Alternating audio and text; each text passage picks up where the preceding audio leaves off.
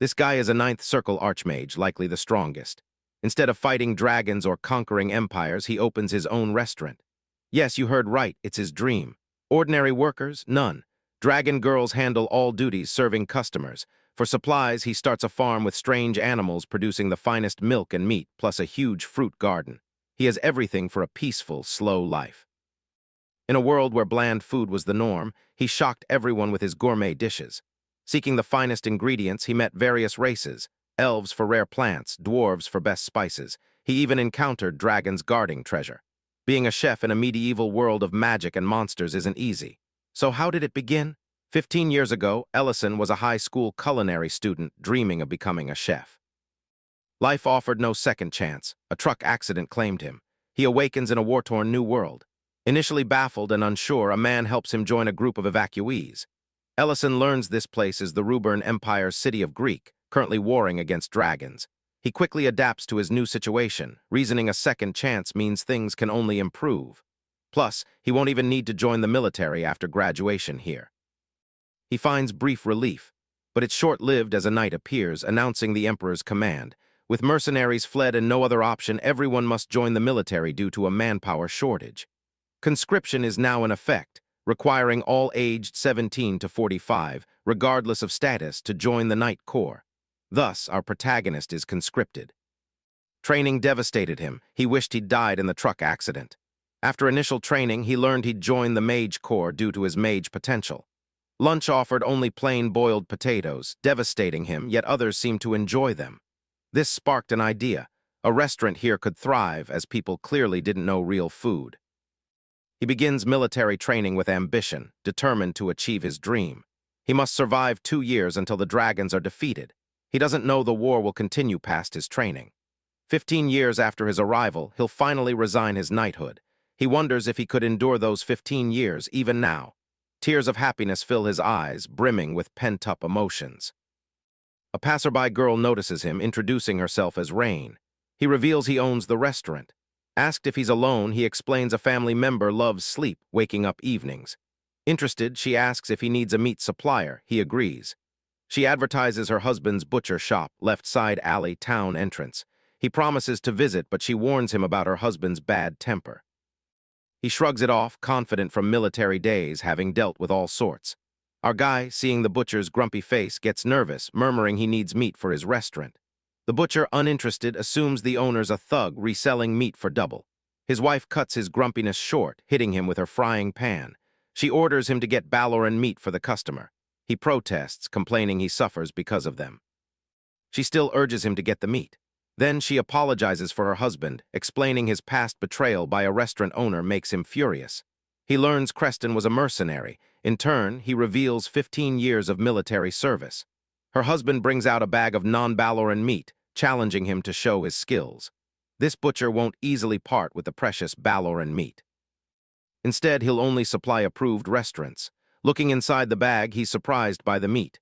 The butcher then orders him to create a satisfying dish with it for future supply. Fail, and he gets nothing. The butcher's standards for taste are high, so our boy better be prepared. These demands make our protagonist nervous, prompting the butcher's taunt. Are you scared? The butcher's wife suddenly hits him, apologizing. Our boy dismisses her concern, confidently insisting on treating him, startling her. He invites them to his restaurant for dinner. She's reluctant, seeing he'll use her husband's offered meat. He assures her it's enough for a good meal. As he leaves, she's still nervous, wondering how he'll make a meal from just Yuba belly fat. In this world, our boy has arrived. Animals are named differently here. His meat is pork belly fat. He notes its excellent quality. Creston gave him this. Pork is the cheapest meat here, belly the cheapest cut. People dislike pork, but it's perfect for his grilled pork belly at a low price. He ignites a fire spell, starting meal prep.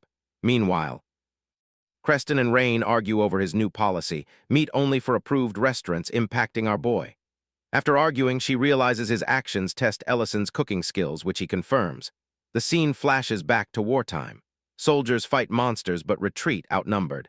One soldier, leg injured, is stuck and can't escape. A monster closes in. Our boy intervenes, attacking the monster with a surl blade. Everyone hails him as their savior. In the present, our archmage uses that same spell in his kitchen. Its effectiveness depends on application. He now cuts meat with it, ensuring deeper seasoning. Moments later, the couple enters, welcomed by our boy. Rain praises the restaurant's cleanliness, making her husband grumpy. She sweetly shows him her frying pan, reminding him to behave. Inside the kitchen, he preps his grill. He greases it to keep the meat moist. He adjusts the heat, turning the sides, then sprinkles salt, cooking it further. He cuts the meat into small pieces and prepares a side salad. Given locals aren't familiar with wrapping dishes and Creston's pickiness, he skips that. Finally, he serves the meal. His guests are awestruck by the platter. Rain tries it, surprised to discover it's pork. It's perfect with the salad. He's pleased with her feedback. Then Creston offers to supply him meat. He sees Creston's plate empty, yet the grumpy butcher claims no pork left. He asks if Creston's satisfied. Creston grumbles, not satisfied, want more? His wife quickly intervenes, demanding an honest review. Creston then seriously admits it's the best pork he's ever had. He now vows to supply Ellison with the Empire's finest pork. They strike a deal for future supplies, with Ellison happily agreeing to Creston's demand for more food. Business done, our heroine finally wakes, drawn by the delicious aroma. His restaurant's first week is steady, with constant pork belly orders. Every customer leaves satisfied, plates clean. As the day ends, he ponders closing up shop. He checks his spices, finding them low and no pepper. In this ancient world, trade is difficult. Spices are precious but low quality. He pulls out a coin, a brilliant solution forming. He then summons modern world ingredients. He'd accidentally discovered this magic trying to return home. Despite size and weight limits, he's glad for this ability. Guilt-ridden, he sends gold coins to the modern world, feeling he's taking ingredients without permission. Pouring spices, he muses on his inability to summon fresh food like meat or eggs. They always spoil. Another major drawback, this magic is quite tiring. He then decides to enjoy the beer he'd summoned earlier. Opening his fridge to find it empty, he instantly knew it was our dragon girl's doing. He confronts the girl, scolding her for his missing beer and the mess. She scoffs, claiming revenge for his bad meals. She reminds him, "I'm Lauren, the great black dragon, I don't clean." He lightly taps her, urging her to peel veggies and clean. She feebly protests, "I'm a dragon." He reflects on her orphaned past, mother's death, dragon war. He decides to care for her, now in human form. A century old, yet by dragon standards, she's young and immature. He promises Salisbury steak for her completed work, making her happy. Creston approaches, demanding a drink for his meal. He checks the fridge. Our girl drank all the beer. He takes another bottle, to eliminate suspicion. He pours the drink into a new bottle, serving Creston, who, curious, asks if it's water. He explains it's soju, a perfect complement to the dish. The butcher eats, a satisfied expression on his face. He praises our chef, amazed how one drink transformed the meat's taste. He requests and receives another. Our chef notices Creston's mood is different today. He continues to drink glass after glass. Our boy tries to stop him from drinking more. This liquor is potent, but Creston demands more. Curious, our guy asks what happened. Creston suspects his wife is seeing someone else. She dresses fancy at a specific time each month. He followed her one day, finding her with his old mercenary comrade, someone once close. He hits the table, declaring this comrade never visits him, yet meets secretly with his wife. He reveals she's meeting him again today. He tries calming his butcher friend, explaining drinking won't solve his problem. Creston then asks how he can cope.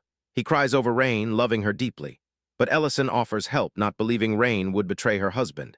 He then approaches Lauren with a plan. He asks if she wants to come along, telling her to stop peeling, which she desperately accepts. Later, they're on a rooftop watching Rain. He spots her at a restaurant with a man who might be Creston's mercenary. He sets his plan, tasking his dragon friend to eavesdrop on Rain's conversation. She bargains, steak preparation for the task, not onion peeling. He agrees. She begins listening. Rain reveals Creston suspects them, especially since he didn't visit his comrade. The man fears his friend's anger if he discovers his involvement.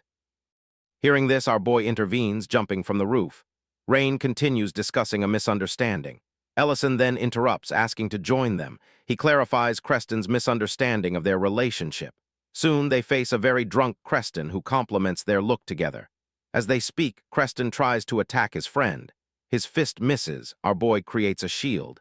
He then urges them to clear the misunderstanding. It turns out the man financially helped Creston start a butcher shop, startling him. Basket in hand, he moves ahead, urging them to clear the air as he cooks. A soup-based meal is chosen as Creston is drunk. With Rain's good Baloran meat, he'll prepare shabu-shabu. Soy sauce dip made, he strains the boiled broth, pouring the clear liquid into the pot. Outside, Rain clarifies the man gave her his life savings for her butcher shop. Now stable, she repays him monthly. Creston thought a lord provided the money for catching the thief. Rain explains it's a lie. He wouldn't accept Ment's money, knowing the truth. He apologizes for missing the opening and this heartbreaking misunderstanding. Disappointed, Creston asks why he'd lend his life savings to him. This could aid him after retiring from mercenary duty. Ellison interrupts, placing the pot between them, urging them to dig in before vegetables get mushy. Creston notes the thin meat. Ellison explains it cooks quicker that way. Both fill their bowls. After one sip, satisfaction spreads across their faces, especially Mint, tasting his cooking for the first time. Over the meal, they grew nostalgic about a war battle incident. Creston took the sword. Food supplies dwindled. They survived on gruel. Mint hunted a Baloran, crafting a smelly meat soup, the best meal they'd ever tasted. Mint then revealed he had no retirement plans, prioritizing helping his friend. They both apologized. Later, the dragon girl pointed an accusing finger, reminding him he broke his steak promise. He assured her, "Evening hasn't set, I'll make your food." She grumpily reminds him it's night. He ignores her, asking for meal feedback. The man compliments his cooking, then asks if his mercenary group on mission can eat at his restaurant. He falls silent, realizing he'd cook for the group. Our boy decides to catch a chicken, but catching one in this world is exhausting. He even considers burning the forest to get one. He now regrets declaring he'd prepare chicken for the mercenary feast. Flashback, he demanded Creston supply chicken. Creston said it was impossible, the livestock too rare. When pressed, Creston mentioned they were spotted in Lemon Forest. Tired of the hunt, he asked Lurin for help. She agreed if he'd do her dishes, which he accepted. Moments later, she burned the chicken. He complimented she'd be like them if not for eating Dragonheart. She was very proud. Later, Lauren, job done, enjoyed a beer. He taunted her. "You just glared at the chicken," she retorted. Glaring with burning eyes was tough work. He reminds her not to drink all the beer. It's for evening guests and will compliment his dish. That evening, Ellison's restaurant is packed with mercenaries. One doubts the food, distrusting Ment's judgment. Ment's junior defends his senior, expressing full trust. Another mercenary quips the junior would even find grass tasty if Ment said so. As they converse, Ellison arrives with their meal. Ment apologized for the noise, shrugging it off, saying celebrations aren't quiet. Milshin greeted him politely, serving their dish. Told it was chicken, they looked disbelieving, especially Milshin, who doubted hunters could catch such an animal. Tasting it, everyone was baffled by its incredible taste. Even Ment's friend agreed Ellison's cooking was great. He then returned to the kitchen to serve other tables. He asks Lauren for help, the restaurant's packed. She haughtily asks if a dragon should serve mere humans. She caught a legendary creature pro-hunters couldn't. Ellison realizes her sensitive dragon hearing caught everything. To lure her, he reminds her, opening a restaurant post-war was their plan. He emotionally blackmails her, saying he'll manage solo. Hearing this, she finally agrees, nervously. Soon, she's serving everyone. Once it's over, she collapses onto the tables, exhausted. He brings a platter of fried chicken and beer, saved for them. They both dig in, satisfied. Ellison notices she served and cleaned. He comments on her maturity. Exhausted, she rests her head on his shoulder, claiming it's their restaurant. He teases her, adding their dishwashing deal can be forgotten. She replies, that's entirely different. The calm shatters. Black Dragon Elder Metadonna finds human cities unpleasant. Ellison speaks his name. Metadonna scoffs, deeming it unworthy for a mere human. He demands his purpose. Ignoring the query, Metadonna compliments Ellison's handling of a dragon in his small space, Lurin hiding. Ellison retorts no one opposed him having Lurin if that was his reason. Metadonna agrees, confirming he came for her. She tells him she'll stay with Ellison, claiming abandonment. He corrects her. He didn't abandon her, just arrived late. Ellison interrupts, reminding him Lurin was promised, and dragons keep promises. He agrees to the promise, but prior rules take precedence. Confused, he explains a black dragon rule: 800-year-old dragons must reach adulthood. Dragons without a lair by 800 become wards, sent to the sacred land. Lurin's mother's lair was destroyed in the war, leaving her none. Next year at 800, she must depart. Ellison states she has no choice, or war will erupt. Our boy confidently dismisses this rule, then fearlessly suggests building a dragon's lair, shocking Metadonna with his confidence. Furious at his audacity, he expresses anger. He believes Ellison underestimates the black dragon's power even after consuming Lord Hart. Sensing tension, Lurin calms the situation, assuring Ellison she's fine and stopping him from declaring war. Ellison clarifies his intentions, not reincarnation but building a dragon's lair. Lurin and Metadonna are shocked. Ellison, calm, explains his plan further. He said they had a year for the lair with treasure to start. Metadonna, disbelieving, agreed. Ellison left, beginning his quest for a dragon's lair, but it demanded much money and time. His luck shifted when rumors of his restaurant serving palanku meat spread. The place became swamped, making focus impossible. Even with friends' help, the workload overwhelmed him. He knew he couldn't continue. He devises a solution. The next day, Ellison takes Creston to the Palunk forest. Confused, Creston asks about the plan. Ellison explains Creston will be the Empire's sole Palunk meat supplier, attracting many customers. Creston doubts it, saying Palunk are nearly impossible to catch, even for top hunters. Ellison reassures him, stating he's handled it. He reminds Creston a mercenary group has tasted the meat. Ellison offers to supply him with Palunk meat, but insists profits be split equally, not giving it away for free. Annoyed, Creston reluctantly agrees. Ellison then uses magic to create a massive forest barrier, preventing the Palunk from changing habitat. Creston watches in awe, stunned by its size and complexity. He asks Ellison who he truly is. Ellison simply replies, "I am a restaurant owner." The plan works, emptying the restaurant. Ellison feels relieved, yet a bit bummed no customers stayed. Lauren, noticing his vibe, asks if he's genuinely happy. Ellison admits they finally have time to build the dragon's lair. Lauren then asks if he plans to live there with her. He instantly rejects it, explaining his effort is just to create the lair, not inhabit it. Lauren totally flips out. She didn't want the lair. After negotiation, Ellison convinced her, promising a nearby lair.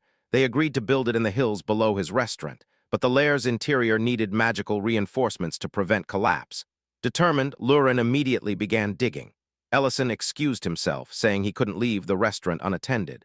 Lauren was frustrated as Ellison returned, leaving her to dig. At the restaurant, Ellison rests briefly. A young nobleman enters, asking if this is where the legendary palanku meat was served. Weary of rumors, Ellison explains they no longer serve it, suggesting a nearby butcher. The nobleman insists on ordering anything. Ellison decides to prepare a hamburger using the finest ingredients, including yuba meat, carefully crafting the dish. He finished it with a special demi-glace sauce, served with a freshly collected egg. Ellison served the burger, its appearance stunning the nobleman. As he prepared to bite, a man burst in, calling his name. Shocked to find him there, the man warned of food poisoning, insisting he leave. Insulted, Ellison defended his restaurant. "The food is fine for my customer." The man revealed the nobleman was Baron. Heir to the barony of Greek. Ellison, unfazed, continues to argue. The nobleman eventually leaves a gold coin, apologizes for the inconvenience, and departs without eating. Later, Lurin returns, muddy and complaining of hard work. She demands Ellison take over the digging, unable to continue. Ellison, already dressed, informs her he has somewhere to go. At the barony, Ellison approaches the young baron with a paper bag. He explains the nobleman left his food, offering the reheated hamburger. The baron, surprised, takes it. Just as he's about to eat, a knock interrupts them. Ellison, annoyed, mutters, wishing the baron could eat in peace. Diane hears the knock and crumbles into panic. Hands shaking, sweat beading, his voice falters, asking Ellison what to do. Our guy calmly looks at the baron, amused. He tells the baron to take control, firmly declare nothing is wrong. "Use your authority as rightful heir," he urges, but the baron shakes his head, fear in his eyes. He mutters, "No one listens to me. They'll just ignore me and enter anyway." The knocking grows louder. A voice warns the door will open if no response comes soon. Lauren, nearby, rolls her eyes at the baron's hesitation. She steps forward, deciding to intervene. Mimicking the baron's voice perfectly, she authoritatively declares nothing is wrong, ordering the person outside to leave immediately. The baron stares, stunned. To his astonishment, the banging stops. The outside voice apologizes, assures departure, but asks to be called if needed. Ellison remarks, "Exactly what I meant." He immediately prostrates himself, declaring Ellison his master, which left him shook. The baron began his story. His mother died in childbirth, his father remarried quickly. His strict stepmother taught caution, stressing his duties as the Lord's son. Despite her sternness, he loved her. Those were his happiest times. But everything changed when his father fell gravely ill. He'd always dreamed of becoming a great lord like his father, yet under his stepmother's control he felt powerless. Staff treat him like a child, restricting his activities, ignoring his authority. Isolated with no one to confide in, he's convinced inheriting the title changes nothing. Today's events spark hope. He begs Ellison for guidance. Ellison listens, skeptical. He finds his conclusion unusual, reminding the Baron he's just a restaurant owner, not a noble's mentor. Still, he acknowledges the Baron's core problem, lack of confidence. Our protagonist notes the Baron's deliberate suppression, hindering independent action or self-assertion. He offers simple, firm advice: meet their eyes when speaking and take responsibility for your words and actions. Being a good lord means listening carefully, thinking deeply, and making decisions that feel right. If beneficial, it's a success. If not, own the consequences and learn. Before he could say more, Ellison mentioned his burger was getting cold, then left. Alone, the Baron reflected on the advice. Biting the burger, something clicked. Meanwhile, Ellison and Lurin teleported outside the city. Curious, Lurin asked why he helped the Baron. Ellison pulled out a gold coin, explaining it was just business. The coin was worth 100,000 runes, far more than a burger. Lurin stared in shock, unable to believe the amount. Ellison shrugged. He explained proper service is expected for this price. He hopes the Baron becomes a regular. Lauren frowns, grumbling about fewer hamburgers for her. Meanwhile, at an outskirt clinic, elf Dr. Alina confides in friend Rain. She left her homeland to help, but now faces prejudice and objectification. Many patients come not for treatment, but to see an elf. Alina recounts accusations of seduction or being a spectacle. Despite her dedication to healing, Alina feels unwelcome. Rain asks if she still enjoys work. Alina admits she does, despite the challenges. Rain encourages her to focus on what she loves, suggesting a hillside restaurant. She assures Alina it might change her perspective, helping her appreciate life. Meanwhile, our boy works on Lair. Creston introduces him to his nephew, informing him Alina arrived at his restaurant. At the restaurant, our guy finds an unexpected scene. Alina kneels before Lauren, who, smirking, demands Alina serve her as subordinate for forgiveness.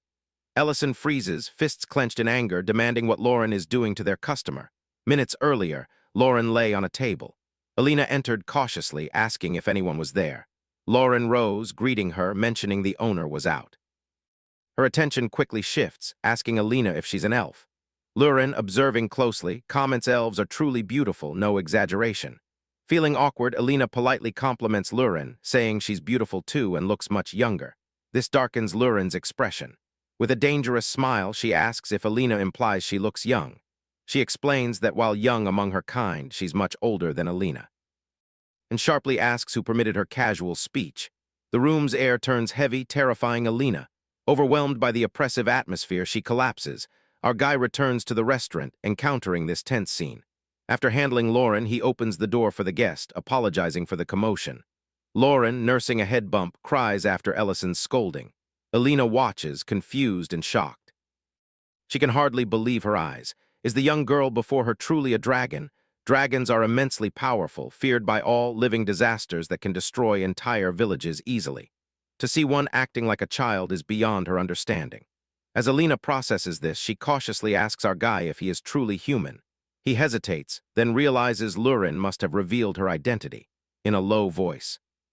He admits he's human and confirms the girl is a dragon. He asks her to keep it secret, it's complicated. Alina assures him she won't provoke a dragon, valuing her life too much. Ellison tries to reassure her she'd be safe, but senses the first impression went terribly wrong. Changing the subject, he asks if she's the elf council member Rain recommended. Alina confirms, and our guy feels growing unease. He imagines how bad this appears from her perspective. On Earth, he thinks the restaurant would face harsh criticism. Alina, sensing the shift, mentions good things about their vegetable dishes. Ellison, wanting to improve her experience, maintains professionalism. He asks about dietary restrictions. She clarifies it's not moral. Her body can't digest meat. Knowing this, he heads to the kitchen to prepare something suitable. After considering options, he chose a pasta dish. He carefully sautéed onions, garlic, and mushrooms in hot oil, layering flavors with salt, sugar, and spices. As the sauce thickened, he boiled spaghetti, reserving water to blend it perfectly. Once ready, he served it to Alina, assuring her it was meat-free. Alina's face lit up with her first bite. The flavors were unlike anything she'd ever tasted. Amazed, she recalled only raw vegetables before. The pasta was so good, she devoured it, savoring each bite. Our guy noticed her enthusiasm, playfully teasing her. Embarrassed, Alina covered her face, admitting it had been. She can't stop eating, it's so good. He offers a napkin, telling her not to apologize, happy she enjoys the food. She explains she rarely dines out. Her presence draws too much attention, and most restaurants lack proper vegetarian options, often serving bland meals. Her expression brightens. This meal has changed her perspective. She thanks Rain for the recommendation, calling it one of the most delicious things she's ever tasted. Our guy feels relieved. Glad the restaurant's reputation was redeemed. Their conversation is abruptly cut short. Creston stands, voice filled with anger, demanding Nellen repeat himself. Nellen reveals he's not blood-related to his mother. Tension rises as Nellen explains his shock. Creston reasons, highlighting his mother's tireless effort to raise him, even after her husband's death. He stresses her nobility in raising a child not her own. Nellen's voice trembled as he admitted his mistakes. He confessed he'd been so upset he refused her lunch, insulting her in anger. Creston grew furious, grabbing his collar. He harshly scolded Nellen, reminding him some things should never be said. Ellison stepped in to de-escalate the heated situation. Just as things calmed, Rain burst in, face pale with panic. She announced, "The mine has collapsed." Nellen's mother is trapped inside. Nellen asks Rain what happened. Rain, still in shock, thinks his mother entered the mine searching for him. Overwhelmed by guilt, Nellen rushes towards the mine, determined to save her. Ellison and Alina follow. The scene is chaotic. People struggle to restrain Nellen. He's desperate to enter the dangerous mine to rescue his mother. They plead with him to calm down. The mine could collapse again. Ellison and Alina arrive. Ellison quickly steps in, urging calm. He promises to go inside and rescue Nellen's mother. Onlookers try to stop them, warning Ellison the mine is too dangerous. Another collapse is unpredictable, risking lives. Ellison firmly insists this is an emergency. Alina is a healer. People inside may be injured or trapped. After much convincing, the crowd reluctantly lets them enter. Deeper in, Alina thanks Ellison for risking himself. She acknowledges the danger, telling him he doesn't have to do this. Suddenly, the mine shakes, rocks fall. Ellison calmly uses magic, creating a protective barrier. He explains he was a successful magician in his youth, but retired. Curious, he asks Alina why she risks her life entering this collapsing mine. He notes she could have stayed in safer Greek city. Alina hesitates, but before she can explain, they reach a fork. No time to search both paths, Ellison chants a spell. Light spirits appear, illuminating the dark mine, splitting to explore both paths. Amazed, Alina watches as spirits lead them to injured workers. A worker, seeing the lights, panics, thinking he's hallucinating. But Ellison and Alina arrive, assuring him help is real. Workers' injuries aren't severe. Alina's healing spells quickly treat them. Workers safely exit the mine. Ellison's magic clears paths, moves rocks, while Alina heals others. Rescued workers are moved out, but Nellen's mother is still missing. Pressing on, they finally find her unconscious. Alina immediately assesses the severe injuries. She pours all her energy into a stronger healing spell to save her. A gentle green light envelops them, powerful magic clearly at work. Meanwhile, outside the mine, Rain weeps uncontrollably, terrified for Nellen's mother. Creston comforts her, assuring Alina's magic is strong and effective. Ellison also reassures a fear-frozen Nellen. His mother is now out of danger, thanks to Alina's efforts. Exhausted, Alina trembles, explaining the head injury is healed, the eye wound minor. Nellen's mother will regain vision once bandages are off. Nellen, consumed by guilt, spots the breakfast she lovingly made, which he'd cruelly rejected. He regrets his harsh words, blaming himself for her condition. Suddenly, his mother stirs, weakly asking, "Nellen, are you there?" Hearing her voice, Nellen bursts into tears. He kneels, apologizing for his past behavior, fearing his cruel words would be their last. Her tears stream. Relieved he called her Mom again, she assures him she's just grateful he's safe. Nothing else matters. Watching this reunion, Alina reflects. She tells Ellison she once considered leaving her clinic for her hometown, disheartened by bad experiences and lack of trust. Rain encouraged her to love the place she resented. Alina explains human lives, shorter than elves, are filled with intense, inspiring, yet exhausting emotions. Despite doubts, she admires their sincerity and passion. Ironically, these qualities led her to open her clinic and stay. She then smiles faintly, admitting she's even discovered something else she likes about humans, their delicious food, before she could finish speaking. Exhaustion overwhelms her and she nearly collapses. Luckily, Ellison catches her just in time. The atmosphere turns awkward as Ellison transfers magical energy, helping her regain strength. She feels the energy flow, astonished by the technique, recognizing it as elven magic. When she asks, Ellison quickly explains he learned it from a friend named Beden. Hearing the name, Alina is stunned. She realizes Beden is the legendary elven hero and asks how Ellison knows him. Ellison, keeping it simple, claimed he was a famous magician in his prime. Back at the restaurant, Lauren, in her lair, frantically dug a hole. She grumbled about Ellison's unfair task, especially unable to use magic publicly. As her complaints peaked, a sudden water burst drenched her. Ellison returned to the cave, finding utter chaos. Mud covered the ground. The area looked like a battlefield. Lauren, covered in dirt, stood proudly amidst the chaos. When Ellison questioned her, she explained water began spouting, so she dug deeper to find its source. Ellison, though furious, suppressed his anger, knowing Lauren acted without malice. Examining the scene, he quickly realized she'd struck an underground water vein. He noted it's impossible to see the water's origin, even with magic. She dug far deeper than expected. Ellison reminded her of their talk about reinforcing the cave walls to prevent collapse. Unbothered, Lauren confidently stated she hadn't forgotten, claiming her barriers kept the cave standing. Ellison, knowing stronger reinforcements were vital, began summoning his magic. He released a massive spell to stabilize the walls. Lauren, watching, quickly warned him to restrain his power. She warns him, lose control, and the mountain could explode. Ellison listens, carefully adjusting his spell to safely reinforce the cave. Meanwhile, Lauren casts her own spell, adding extra support to prevent collapse. Once reinforced, a loud sound echoes and water bursts from the ground with greater force. Ellison observes, realizing Lauren has struck an underground water vein. He recognizes it as a natural hot spring, its warmth rising from the earth. Before Ellison can stop her, Lauren immediately jumps in, seeking warmth. She shouts it's too hot, panicking, fearing she'll be boiled alive. Ellison, watching, scolds her for rushing in without thinking. He takes control, using magic to reshape the ground. Pressing his hand to the earth, he forms a smooth basin for the water. The pool takes shape. The hot spring stabilizes, filling with clean, warm water. Once the basin's complete, Ellison removes the barrier, letting the spring flow freely. He picks up Lauren, tossing her back in without hesitation. She shrieks, but once submerged, finds the water surprisingly pleasant. It's warm and soothing, perfect. Ellison, having adjusted the temperature, calmly joins her after removing his coat. As they settle in, Lauren, curious, asked where Ellison went. She saw him vanish and wanted to know what he was doing. Ellison explained the mine collapsed. He rescued people, but Lauren only cared if he was with the elf, ignoring the danger. Ellison admitted needing the elf's help, lacking healing magic. Lauren, sulking, turned her back, muttering. She complained that while he was with someone else, she was stuck digging through the cave alone. She admits disliking elves and most races except dragons.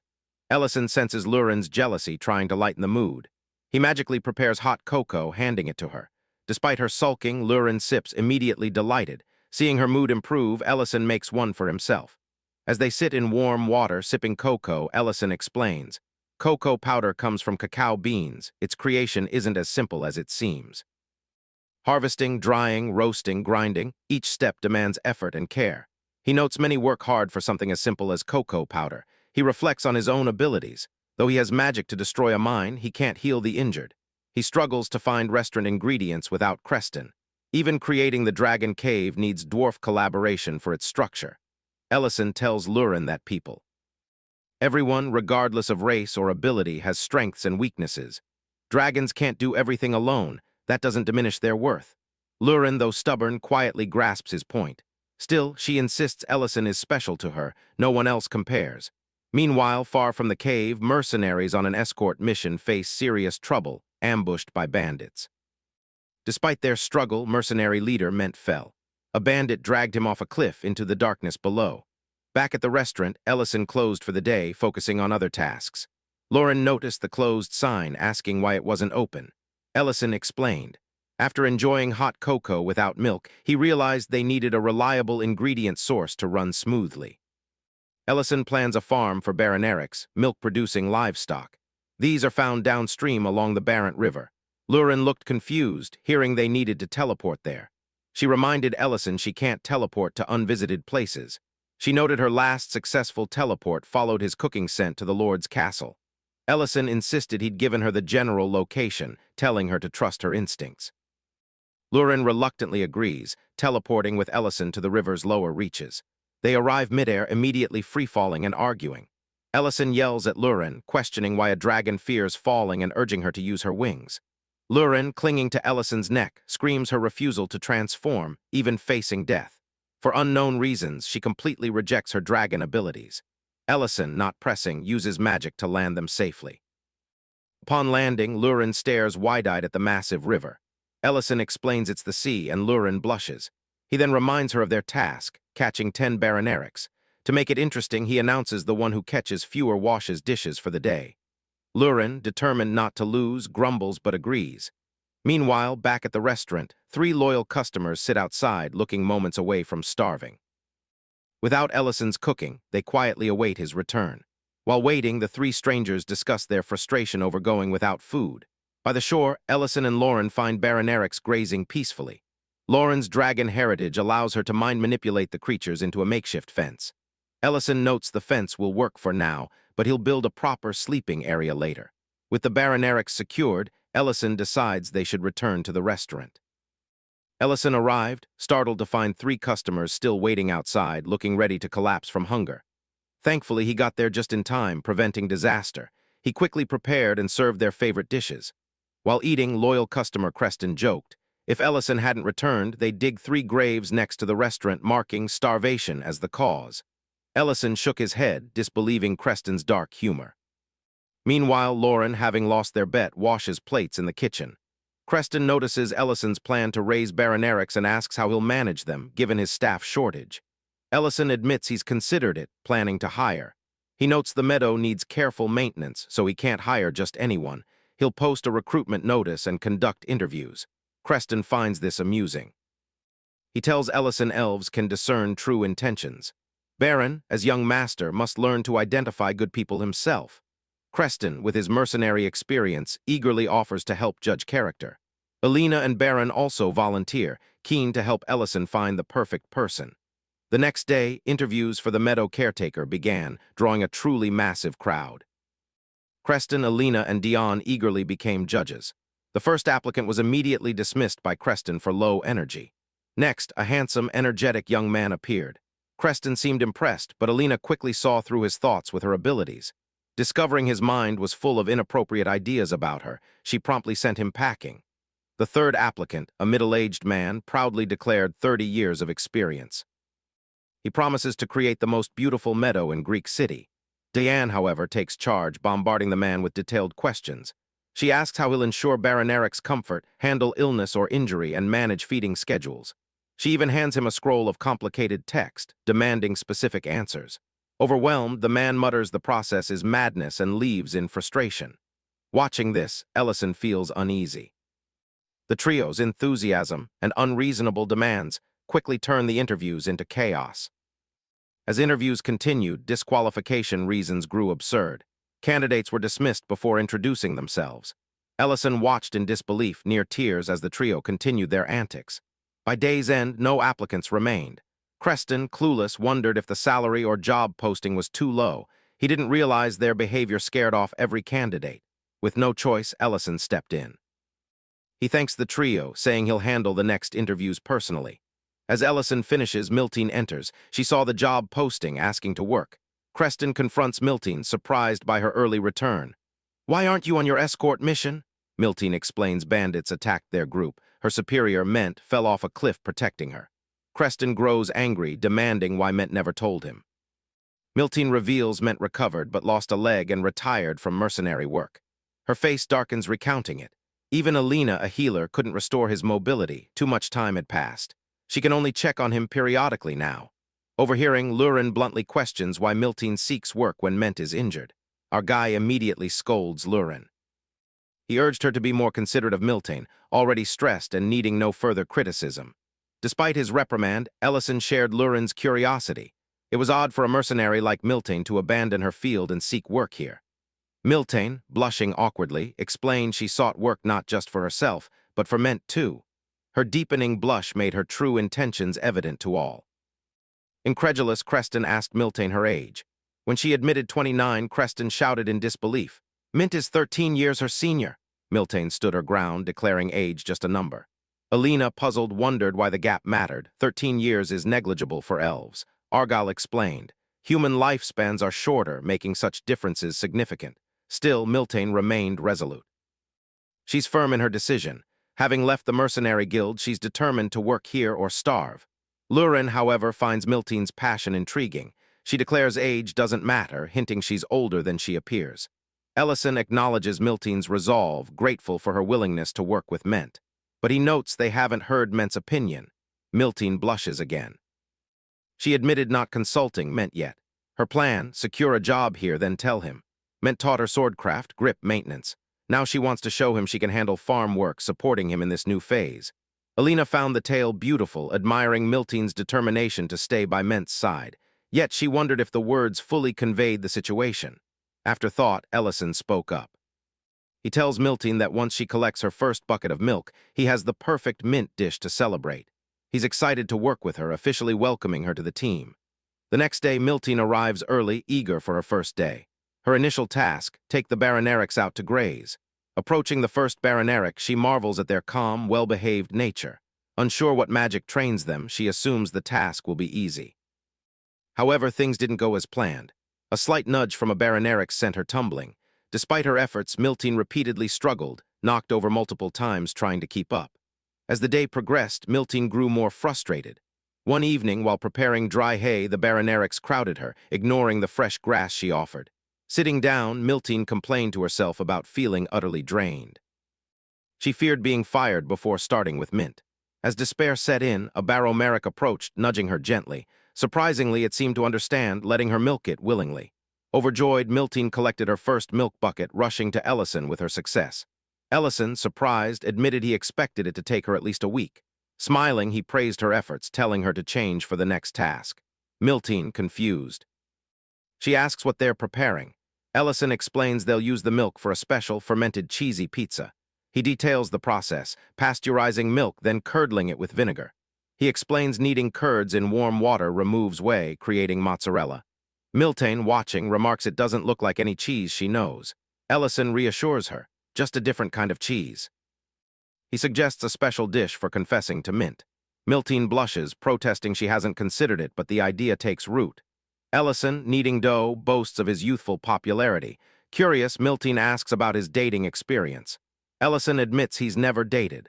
Undeterred, he hands her the pizza, offering simple advice. Honesty always works. He urged her to put her heart into the dish. Mint would notice. Milteen, rolling her eyes at his expertise, took the pizza, ready to visit Mint and see where her feelings led. Preparations finished, everyone headed to Mint's to check his health. Milteen waited outside shyly, pizza in hand.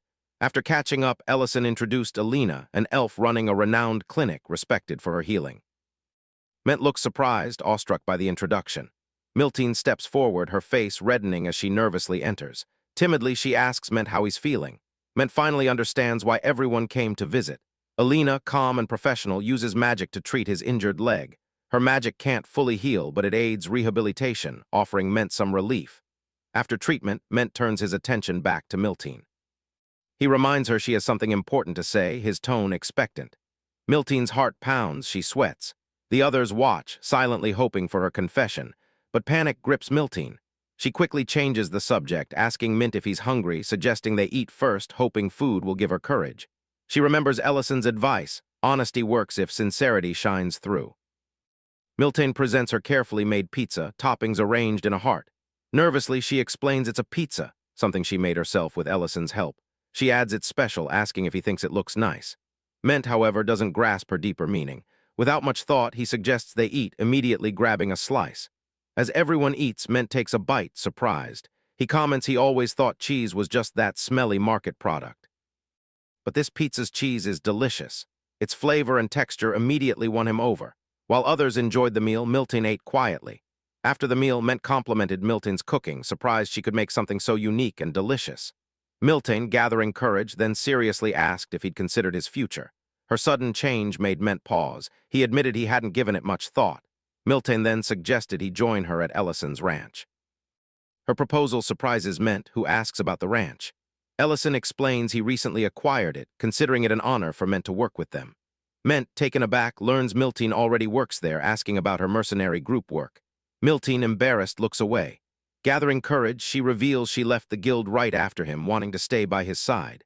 She admits this loudly, unable to hide her feelings. He warmly agrees to work at the ranch, filling Milteen and the others with joy. However, Mint's next comment leaves Milteen speechless.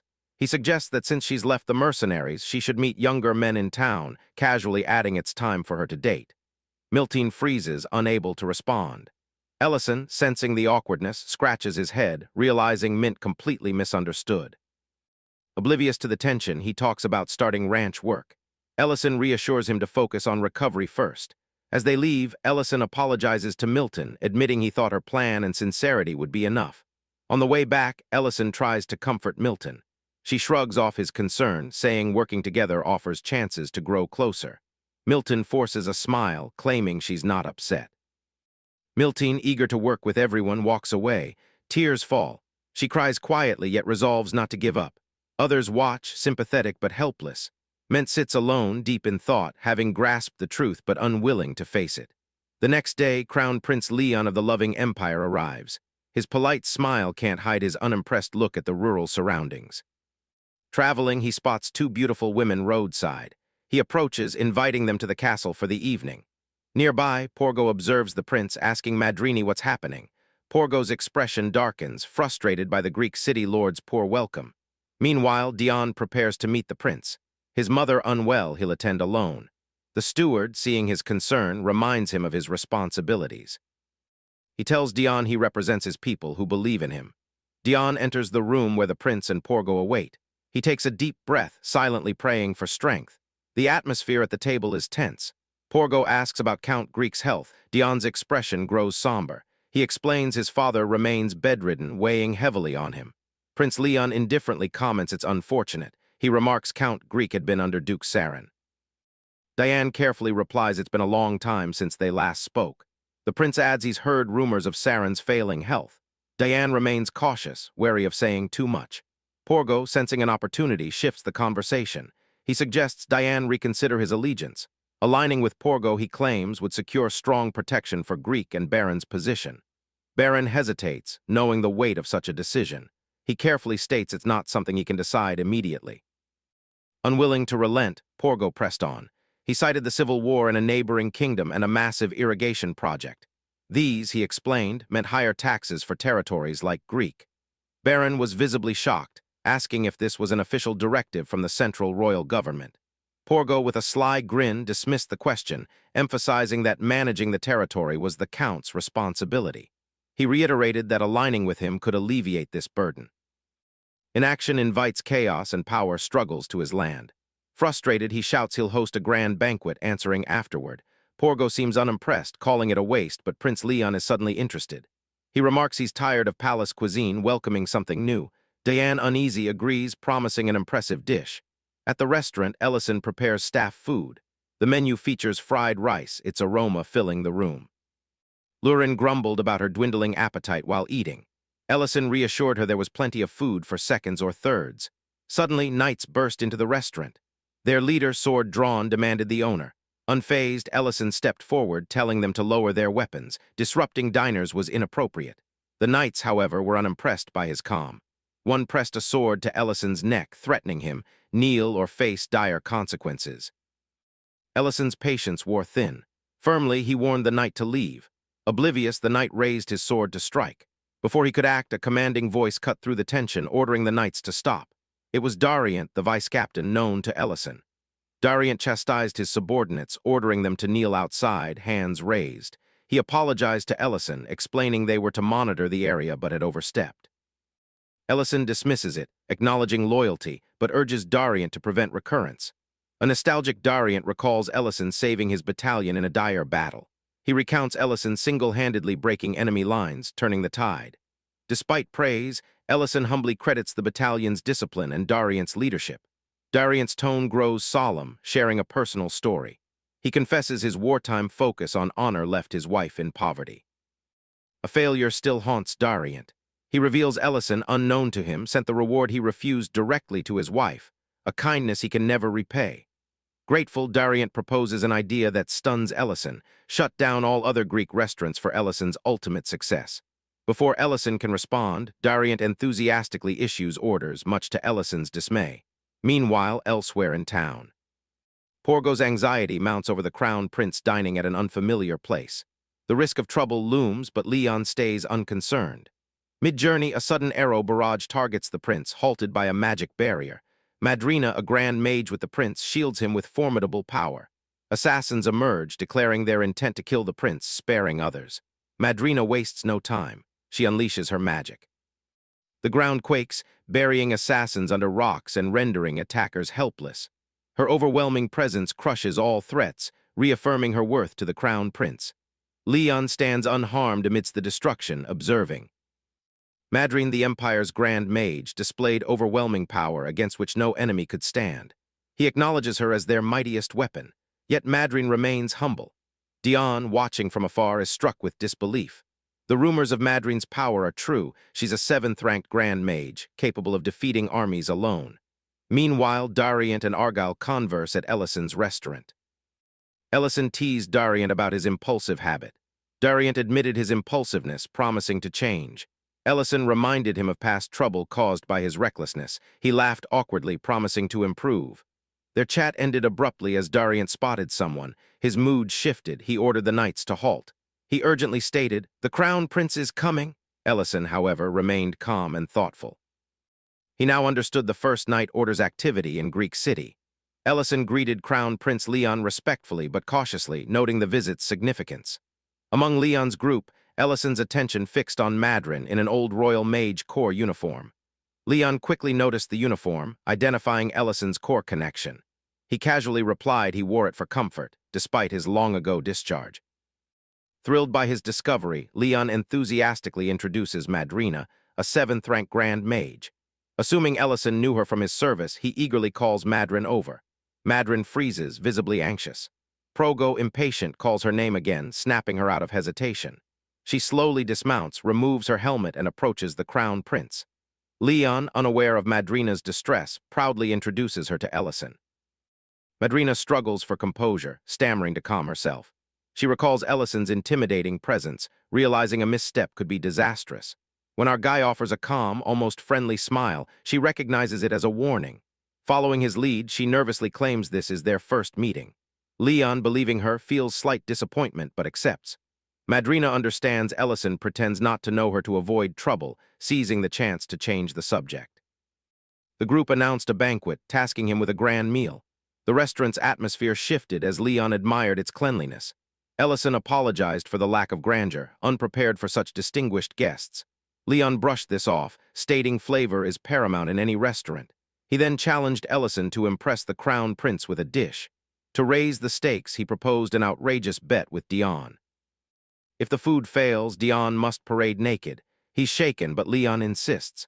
Our guy accepts the challenge, determined to defend his reputation. For the first course, he serves a delicate mushroom soup. Leon acknowledges its aroma and balanced flavor, but dismisses it as unimpressive, having tasted countless luxury soups. Progo agrees, calling it good but ordinary.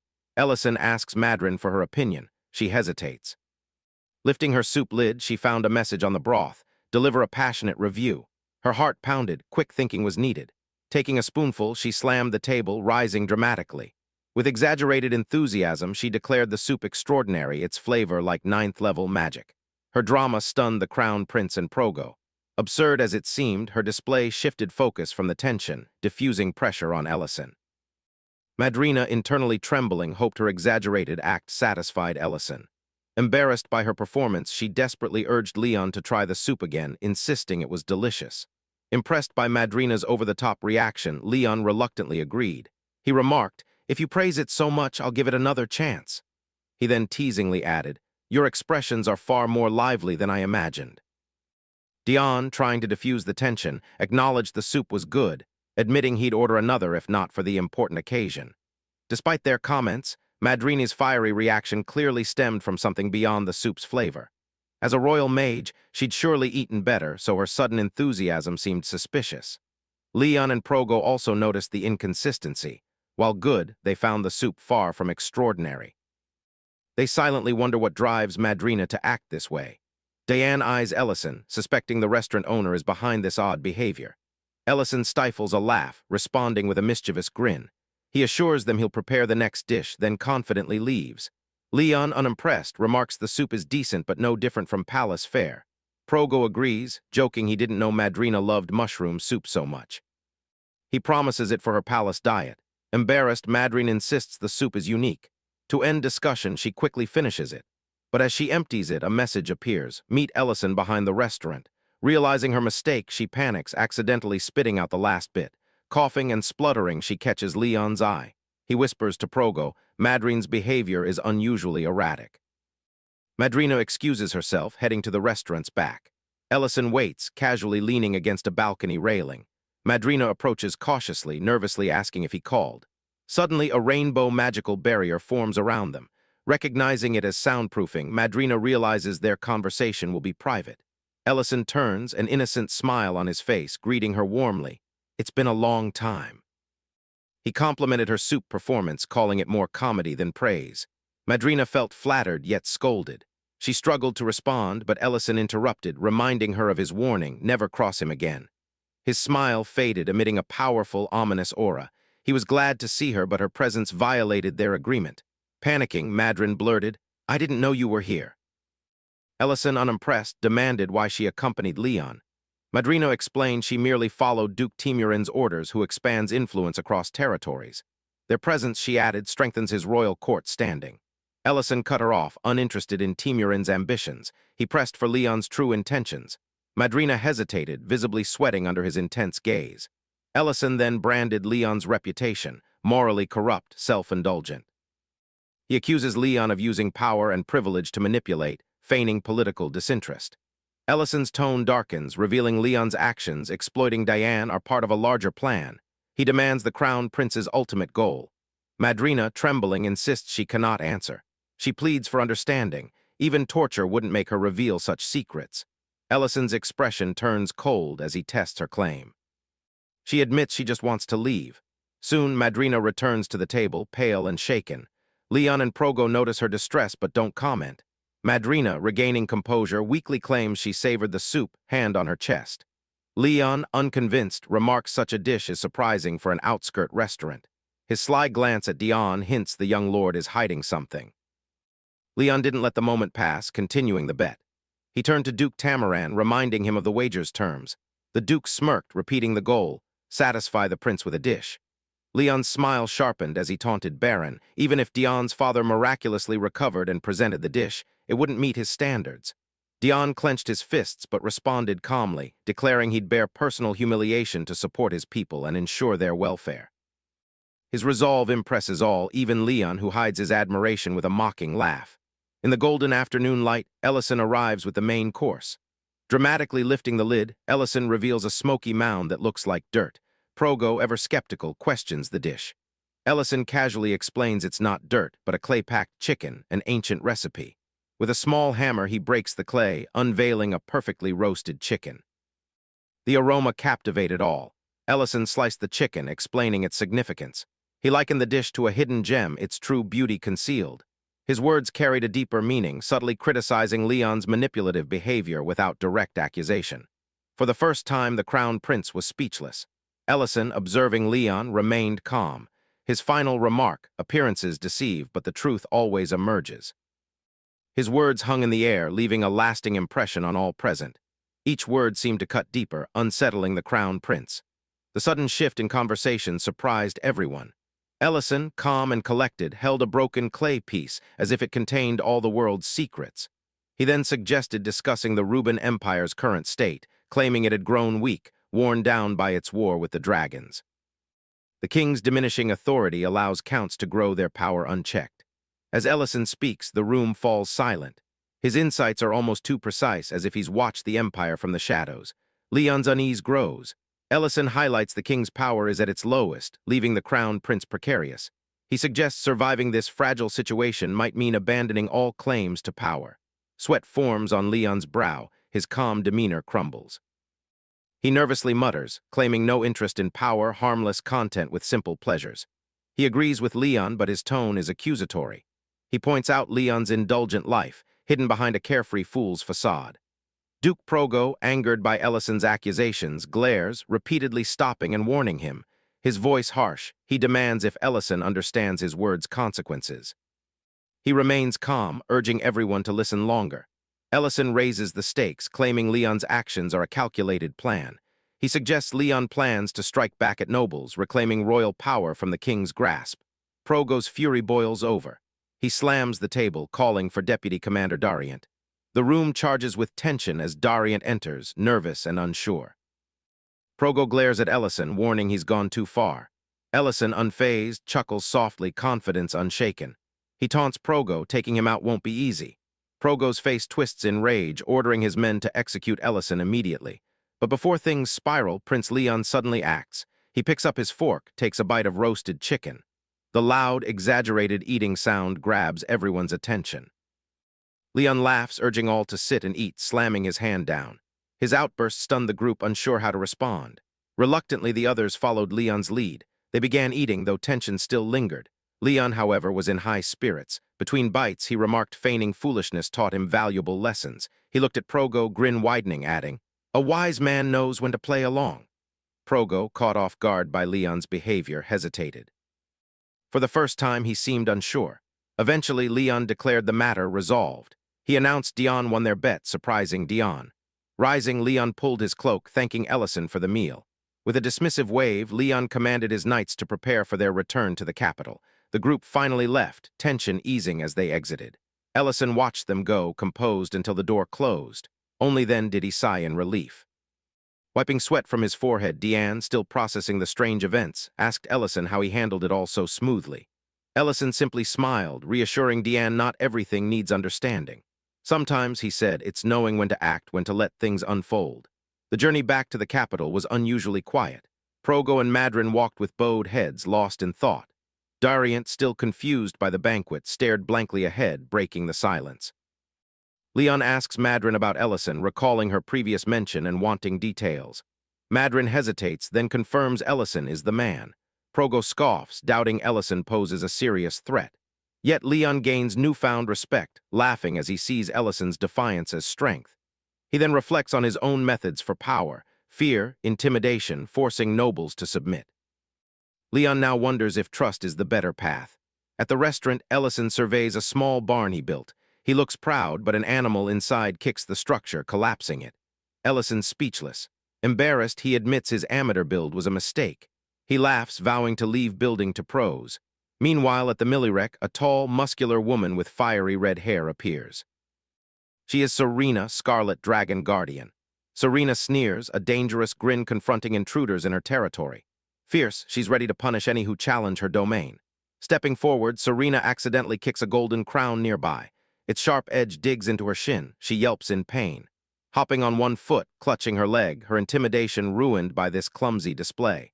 Her confidence wavers as she wonders how she can possibly punish anyone in such a state. The situation turns comical, her menacing presence crumbling. Across the mountain, Lurin grumbles, hating the climb. Our guy, walking beside her, calms her, reminding her they're almost there. She asks why they didn't just hire human architects instead of all this trouble. He explains construction must meet his exact standards. Dwarves are unparalleled. Lurin's curiosity grows, wondering what the dwarf village looks like, imagining a marvel. Upon reaching the village, the sight before them is far from expected. The enormous gate, cracked and moss-covered, looked abandoned, eerie. Beyond, scattered skeletons hinted at a violent, tragic past.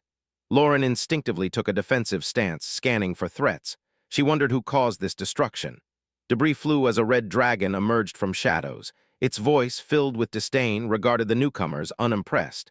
It mocked them, contempt clear in its booming voice. Disappointment grew in the dragon. No other dragon, just a young one and a human. Its tone turned scornful, belittling Ellison and Lauren as unworthy intruders. Our guy, however, remained calm. He tossed his bag, ready to confront it. His defiance surprised the creature, unaccustomed to challenge. It questioned his audacity, shocked by his lack of fear or respect. The dragon's anger flares, preparing its scarlet roar, an immensely destructive attack. As flames erupt, Ellison activates his magic. Lightning arcs from his hands. A powerful spell reduces the inferno to a flicker. The dragon is stunned, unable to grasp how its attack was neutralized so easily. Argyle counters with a spell, striking the dragon, burning its scales, leaving it in pain. The dragon stammers in disbelief. Is this human even mortal? Serena panics, her bravado gone. She begs for mercy, insisting she's not responsible for the destruction. The village was already ruined when she got here. There's a huge underground door blocking part of the village. She hasn't seen what's beyond. Seizing her chance, Serena changes her tone, moving closer to Ellison, wrapping an arm around his neck. She tried to charm him, offering to guide him. Traveling with her, she suggested, would be better than staying with Lurin. Lurin immediately resisted her flirtatious advances, stepping forward angrily to declare her claim over Argy. Lurin kicked Serena's shin, leaving the red dragon groaning and clutching her leg. Despite their tension, Serena reluctantly revealed the underground door's location. Argy and Lurin then headed deeper into the mountains. Driven by curiosity, they reached a massive door, intricately carved and faintly glowing. As they neared, a voice from the door warned them to leave immediately. Ellison carefully examined its unusual design and magical seal, deducing it was no ordinary door but a protective barrier. Lurin, impatient, tried to force it open, punching and kicking. Her efforts were futile. The door remained unyielding. The central glowing orb pulses, warning her. A voice reveals dragons destroyed their cave. Lurin, frustrated by Ellison's caution about opening the door, dismisses the challenge as simple. But Ellison quickly warns her. Dragon traces are on the door, making the task more complicated than she realizes. Hot-headed, Lurin believes the solution is straightforward. She suggests finding another red dragon and simply crushing its head. He reassures her of a peaceful solution, needing patience and strategy. Ellison asks the voice inside the door how long it's been locked. The answer, about a year. He notes issues like food shortages are no surprise. The voice doubts Ellison, asking how they can trust him and if he serves the red dragon. This angers Lauren, who protests vehemently. She insists they're not dragon's servants. Ellison covers her mouth, urging calm. He tells the voice he respects concerns, hopes to help, but won't. Door shut, Ellison gets to work. He stacks stones, creates a cooking fire with magic. Lauren watches with mixed feelings. As fire crackles, Ellison explains they need food for the journey. The people inside starved after a year. Sausage aroma drew them. They asked Ellison's intent. He simply said prepping for departure. The scent reached those inside, sparking protests. Eating right in front of us? Ellison coolly replied, too far to fetch food, so they'd dine here. Lurin, clued in, pulled out more sausages. Irresistible sizzle filled the air, captivating all inside. He and Lurin grabbed a sausage and cold beer. They toasted their efforts. The door creaked open. The dwarf leader appeared, drawn by the aroma. Ellison smirked, his strategy working. The door swung wide, revealing thin, starving dwarves. Visibly malnourished, the sausages sent them into a frenzy. Ellison, seeing their state, urged them to take their time and enjoy. A white-bearded dwarf-bit moved to tears. Another cried, perfect with beer. Ellison knew feeding alcohol to the hungry wasn't ideal, but these dwarves could handle it, far from collapse. The cautious dwarf leader asked about the taste. Ellison reassured him, calling it a special treat. The chief laughed heartily, admitting a great debt for the meal. Ellison, ever diplomatic, smiled, offering sausages to the others, then asked about Jeltsar. Surprised, the chief asked how Ellison knew him.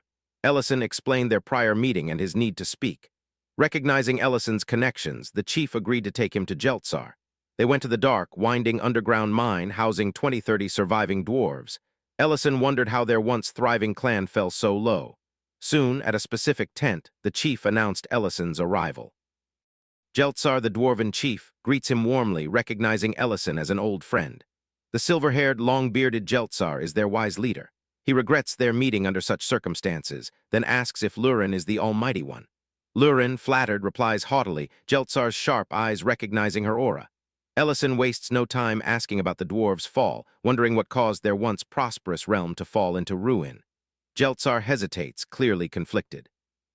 He eventually shared the painful truth. The red dragon's attack. Dwarves fought valiantly but were no match.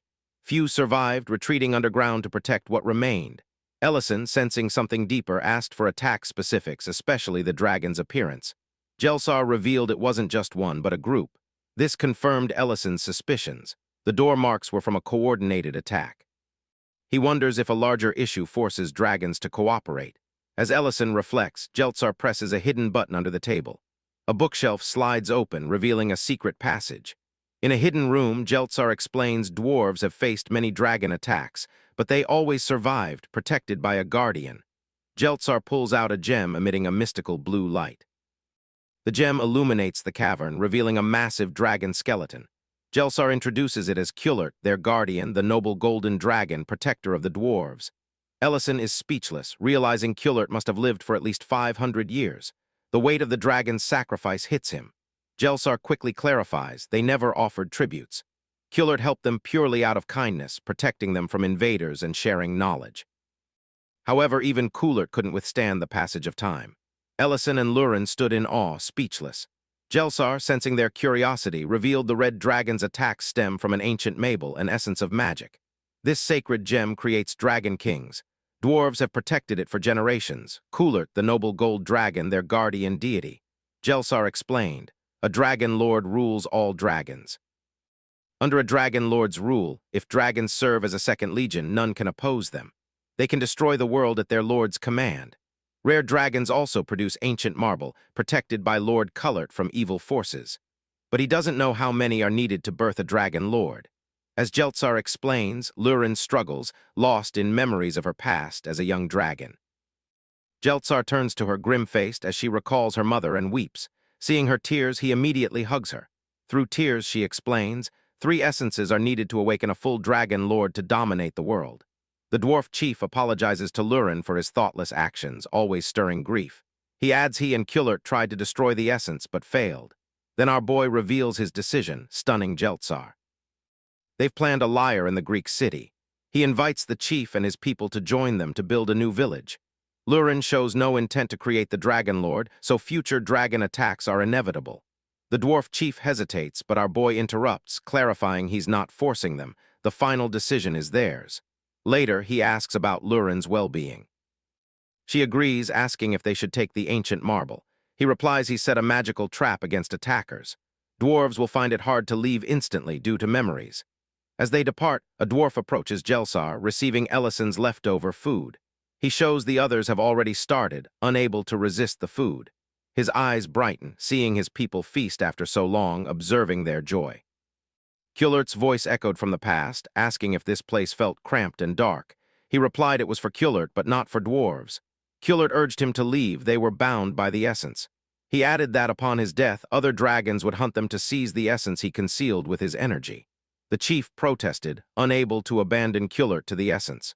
So in the end, he seriously tells him to go, let the next generation live their lives. There's no use upholding the will of the dead if it hinders the living's happiness.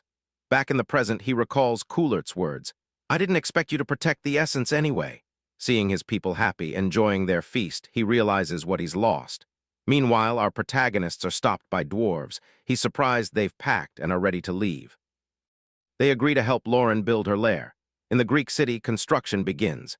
Ellison worries if they can start immediately, given the dwarves' condition. But the chief shrugs off his concern, assuring him they can. He then asks for more sausages, which Ellison happily provides. The chief next entrusts him with the essence and the dwarves' fate. To see it, Lauren asks him to absorb it, leaving him baffled, thinking she's joking. He decides to keep it, displeasing our girl. She reminds him the new lord's birth must not happen, and he agrees, having plans to prevent it. The scene shifts to the redhead, crying after being beaten by our guys. He senses a presence, thinking it's Jart, but it's our guy and girl. Ellison happily points out her treasure, despite her refusal of tribute. He then shows her the essence, wanting answers. Panicked, she insists she's already told them everything. He asks about Jerd, her companion, if she hadn't attacked the dwarf with him. She agrees, explaining she dated that dragon and mistook him for Jyrda. She explains she saw no gang, having settled there only half a year ago. They ask about the treasure. She claims she accepted no tributes. She then undoes a spell, revealing the treasure is merely an illusion. She cries, telling him he can take what he wants. He realizes the dragon was wrongfully accused. The scene shifts to Ellison's restaurant, where he welcomes Alina and Ment. Seeing Ment on crutches, Ellison asks about his leg. Ment credits Alina, but she refutes it, saying Ment's own will drove his rehab. Ellison praises Alina, making her grumpy. He asks about her clinic. She says all is well, making him suspect Rain's influence. His thoughts were interrupted by the chief, asking for leftover stew from last time. Alina, baffled by a dwarf, asked Ellison if he'd let them dig under his ground. They argued. Creston then entered, asking Ellison why the restaurant wasn't open yesterday. Hearing the dwarf and elf argue, he decided to cook. A restaurant, after all. Soon, he served everyone a meal, making them happy. Everyone, especially Mint, enjoys the pizza. He asks if they need more. Suddenly, Dion spots his master through the window, calling out. Our dude opens the door, asking if Dion was looking for him and why he's distressed. Dion asks Ellison, can he make a dessert to make his mother smile? Our boy agrees. The next morning, he's in Dion's fancy kitchen. Dion assures him everything needed for the dessert is there. Ellison told Dion to ask if he needed anything. He checked the kitchen, noting its unique spices and the chef's nervousness. He then assured Dion he had everything for his mother's dessert, making Dion happy. After dinner, Ellison was disheartened. Lady Berna didn't touch the dessert. He even thought it would be a disaster if she took just one bite and left the rest. He asks when Lady Berna stopped eating dessert. Diane explains his mother loved sweets, but since moving to the Greek city, she's grown quite strict, distressing his father. The scene shifts to young Diane with his family. His father asks his mother not to be so harsh on their son. She replies it's to teach him noble manners. He interjects, asking if that's why she stopped smiling. He adds she hasn't shared her likes or dislikes since moving here. He tells her to make herself at home. She realizes she's finished her dessert while he spoke. The Lord assures her, despite war and sugar shortages, she'll always have dessert. Dayan ends his story to Argai, revealing his mother's sweet tooth. His father provided countless desserts for her happiness. Seeing their efforts, she finally smiled wholeheartedly. One day, Dean neared the castle hall, stopping at shouts from his mother's room. He heard an accusation, no successor after 5 years. The person flung the door open right in his face and stormed off. His mother emerged, reassuring him. Her manner lessons continued, now gentler. With constant smiles, they grew into a true family. One day, they made dessert. While he successfully baked his bread, his mother struggled. Seeing her disheveled, he tried to console her, assuring her that her effort mattered. Suddenly, servants interrupted, announcing his father's collapse. His illness was a mystery, symptoms too rare to diagnose. He wept. Turning to his mother, he was terrified by the profound disappointment etched on her face. Afterward, she stopped eating dessert. Not only that. After this incident, his mother controls him via servants, never directly. That's why he ran to Ellison's. He cries, wishing for family laughter and meals, a distant dream. Leaving Dion's, our guy analyzes the situation en route to the restaurant. The Countess's behavior is strange. He can't grasp her motives. She controls Dion's life, yet keeps her distance. If he's not her biological son, then why did she confide in him first? He stops, realizing guilt must be behind her behavior. He immediately finds Lauren, who hides her beer upon his entry. He ambiguously asks, "What if I collapse and you stop eating dessert?" Lauren thinks he's drunk. At the Count's home, Lady Berna tends to her sick husband. A door opens. Someone informs her of preparations. He informs her of Count Dedrin's arrival. She leaves. As she exits, our boy and girl enter, observing the Count. He wonders if they can cure him. Lauren replies it's beyond her expertise. He asks if she knows the cause. She answers too much time has passed to determine it. She then asks his purpose. Searching drawers, he replies he wants to uncover Lady Berna's true intentions. He noticed the Count's gaze, realizing it was a signal. Turning, he found a piano. They searched it, discovering secret documents. These revealed Lady Berna embezzled taxes and resources from the Greek city. The compiler's name shocked him. He immediately sent Lurin to the imperial capital for assistance. Meanwhile, Lady Berna entered another palace room, finding her father with an evil smile. This is Count Dedrin. Diane is in his room when Ellison enters, joking about a hamburger delivery. He then hands Diane the secret documents he found. Diane is shocked. The documents reveal Greek city's taxes are being delivered to Lord Dedrin. Ellison warns him to lower his voice. The Lord is in his home. Diane feels tense, realizing his mother's true intentions. He wonders who gathered this evidence. Ellison tells him to check for himself. Diane is shocked the Countess herself confessed everything. He incredulously asks her why.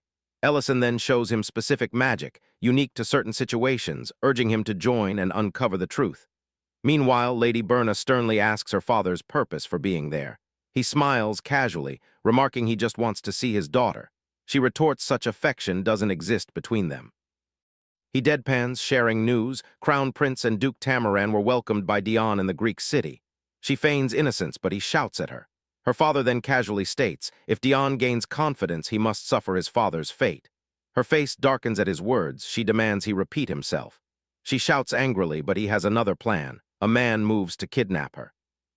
Ellison and Diane overheard everything, including Dedrin ordering his men to lock up the Countess underground. Diane, eager to control the situation, tried to call for soldiers, but Ellison stopped him. He warned that the soldiers might already be in league with Dedrin, as his father was poisoned by Dedrin's order, carried out by those very soldiers. Diane then asked Ellison for help to catch them. Ellison replied he could, but they lacked evidence proving their guilt in his father's poisoning. Their only charge is kidnapping.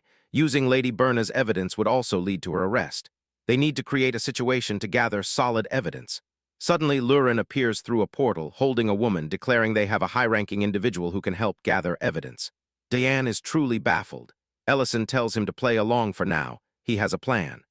The next morning, Dedrin visits his daughter, feigning sorrow over her plight. He demands she follow. She screams, "Leave Dion out of this, you're getting what you want." He reprimands her. "No air solidifies Dion's position. I plan to poison him first." He then shows her he's already given Dion breakfast, implying the deed is done. Horrified, she sees Dion in his father's plight. She wails, finding it repulsive to share blood with him, crying for Dion. Just then, a servant handed him the evidence Diane and Ellison had found. This proof was damning. Seeing the documents, he roared, "She truly is my daughter." He then burned them, plotting a twisted story. Diane, driven mad by her family's condition, killed them, then attempted suicide. He was ready to begin with Diane, but the soldier in armor was Ellison, comforting Lady Berna. Before Dedrin could harm Diane. His attack is blocked by a defensive spell. Chief Magician Madrin immediately accuses him of attempted murder. Diane breaks his act, declaring it's over. His mother is overwhelmed and Lady Berna relieved to see him safe, thanking God. Dedrin, however, is utterly shocked. Madrina orders him to follow the imperial order. He evilly retorts the dagger is merely for self-defense, claiming it fell, denying murder. Madrina, having predicted this, summons Dion's poisoned breakfast, demanding he eat it for proof of innocence. With dread, he touches the breakfast, then throws it. Trapped, he exposes his daughter, revealing she embezzled Greek city taxes. The tables turn when Dion shows Dedrin the document's ashes, leaving Dedrin no proof against his mother. Madrina turns to the soldiers, asking why they just watch, not helping. They claim to be following the Count's orders. Killing a soldier, she replies, "Some things cannot be broken regardless of status, but a mere Count tries to break that rule." She orders Imperial soldiers to seize the Count's men. Dedrin, infuriated, shouts at Dion. Soon, all of Count Dedrin's men are arrested. Ellison turns to the Countess and frees her. She asks his identity, but Dion interrupts. She asks if he's hurt. He's fine. He sits asking why she avoids his gaze. She confesses her guilt, blaming herself for their suffering. Ashamed, she asks him not to forgive her. He insists she's not at fault, Count Dedrin is. No forgiveness needed. Angrily, he says she should have trusted them, told them everything, not merely left evidence. They must accept and help her. She hugs him, promising not to do it again. Meanwhile, Dedrin shouts at soldiers, threatening to kill them once free, claiming they don't know him. Ellison appears. Dedrin asks if he's a palace mage. Ellison gravely states he has his own grand territory, yet greedily took the Greek city. To punish him, Ellison destroys the surrounding castle, making him witness the ruin of all he built. Meanwhile, Dion and friends arrange a dessert bouquet outside his home. Everyone marvels at the sweets. Their joy is interrupted when Madrin points out Dedrin's territory. They see Dedrin's castle floating, and within seconds our boy obliterates it. Dedrin shouts, witnessing his home's destruction. Ellison nonchalantly says he's showing him fireworks as he won't see that light again. Meanwhile, Dion asks Lady Berna about the fireworks. Overjoyed, she enjoys dessert, calling it the best banquet. Everyone savors their sweets. Later, as night falls, Lady Berna is in her room, a serene expression on her face. She reflects it's been so long since she truly enjoyed dessert. She always saw this castle as a prison, but now she's broken free. She then feeds and consoles her husband regarding Dion. She declares she won't hide anymore, bringing a smile to his face. She then shares something she should have told him sooner. Taking his hand, she confesses her love, making Diane, listening outside, also smile. Meanwhile, Dedrin is pelted with stones by his people, feeling miserable seeing his territory and his own state. Darient informs Ellison they've caught all possible spies, but he must remain vigilant. Ellison thanks Darient, apologizing for Madrin's late-night abduction. He then asks Tamurin's reaction. Darient replies Tamurin was shocked, then silent, realizing it was his plan. Perhaps he'll come observe events here. As Darient falls silent, he marvels at our boy's strength, now more powerful than ever. Ellison, unaware of his thoughts, declared his show a success, hoping for happy times in the Greek city. But rain came the next day. Lurin grumbled about her freshly hung laundry. Miltine's work was also interrupted. Soon, our boy reprimanded them, forbidding outdoor work. Seeing their protest, he asked them to help the restaurant. He then helped Lurin dry off to prevent a cold, Miltine and Mint baffled with their towels. Benin interrupts, craving something warm in the cold. Ellison serves his guest knife-cut chicken noodle soup. Benin asks, "Didn't you say you stopped selling chicken?" Ellison replies, "Many customers now go to Creston, so he's using chicken again." Then he asks about Benin's orchards after the rain. He teases our boy, suggesting he give up his orchards because Ellison wants to buy them. Benin answers he'd be disappointed if he did. He offered a price far above market value. Both burst into hearty laughter. Benin then added that even staying at the orchard, he couldn't stop the rain. He took his first sip, humming with satisfaction, declaring his journey worthwhile. Lurin grumpily asked why he stopped drying her. He replied, "I have a guest now," then served him a drink. Watching Lurin and Ellison's exchange, Benin asks if our boy regrets any decisions, wishing to correct them. His question makes our boy pause. Seeing his expression, Benin concludes it's not the case for him. He adds from his wife's words he knows. Our boy corrects Benin. Lurin isn't his wife. With a serene expression, Benin nostalgically recounts his childhood love, whom he loved for 30 years. Her name was Meal.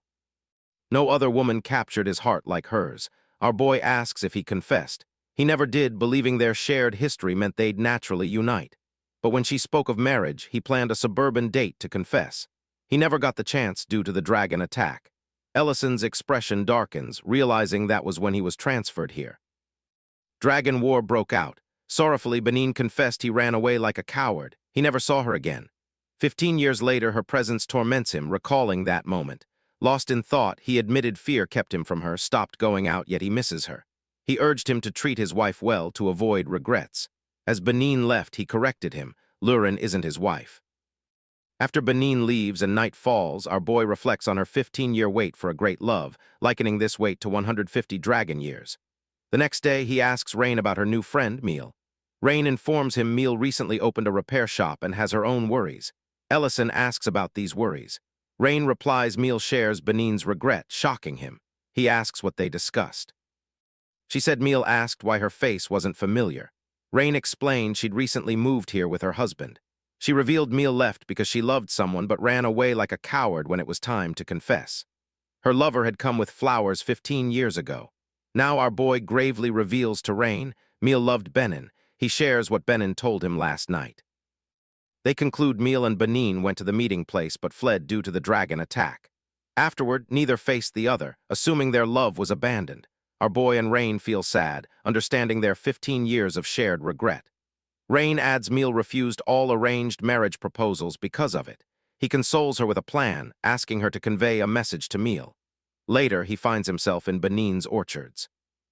He hands Benin a magnifying glass for Meal's poor eyesight, offering to adjust it if needed. Benin is baffled. Unaware of her confusion, he asks Benin to go outside Greek City where he plans to meet her 15 years ago. She'd be waiting. Confused, Benin asks what he means. Ellison explains he made a mistake, as anyone can. But repeating the same mistake is different. He knew the answer. Benin walked that evening plagued by doubt yet longing to see her.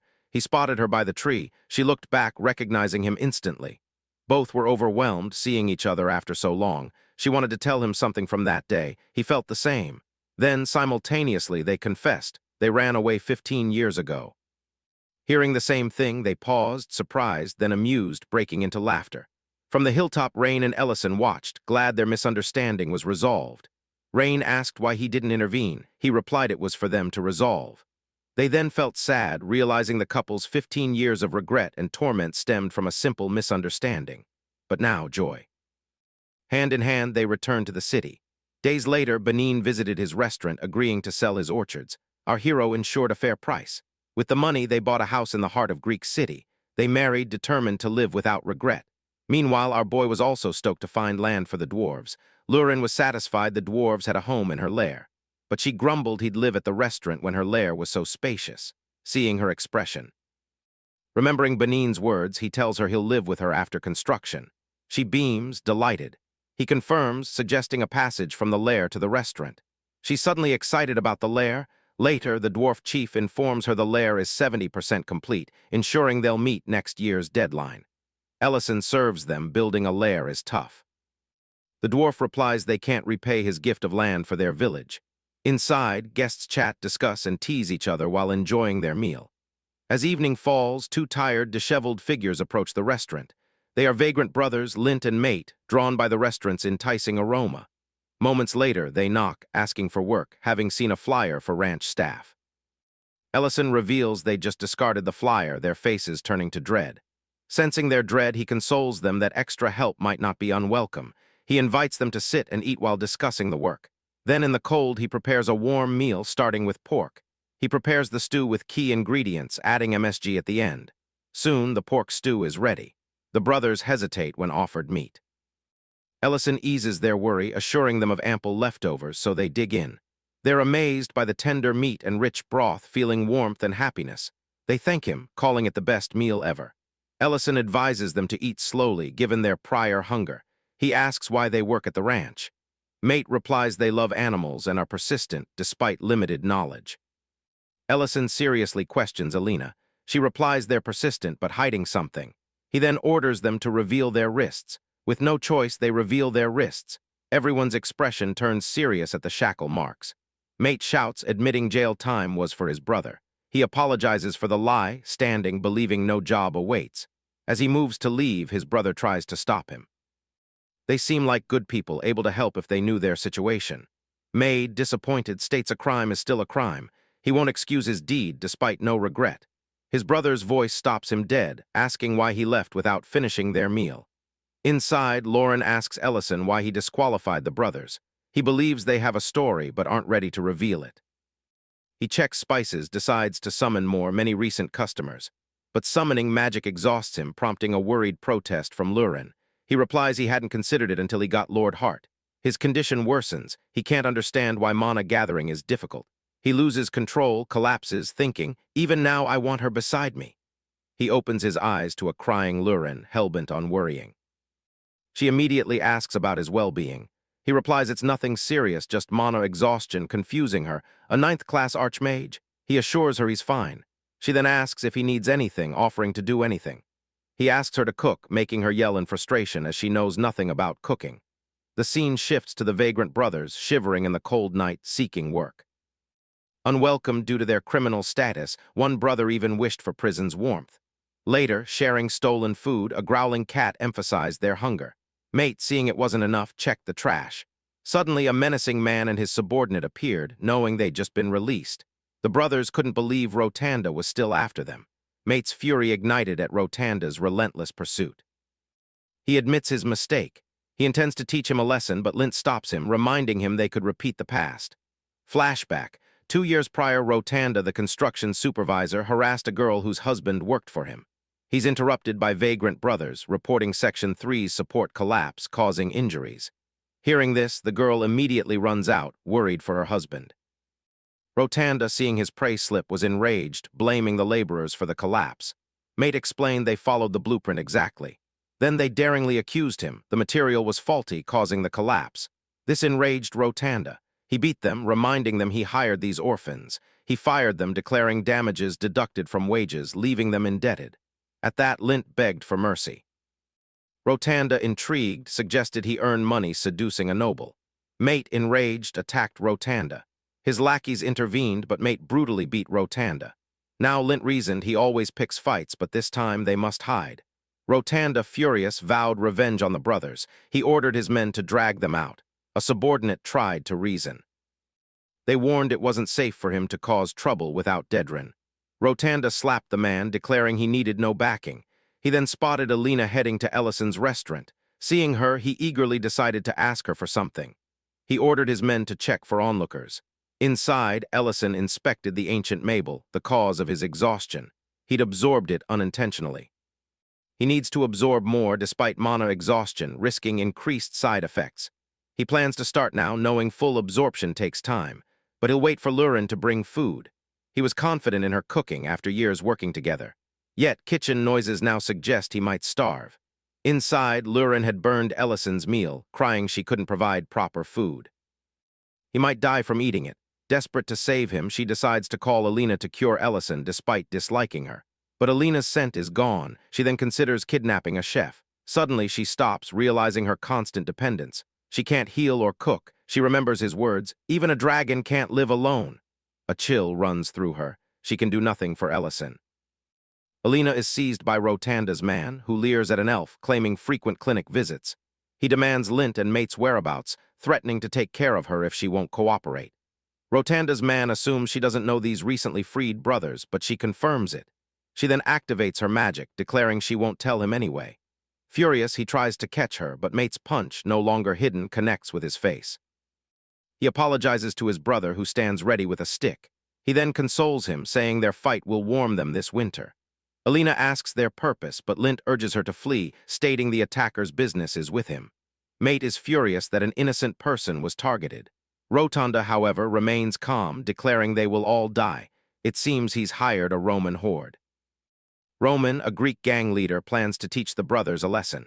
Rain hears a knock, opening the door to Lauren, demanding Alina's clinic location. Outside, Mage fights Roman fiercely but is losing. Lint tries to help, but Roman swiftly chokes and defeats him. Seeing his brother helpless, Lint desperately begs for mercy. Rotunda praises Roman, acknowledging his years of battlefield experience make him formidable. Roman asks if he should beat them further. Rotunda demands the younger brother, instructing Roman to track the elf's whereabouts. This instruction, however, enrages Mate, who hasn't even attacked Roman yet. Meanwhile, Alina heals someone's wrist. Mate faces a dilemma. He can't just ignore such cruelty. He feels utterly helpless against Roman's power, wondering if enduring it 2 years ago would have changed everything. Suddenly, our heroine arrives, tracing the elf's scent, asking for help. Alina replies she's unable to assist. Sensing Lauren isn't ordinary, Roman backs off, leaving Lint and his mate. Alina immediately heals him. Baffled, Rotunda orders his men to capture the woman, but is stunned when they all flee. Taking matters into his own hands, Rotunda grabs Lauren, intending to sell her. But the next moment she vanishes, then rips off his arm. Everyone is stunned. She rushes to Alina, asking for help for Ellison's grave condition. Soon, Alina, exhausted, heals Ellison. He thanks her and Lauren, who still clings to him. Alina depleted all her mana due to Ellison's strength. Lauren then turns to her, initially jealous, but her expression softens and she thanks Alina. They're both surprised to see her thank anyone. She protests, claiming she was just moved. Our guy asks the brothers inside. Mate thanks them for their protection. Ellison thanks them, believing they saved Alina. Lynn explains she was caught because Rotunda was after them, caught in the crossfire. Ellison consoles them, don't blame yourselves for others' wrongdoings. He then asks why they didn't tell him everything before. Mate explains he wanted to repent for his crime. Ellison asks if they have a place to stay. Sensing their plight, he shows a gold coin, enough for a month at an inn. Mate asks his reason. Ellison replies he wants them to work at the ranch starting tomorrow. Mate reminds him they're criminals, but Ellison cuts him off, saying they've repented and he now knows the real sinner. Both are deeply thankful. They began calling him elder brother, but he preferred manager. The next day, the Vagrant brothers started ranch duties, addressing Miltine as senior, which pleased her. She welcomed them warmly. Mint, however, didn't share this, keenly observing their shackle bruises.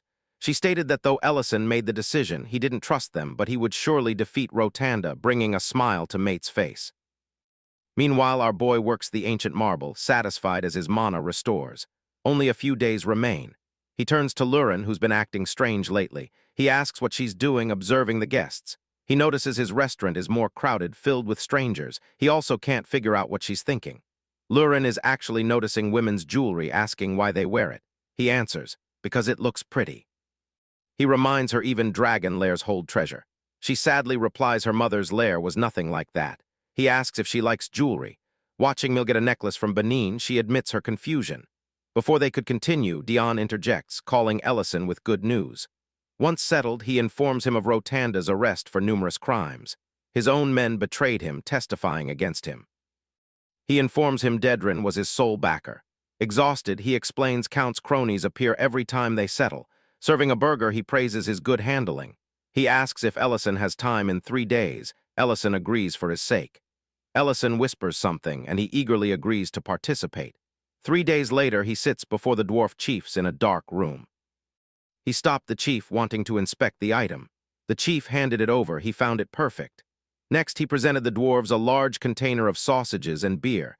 He invited them to the event, but the chief declined, citing the final construction stage. Meanwhile, Rain was hyped for the restaurant event. Our boy also asked the ranch staff to join, seeing the restaurant's lively buzz. Lurin steps out, asking about the event. He first thanks everyone for coming. Then he reveals it's a restaurant event featuring his quiz. What did you put in my mouth? Contestants, blindfolded, will eat a mystery dish and guess its ingredients. Guess correctly, win a big prize, meant points to Miltane, asking her to go first. She's a bit hesitant about what she's about to eat. Is it edible? He quips. Everything I make is, depending on your perspective. He then feeds blindfolded Miltane something squishy, warm, and completely new. Miltane gives up. It's a marshmallow. He explains he knows this from a faraway place. Miltane likes it, but not the blindfolded sweetness. Next, a confident Creston, but the next moment. He's out of the quiz, unable to tell he's eating chilies. Ellison's excitement builds. He blindfolds Lauren, reminding her, no magic. He feeds her something, her expression turning grumpy. Analyzing the taste, she immediately guesses, it's cake. Opening her eyes, she sees everyone cheering. With a serene smile, Ellison wishes her a happy birthday. Everyone cheers for her. Ellison thought she'd guessed their surprise party, but was wrong. She asked if everyone gathered for her party. He told Alina she might get gratitude, which irked her. She declared she wouldn't thank him. Ignoring her, he took out a box. Prize for guessing right, he said. He opened it, revealing a dwarf-made earring. She magically pierced her ear, asking his opinion. Her nonchalant reply, just fine.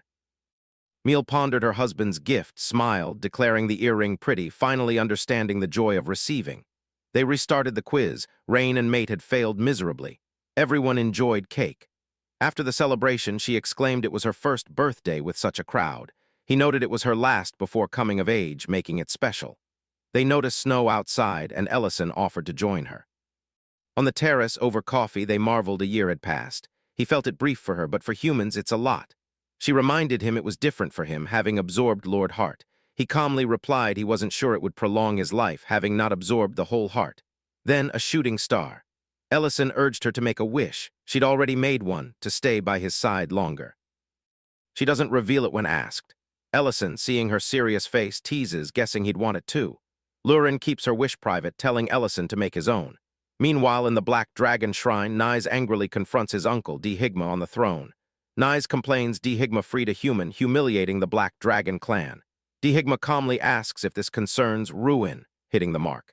Nyes hesitates, agrees, and Dihigma scolds him. They argued Nis should have treated the girl better, not bullied her. Nis explained the tribe lost many young women in the last battle, peace's duration uncertain. An old promise isn't enough. Dihigma warned Nis not to underestimate humans. Breaking promises ruins their clan's reputation. Nis, getting an idea, slyly agreed to follow rules if justified. Grinning sharply, he left, confident he'd found a way to handle it. In the cold Arctic mountains, Lurin, bundled tightly against the snow, face barely visible, asks Ellison why they're here. Ellison excitedly reveals they're hunting rare mushrooms. Confused, Lurin questions their importance. Ellison explains these mushrooms are incredibly rare and could make him rich. He remembers a tale of nomads finding one with pigs, selling it for a fortune. As Lurin asks how he plans to find them. Ellison admits the mushrooms smell distinct but are hard to find underground. He suggests Lauren use his dragon senses. Lauren sighs, feeling used but reluctantly agrees. Their talk is cut short by a loud howl. Ahead, goblins with spears attack a giant mutated cat near a cliff edge. The cat, trembling and crying in pain, is being viciously mauled. It seems doomed. On the brink of death by goblins, suddenly a red flash slashes the cat's leg, felling it. Before the goblins can reach it, Ellison steps forward. He shields the cat with magic, declaring, everyone has their reasons to fight, but not here. Before they can react, our girl's glare makes them tremble. They drop their weapons and flee, leaving the mutated cat in shock. Ellison noted to Lurin the goblins didn't flee because of him. Lurin, praised for her role, didn't get arrogant, simply stating she had more dignity. The cat, seemingly recovered, approached again, looking slightly aggressive. Before they could react, it flopped down, wagging its tail, clearly friendly. Ellison, seeing the cat, was reminded of Dean begging to be his disciple at the restaurant. Mirroring the cat's needy gaze, Ellison wonders aloud what the cat means, prompting Lauren to reluctantly translate. She explains the cat thanks them for saving it, wanting to repay their kindness. The cat looks up at Ellison with sparkling eyes, awaiting his reply. Ellison mutters about repayment. Watching the two cats play at a round table, Lauren asks what he expects from this odd encounter. Ellison answers, just precautionary. He believes the cat can help them find the treasure. The cat returns, proudly carrying a pile of something. A strange smell fills the air. Lauren covers her nose, asking what it is. She's sure it's not treasure, but Ellison insists it is, recognizing the cat's mushrooms. Meanwhile, in a distant battlefield, Nis, a dragon, arrives, face twisted in irritation. He demands to know what's happening. At that moment, Three black dragons appear one by one. Daba the tall, long-haired dragon leads, followed by Negu and Havind. Knees, frustrated, exclaims his intent to bring Lurin back to the sacred land. Negu, ever the teaser, comments on Knees' intentions, jokingly asking if he was looking for a mate. He notes Lurin, living with human mage Ellison, could be a suitable candidate. Knees clenches his teeth, anger rising at Ellison's name. He states he will retrieve Lurin, irrespective of her bond or their promise with a human mage. He also claims Elder Metadonna's permission, allowing them to attack with valid reason. Daba, the more level-headed dragon, interjects. He warns Nis that attacking humans is strictly forbidden by treaty, a rule protecting human life. The sole exception is if humans have killed dragons, which isn't true for Ellison. Despite his power, Ellison remains human. Dragons are forbidden from harming humans by treaty. Daba remains skeptical, arguing that despite Ellison's power, a human harming a dragon seems impossible. Their discussion is cut short by a dark figure in an iron cage, Gyarda, a red dragon imprisoned for ages. He offers help, claiming to know another red dragon near Greek City who could assist. Meanwhile, Ellison is overjoyed by the cat's discovery. The cat presented a rare mushroom. Ellison instantly recognized their sought-after truffle, but Lauren, put off by the smell, tossed it aside. "Stop!" Ellison yelled, realizing its value. He quickly calculated its benefits, certain they'd found something truly precious. Ellison then asked Lauren to translate his words to the cat. He thanked the creature but couldn't accept such a valuable gift without reciprocation, as these mushrooms were their staple. Lauren reluctantly agreed to translate. Ellison explained the dragon lair needed a guardian, a role the cat could fill. Lauren, skeptical, protested the lair was for them alone, not a pet. The cat, however, seemed pleased, bowing deeply in acceptance. Meanwhile, Serena, a dragon from the Red Dragon clan. Serena sits alone in her desolate village, recalling Ellison and Lurin's accidental discovery of her treasure hoard. She remembers her true identity's reveal and Ellison's apology for exposing her illusion. Lurin's mocking comment about her pathetic lair still stings. Deciding to meet humans, she senses someone, assuming it's our main characters. Instead, Gyardu appears, shocking her. His presence ignites her rage. Gyard nervously stammers, professing his feelings to Serena. He claims she's the only one who truly loves him, wanting to spend his life as her partner. Enraged, Serena transforms into her red dragon form. She demands to know when he started thinking this way. Was it when he abandoned her without a word? Or when they attacked the human village and kidnapped women? Serena's anger erupts. She shouts, calling him a scumbag. Unfazed, Gyard grins wickedly, taunting her. Her sharp instincts haven't failed her. As he speaks, the ceiling shatters. Gyard declares his time has come. 3 dragon heads burst through, ready for battle. The attack begins. Serena freezes in her nest, chaos surrounding her as Gyardy commands his men to strike. She sees 4 attackers ganging up. Gyard smirks, assuring Serena that if she stays silent, no one will know. He casts a spell. A glowing magic circle shackles her neck. Serena screams, fury overcoming her pain. She shatters the collar, yelling at Gyarda for his petty magic. Before she can act, Nis, hidden, strikes a devastating blow as purple light flashes. Elsewhere, Jeltsar stands bewildered, staring at a massive creature towering. Ellison introduces it, explains its needs, and requests lower room temperature. These cats live in colder areas. Lurin, ever skeptical, accuses our guy of bringing the creature for rare truffle mushrooms. Our guy doesn't deny it. Instead, he's quite excited about truffles. He adds these mushrooms possess an aroma and flavor unlike anything the village has tasted before. Later, Ellison hosts a feast. His friends gather to try dishes infused with the unique mushrooms. Some marvel at the extraordinary flavors, claiming the food is magical. Others react with disgust. Lurin loudly complains the taste is unbearable, even Miltine grimaces. Argyle's confidence falters, realizing the mushroom's divisive nature. Perhaps they're best for special occasions. Meanwhile, in Serena's lair, things unravel. Wounded, she casts an instantaneous teleportation spell, vanishing before enemies can finish her. Her speed and precision surprise them. They curse her escape. Gyard stammers. He dismissed his failure as a mere miscalculation. Namor laughed, assuring them Serena couldn't evade them long. He'd already tracked her magic trail to Grey City. The group debated their next move, noting Serena, an outsider, couldn't directly teleport to the Red Dragon tribe's sacred lands. Gyard, though disdainful, felt a pang of sympathy for her loneliness. Negu, impatient, demanded they track Serena before she recovered. Gyard hurried off.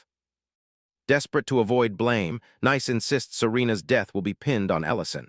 Meanwhile, Serena arrives at our guy's restaurant looking surprisingly well despite her dire condition. Radiant and composed, she calmly sits, ordering food like any customer. He's stunned by her audacity and lack of injury. Lauren, irritated, demands her reason for coming. Serena dismisses their hostility. She eats the food he serves with deliberate care, remarking on its unique flavor. Contemplative, she muses aloud about love and loneliness. She recalls past relationships with humans and dragonkin, once proud of understanding human men. Now she views those experiences as futile attempts to fill an inescapable emptiness. Her words carry an air of finality, as if her time is running out. Argy and Lurin realize her weakness too late. Ellison immediately sees Serena's wounded back and sweat-soaked face, her state worsening. She collapses mid-sentence, coughing up thick blood, praising his cooking. Panic grips Argy and Lurin, realizing her severe injuries. Lurin grimly diagnoses her wounds too severe for even a dragon to recover. Suddenly, a red portal opens outside the restaurant. Heavy armored footsteps echo as figures emerge, accusing our guy of murdering a red dragon. Inside the restaurant, Serena lies motionless, her life hanging by a thread. Outside, dragons prepare to attack. They immediately realize it's a trap. He tells our girl to take Serena to Alina for salvation. She nods, asking his next move. He stands, determined to greet his guests. Our guy maintains composure, greeting newcomers with forced politeness, offering tea. His words fall on deaf ears. Dragonbane storms the restaurant, attacking Ellison. He dodges, seeing Serena's blood stain the floor. Lurin quickly teleports them to a nearby clinic. He greets them with sarcasm and defiance, but the group relentlessly seeks justice for Serena. Magic circles light up the room, spells cast rapidly. Ellison turns to face the intruders. His military cloak flutters. He adopts a serious expression, confident in skill. Nye's group laughs heartily, gathering in the shadow of the looming battle. Nye's, confident and calculated, remarks on the magical disturbance he senses. Everything proceeds as planned, red dragons drawn into chaos. A companion asks who rallied dragons so effectively. Inside the restaurant, Red Dragon roars in fury. Accusing our guy of harming his kin, the foe unleashes a mighty fireball. Our guy, calm, dissipates the fiery attack with a shield spell. Sparks scatter as he opens a portal, urging the dragon through, warning their fight could endanger others. Meanwhile, Alina, startled in her clinic, sees Lurin rush in with a gravely injured Serena. Despite her initial fear, Alina quickly summons healing magic to stop the bleeding. A bright light fills the room as she saves Serena, teleporting the dragons to a barren field to defuse the situation. Bent mocks Argyle, claiming this will be his grave. Argyle, deep in thought, pieces together the puzzle. He suspects this entire scenario is a trap to frame him. The real question, is this specifically against him, or are the red dragons pawns in a larger scheme? If the latter, there might still be a chance to reason with them. Argyle raises his voice, urging everyone to calm down and discuss rationally. He tries to explain the restaurant blood wasn't his doing, but the old dragon, manipulated by Nisa, cuts him off. The dragon insists the blood is undeniable proof of Ellison's guilt. Ellison calmly explains the injured dragon arrived already hurt, yet his words fall on deaf ears. He adds she's still alive, trying to save her. Then Gaylord steps forward, lashing out at Ellison. Accused of driving Serena from her lair and murdering her for her refusal. Argyle saw Gaylord was key, but the dragons, swayed by lies, were too enraged to listen. Bayant shifted to true form, unleashing a furious roar, consumed by anger. The situation escalated as dragons and Argyle exchanged powerful attacks. Ellison's magic clashed with Dragon's fiery breath, creating a massive energy explosion. He asks if this dragon was so important, why abandon her? They retort he knows nothing of dragon law. He loses patience with the dragon's stubbornness. His frustration erupts in a magical surge, making Gayardi fall in fear. Suddenly, Nis and his notorious group arrive. Nis, ever arrogant, mocks him. Bent questions his presence. He declares his arrival to assist, sensing mana power. Ellison recognizes his name, knowing he must adapt his approach. Meanwhile, Nis persists in showing him his place. In the healing room, Alina struggles to keep Serena alive. Blood seeps onto the floor despite her efforts. Exhausted, despairing, Alina whispers apologies, convinced of her failure, but Lauren refuses defeat. She transfers her mana to Alina, urging her to continue healing. To her astonishment, she declared her mana shortage was over. As battle raged, black dragons joined, launching continuous attacks to pin him down. He blocked, but the relentless assault took its toll. He summoned a golden spell, raising the ground, preparing for their onslaught. Nis asked companions for help. They prepared another attack, making him tense. Suddenly, a voice echoed, commanding everyone to stop. 4 teleportation gates opened simultaneously. The elders, including Metadana and Dedenk, stepped through. Their presence immediately shifted the atmosphere. The elders demanded an explanation for the chaos. Metadana stroked his chin, remarking Argyle always seemed at the center of these conflicts. He then insisted on hearing the truth. Argyle greeted the elders with relief and sarcasm, finally removing his hood. Meanwhile, Nice inwardly reflected on the situation. Ellison likely feels secure with the elders, but he's fuming over Lurin's involvement. His granddaughter with a human is an outrage to him. This is exactly what Nyes hoped for, his chance to escalate matters. Nyes believes if he convinces the elders Ellison killed Serena, a red dragon, it provides perfect justification for Ellison's public execution. His confidence in this plan is unwavering. Nyes feels certain everything aligns in his favor. He fails to realize Ellison has already foreseen his moves. As Nyes basks in overconfidence, Ellison trusts Lurin and Alina to save Serena. The scene shifts to Alina's clinic. Lurin and Alina work tirelessly to stabilize Serena. The bleeding has stopped, but she remains critical. Lurin prepares Alina for a difficult choice, reminding her of a similar past situation. The magic Lurin would channel was far more powerful. They had to fully synchronize their magic to save Serena. Alina's body would become a conduit for immense dragon energy. Failure meant her body could collapse. Alina hesitated, fear gripping her. Lurin pressed, stressing the stakes. Serena's life and Ellison's survival depended on her. Trembling, yet resolute, Alina agreed. As Lurin begins, a massive surge of magic overwhelms Alina. She collapses, dragon's magic nearly crushes her. For a moment, she feels insignificant before such immense energy. She begs Lurin to reduce synchronization, but Lurin refuses. Lurin tells Alina that as a healer, it's her responsibility to push her limits. Alina pulls herself together, focusing all energy into healing Serena. The room fills with a glowing light as Alina channels her magic, pouring her soul into the task. Lurin urges Serena to fight, invoking her dragon resilience. Meanwhile, Nyes spins a fabricated tale for the elders. He confidently claims Ellison attacked and killed Serena. Bant, supporting the claim, points to blood in his restaurant, asserting his actions followed the treaty. Geard interjects, claiming he witnessed Serena's murder by Ellison. But Metadonna turns to Ellison for clarification. Ellison clarifies he has no solid reason to kill a dragon. A wartime treaty prohibited killing any race. He harms none adhering to it. It's absurd he'd kill a red dragon just for a nearby lair. He points out black dragons appeared suspiciously fast after the alleged attack, almost as if expected. Ellison accuses them of orchestrating a trap. The elders exchanged glances, suspicion growing. Dedenk questioned Ellison's proof. Ellison nodded. His calm confidence unwavering. He opens a portal. To everyone's shock, Serena steps through, alive and well. Her appearance silences the crowd. Nice freezes, his face draining of color. He praises Alina for saving Serena. Lurin explains her synchronization with Alina saved Serena. Still, he praises Alina's healing skill. Serena confirms Nice and his accomplices ambushed her in her lair. She states Ellison and his group saved her life. The revelation causes an uproar. Bent immediately apologizes to our guy, ready for any punishment, but Ellison forgives him. The black dragons, however, are a different case. The elders are astonished by this new technique. Alina, too exhausted, barely registers the praise.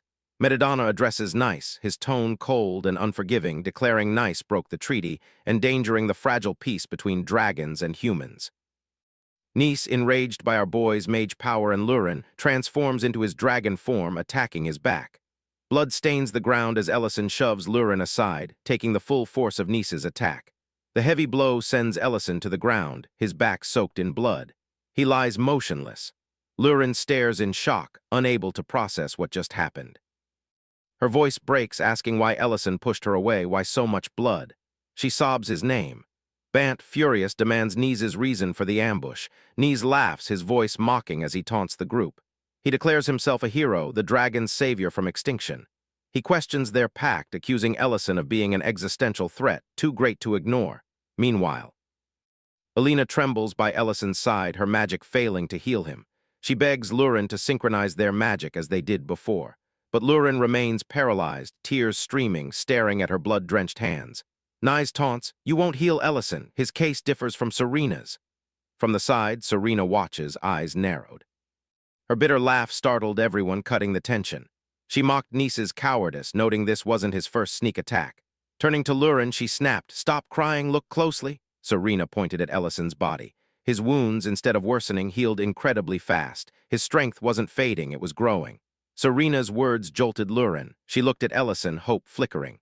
Ellison stirred, his back regenerating rapidly. His skin knits back together, blood vanishing. He slowly lifts a hand to wipe Lauren's tears. Softly but firmly, he tells her not to cry. A brilliant blue light erupts from Ellison, blinding all on the battlefield. Above him, an ancient gem glows, its power radiating. Elder Metadonna watches grimly from a distance, recognizing the energy of an ancient Mabel. The light fades. Ellison rises. Behind him, glowing wings unfold. He turns to Knees, calm yet resolute. He explains the ancient gem absorbed Knees' energy, preventing his death. Knees, enraged, roars, transforming into his true form. His body grows, scales glinting menacingly. He gathers all magic for a final attack, determined to destroy Ellison. But Ellison doesn't flinch. He raises a hand, effortlessly blocking the attack. His steady voice reminds Knees of the treaty, forbidding dragons from killing or attacking humans or other races. Smirking, he invites Knees to defend himself, summoning a storm of flaming meteors. Fiery rain illuminates the battlefield, the ground shaking as meteors crash. Knees stares in disbelief, unable to comprehend. His voice trembles as he mutters, "How could a human wield such power?" The flames engulf him.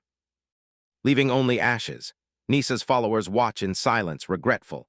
Ellison turns to Lurin, his expression softening. He gently takes her hand, soothingly tells her it's time to go home. Lurin, still trembling, throws herself into his arms, tears flowing freely. She clings to him, nodding silently. Elder Metadonna steps forward, his voice firm, delivering judgment. Negu and Nisa's co-conspirators receive 3,000 years in the sacred, forbidden grounds. Justice is served, victims find closure. Serena is compensated, her destroyed lair restored and filled with treasures. Lurin sits alone, back to our boy. Ellison approaches cautiously, sensing her distress. He gently asks what's wrong. Lurin doesn't look at him. Her voice trembles as she scolds him for his recklessness and dangerous risk-taking. Ellison listens quietly, his expression softening. He gently wraps his arms around her. He held her close, apologizing and promising future consideration. Their moment was suddenly interrupted by Elder Metadonna. Both Ellison and Lurin jumped, startled. As the Elder interrupted, Lurin, caught off guard, instinctively punched him in the face. The Elder stumbled back, clutching his face in surprise and pain, confusion clouding his expression. She angrily questioned him, demanding to know his purpose there. Metadonna, still clutching his sore face, stammers, reminding her of his Elder status. Ellison steps in, scratching his head awkwardly, trying to defuse it by explaining he invited Metadonna. Lurin, still surprised, looks at Ellison, asking why he called Metadonna. Metadonna, regaining composure, glances between them, asking what's happening. Ellison's demeanor shifts to serious as he begins explaining the situation. He mentions the awakening Metadonna likely noticed, revealing its connection to ancient Mabel. Soon, Ellison, acting as host, offers Metadonna a drink. Metadonna sips, his expression changing as he remarks on the whiskey's rich, refined flavor. He notes it must have aged for decades, perhaps 60 or 70 years. Ellison acknowledges him with a small smile, impressed by Metadonna's accurate assessment. Lurin, watching, reaches for the bottle out of curiosity. Ellison immediately stops her, gently smacking her hand away. He warns the alcohol's too strong, she'd get wasted instantly. Lurin protests, "You only ever let me drink beer." Metadonna watches, amused, commenting on their dynamic, quite the unusual pair. He notes Ellison sometimes forgets they're dragons. Then he shrugs, does it even matter, though? Metadonna, returning to the topic, acknowledged post-war principles and commended Ellison's handling of knives.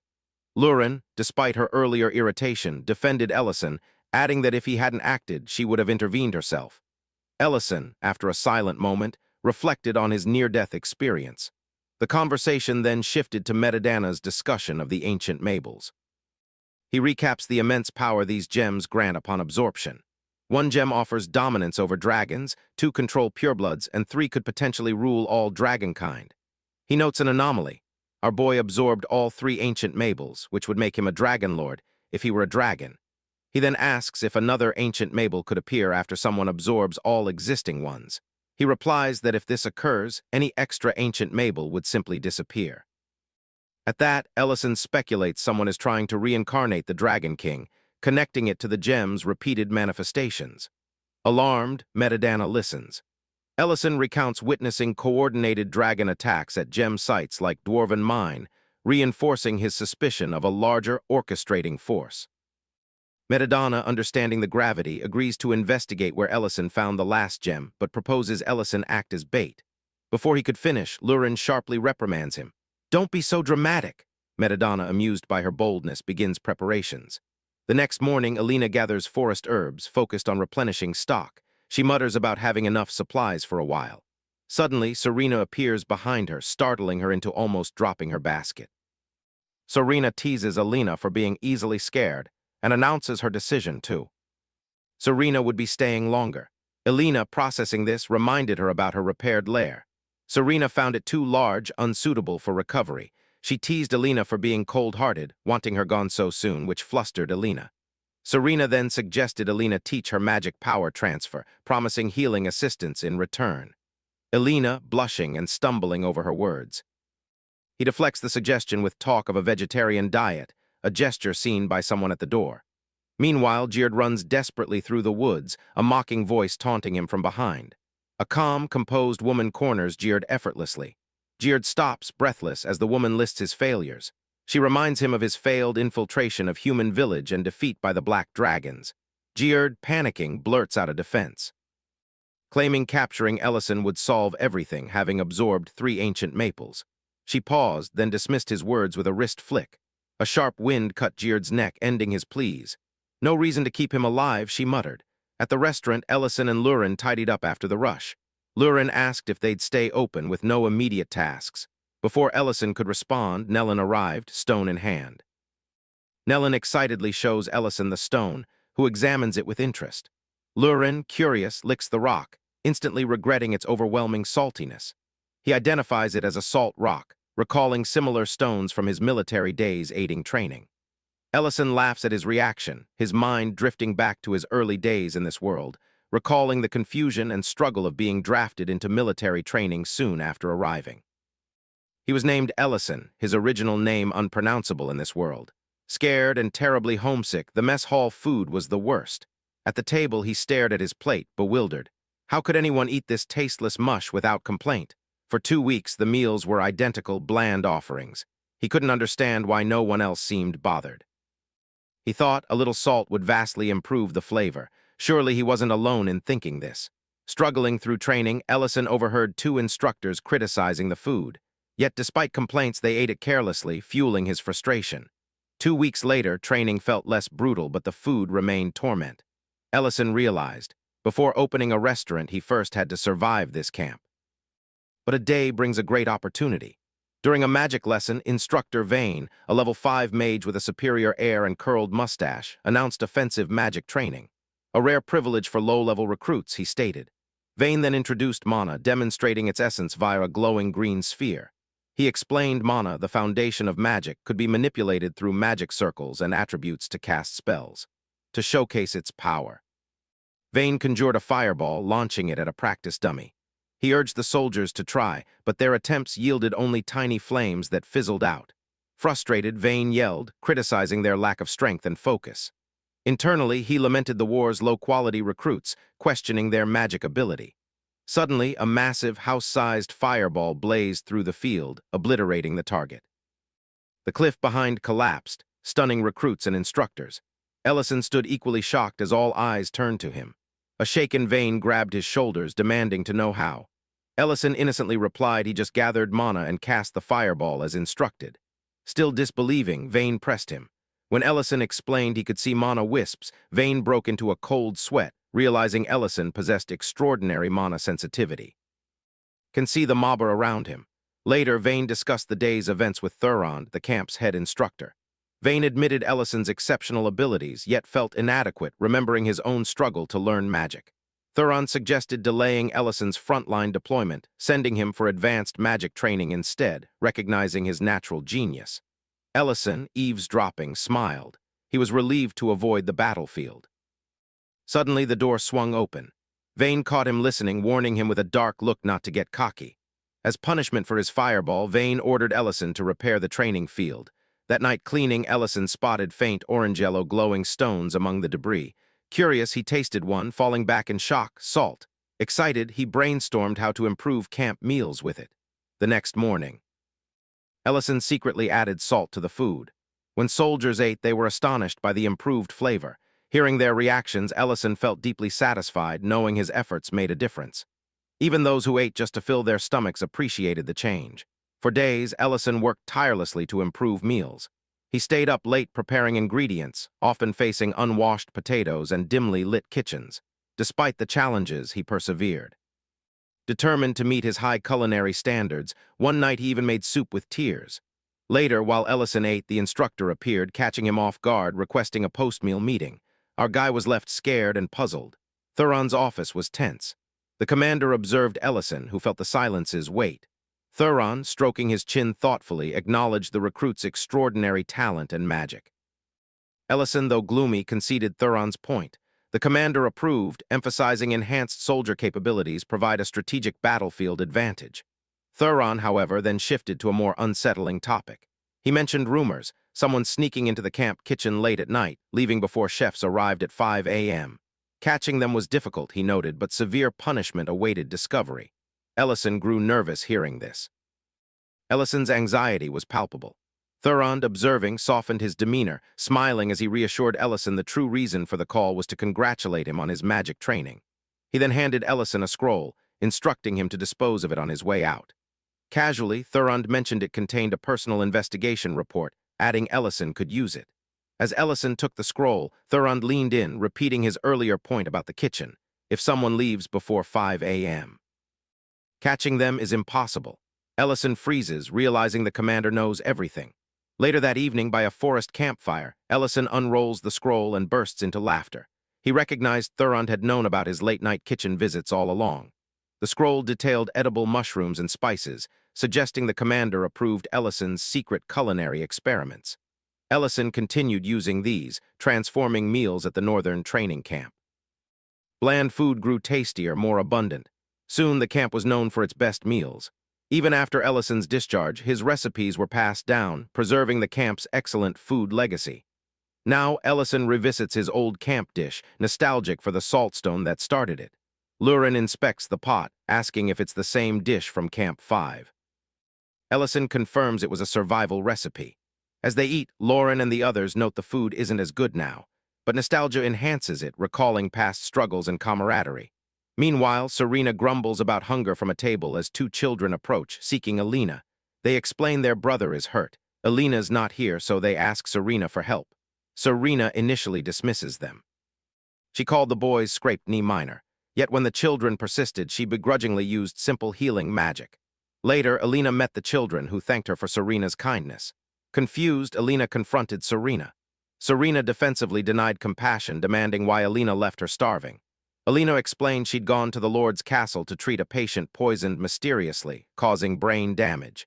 Treatments failed. The Lord remains in a coma. Serena recalled a researcher who might know about such conditions but couldn't remember their name or whereabouts. A messenger bird then arrived with a letter from Alina's homeland. Alina read it. The elven forest faced destruction by a dragon.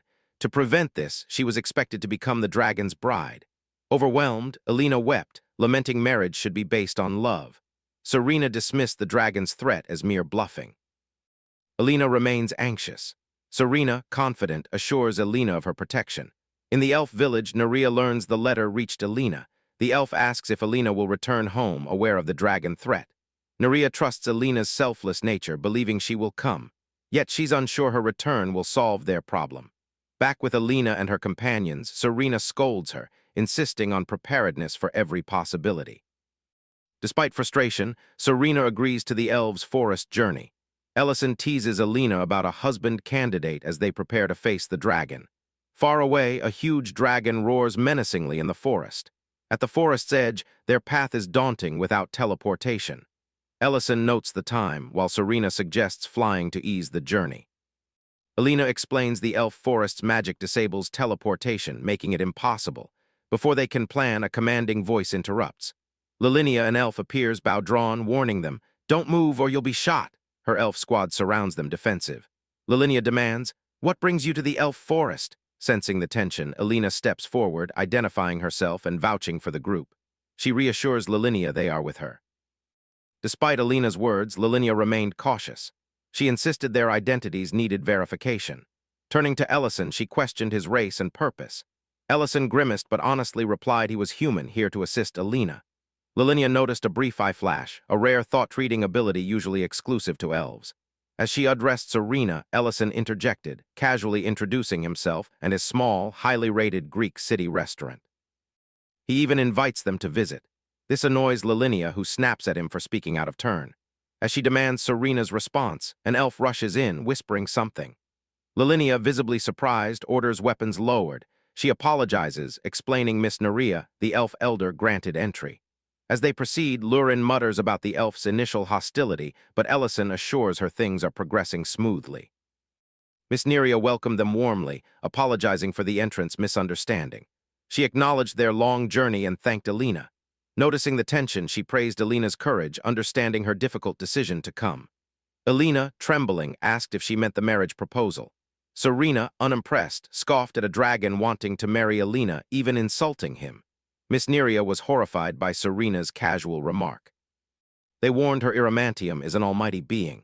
Serena and Lurin revealed their dragonkin heritage, declaring their mission to confront Iramantium, shocking her. Miss Nerea explained Iramantium, a dragon, received tribal tributes for generations, but recently escalated demands. He now insists on an elf bride, accepting no substitutes. Miss Nerea continued, describing how the tribe offered many candidates, yet each was rejected. Desperate, they turned to Alina, hoping she'd succeed where others failed. Alina doubted her chances, quietly stating she'd likely be rejected too. Lurin, furious at the thought of her being hurt, vowed to intervene. Serena, deep in thought, suddenly recalled Iramantium's reputation.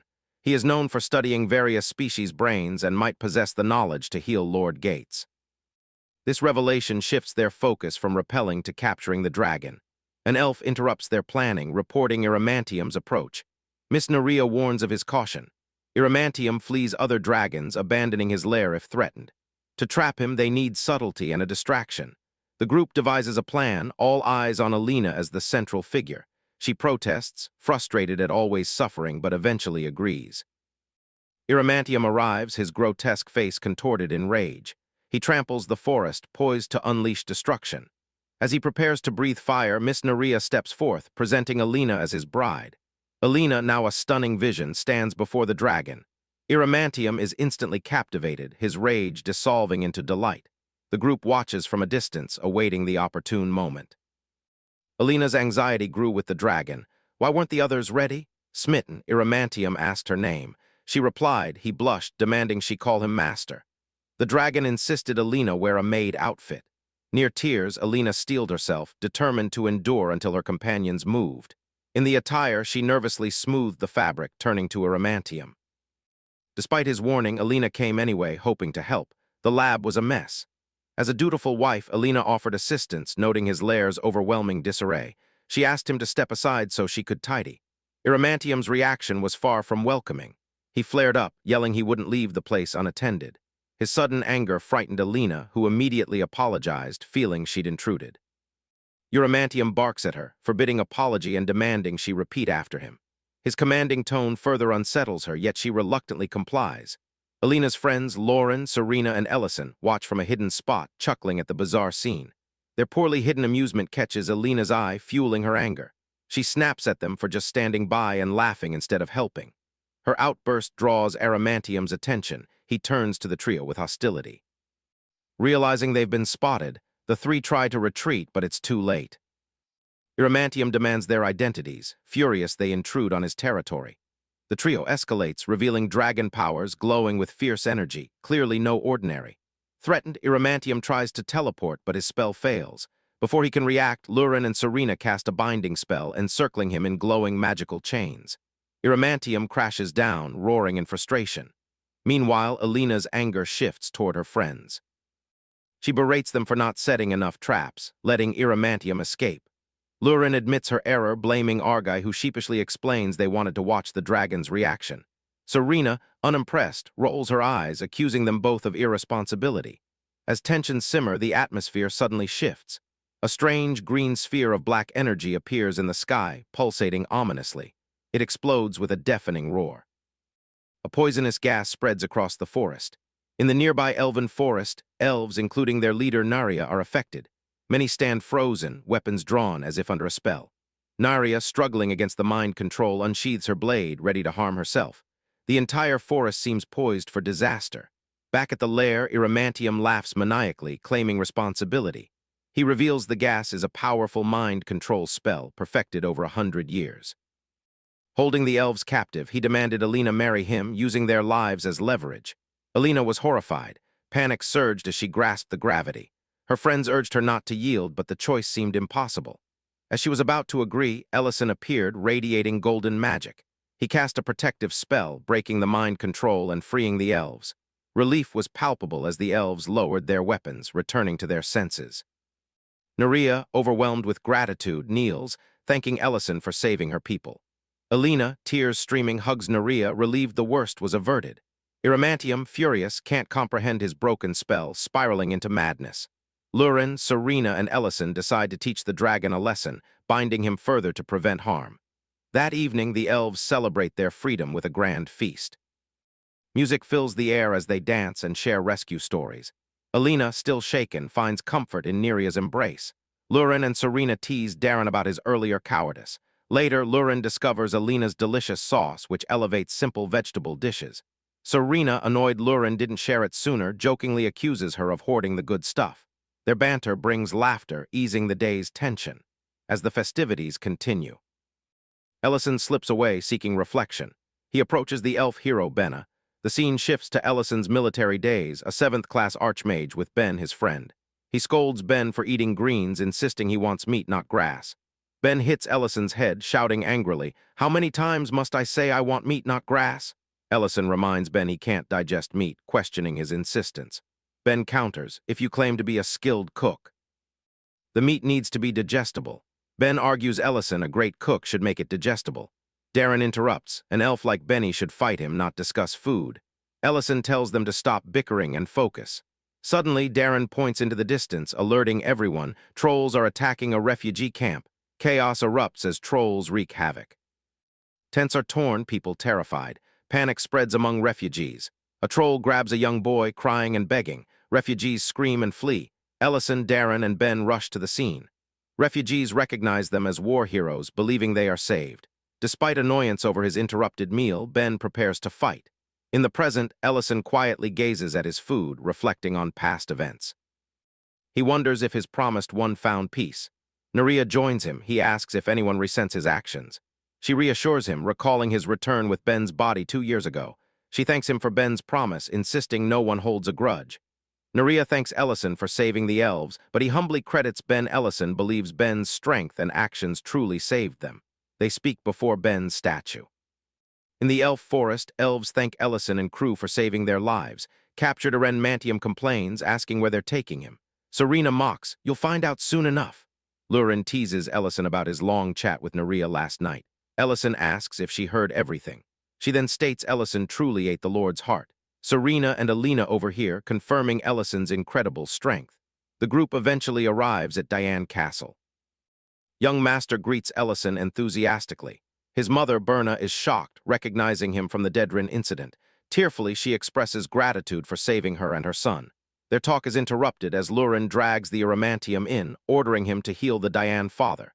The Iramantium hesitates, then examines the man, finding a dangerous brain poison. He begins removing it with magic. As the Iramantium completes the healing, Diane's father opens his eyes, calling his wife. Berna and Diane embrace him, relieved and joyful. Ellison thinks of his mother. Lurin asks why he isn't asking for a reward. Ellison replies he needs nothing, the moment's too beautiful for demands. They return to the restaurant. That night, Ellison tells Lurin they must sleep, preparing for the next day, ensuring all is ready. While working, he assumes that with ancient Mabel's power, summoning feels less tiring. Checking, he senses a strange energy. Possessed by it, Ellison is sent back to his past. He walks familiar hometown streets, groggy and surprised to be the only one awake.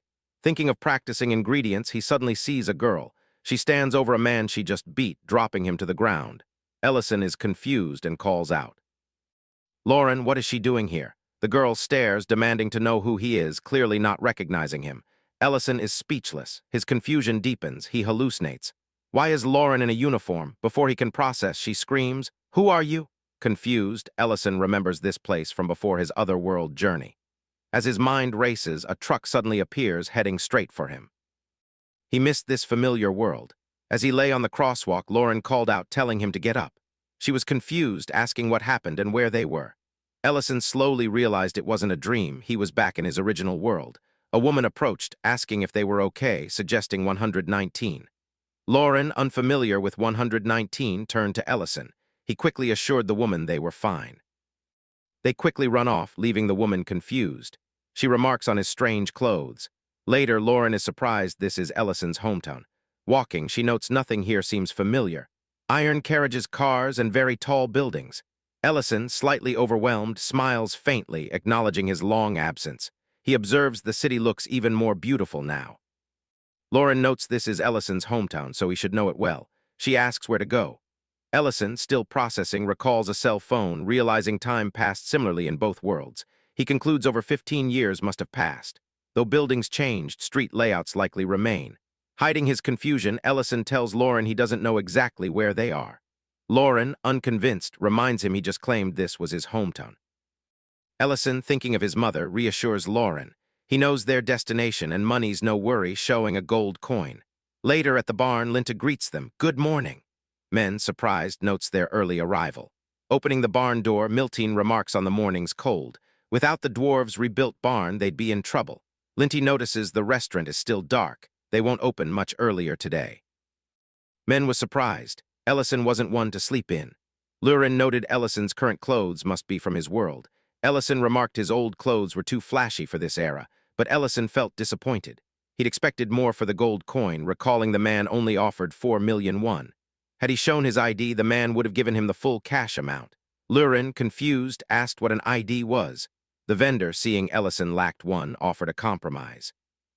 Ellison agreed to half the gold coin's value, provided no ID was requested. Curious, Lu Ren asked if Ellison was hungry, suggesting a nearby restaurant. Ellison was delighted to find a Chinese restaurant, calling Zhejiang Mayan his comfort food. Excited, Lu Ren asked what to eat. Ellison eagerly agreed to try it. After tasting the Zhejiang Mayan, Lu Ren called it delicious, urging him to eat too. Ellison's jaw drops at the menu prices. This food is way pricier than he thought. Back in my day, jjajangmyeon was like 4,000 won. Lurin teases, OMG, you're such an ancient dragon, totally out of touch. Ellison shrugs it off. It's not about saving cash, it's about enjoying the food, he suggests. Next, tteokbokki. Lurin warns, don't regret it. After trying the spicy dish, Lurin gasps, whoa, I'm breathing fire. Ellison, eager for more, suggests cooling off. They happily continue trying various foods, one after another. Meanwhile, at the restaurant, Serena is furious. Their day off ended yesterday. Where are Ellison and the others? Outside, a man gripes about starving. Hungry Alina shares his frustration. Noel, concerned, wonders if anyone knows their whereabouts. They never just leave. Men shakes his head, equally confused. Two men, annoyed by the delay, leave. One asks if they're on break again, having come for nothing. The mustached man wonders if the food's good. Men, now concerned, realizes this could be a big problem. If customers keep leaving, it will damage our reputation. Miltine asks if something happened to Ellison and the others. Men doubts anything serious, as even the Baron submits to them. Linty suggests they run the restaurant while Ellison's away. Ellison made all their meals, everyone knows the taste. Ingredients are in the kitchen, they can manage until return. Milton and others are surprised but agree. On the train, Ellison and Lauren sit. He comments he can't eat anymore. Lauren, having tried every dish, is full but enjoyed it. Ellison smiles, happy she enjoyed it. Lauren then asks about the large iron carriage outside. Ellison explains it's a train. Their destination is far, so they'll use it instead of teleporting, as that might cause a commotion. Awkwardly, Lauren asks if they're meeting Ellison's mother. Surprised, Ellison asks if she knew. Lauren replies it was obvious from his excitement. She enjoys his hometown scenery, and Ellison, slightly embarrassed. He asks what she'd say if he asked her to stay here forever, never returning. Lauren, surprised, looks at him, unsure how to respond. He's been thinking about this since they arrived. With ancient Mabel gone and the Lord's threat vanished, he wonders what she thinks about a new life here. No need to answer now. Did he surprise her? Take all the time you need to think, then tell him. Awkwardly, she asks, if she refuses, will he leave and return with her? She won't stay alone. He recalls using summoning magic in the elf forest. Sleeping Ben asks, what are you doing? He replies, I finally did it. Finger on the portal, he asks for home. Suddenly, friends grab him. Ben yells, "He's doing it again, hold him back." Darren shouts the portal will close instantly. Want to lose a finger. He demands release, then, pushing a document through the portal, claims he understands. The portal snaps shut.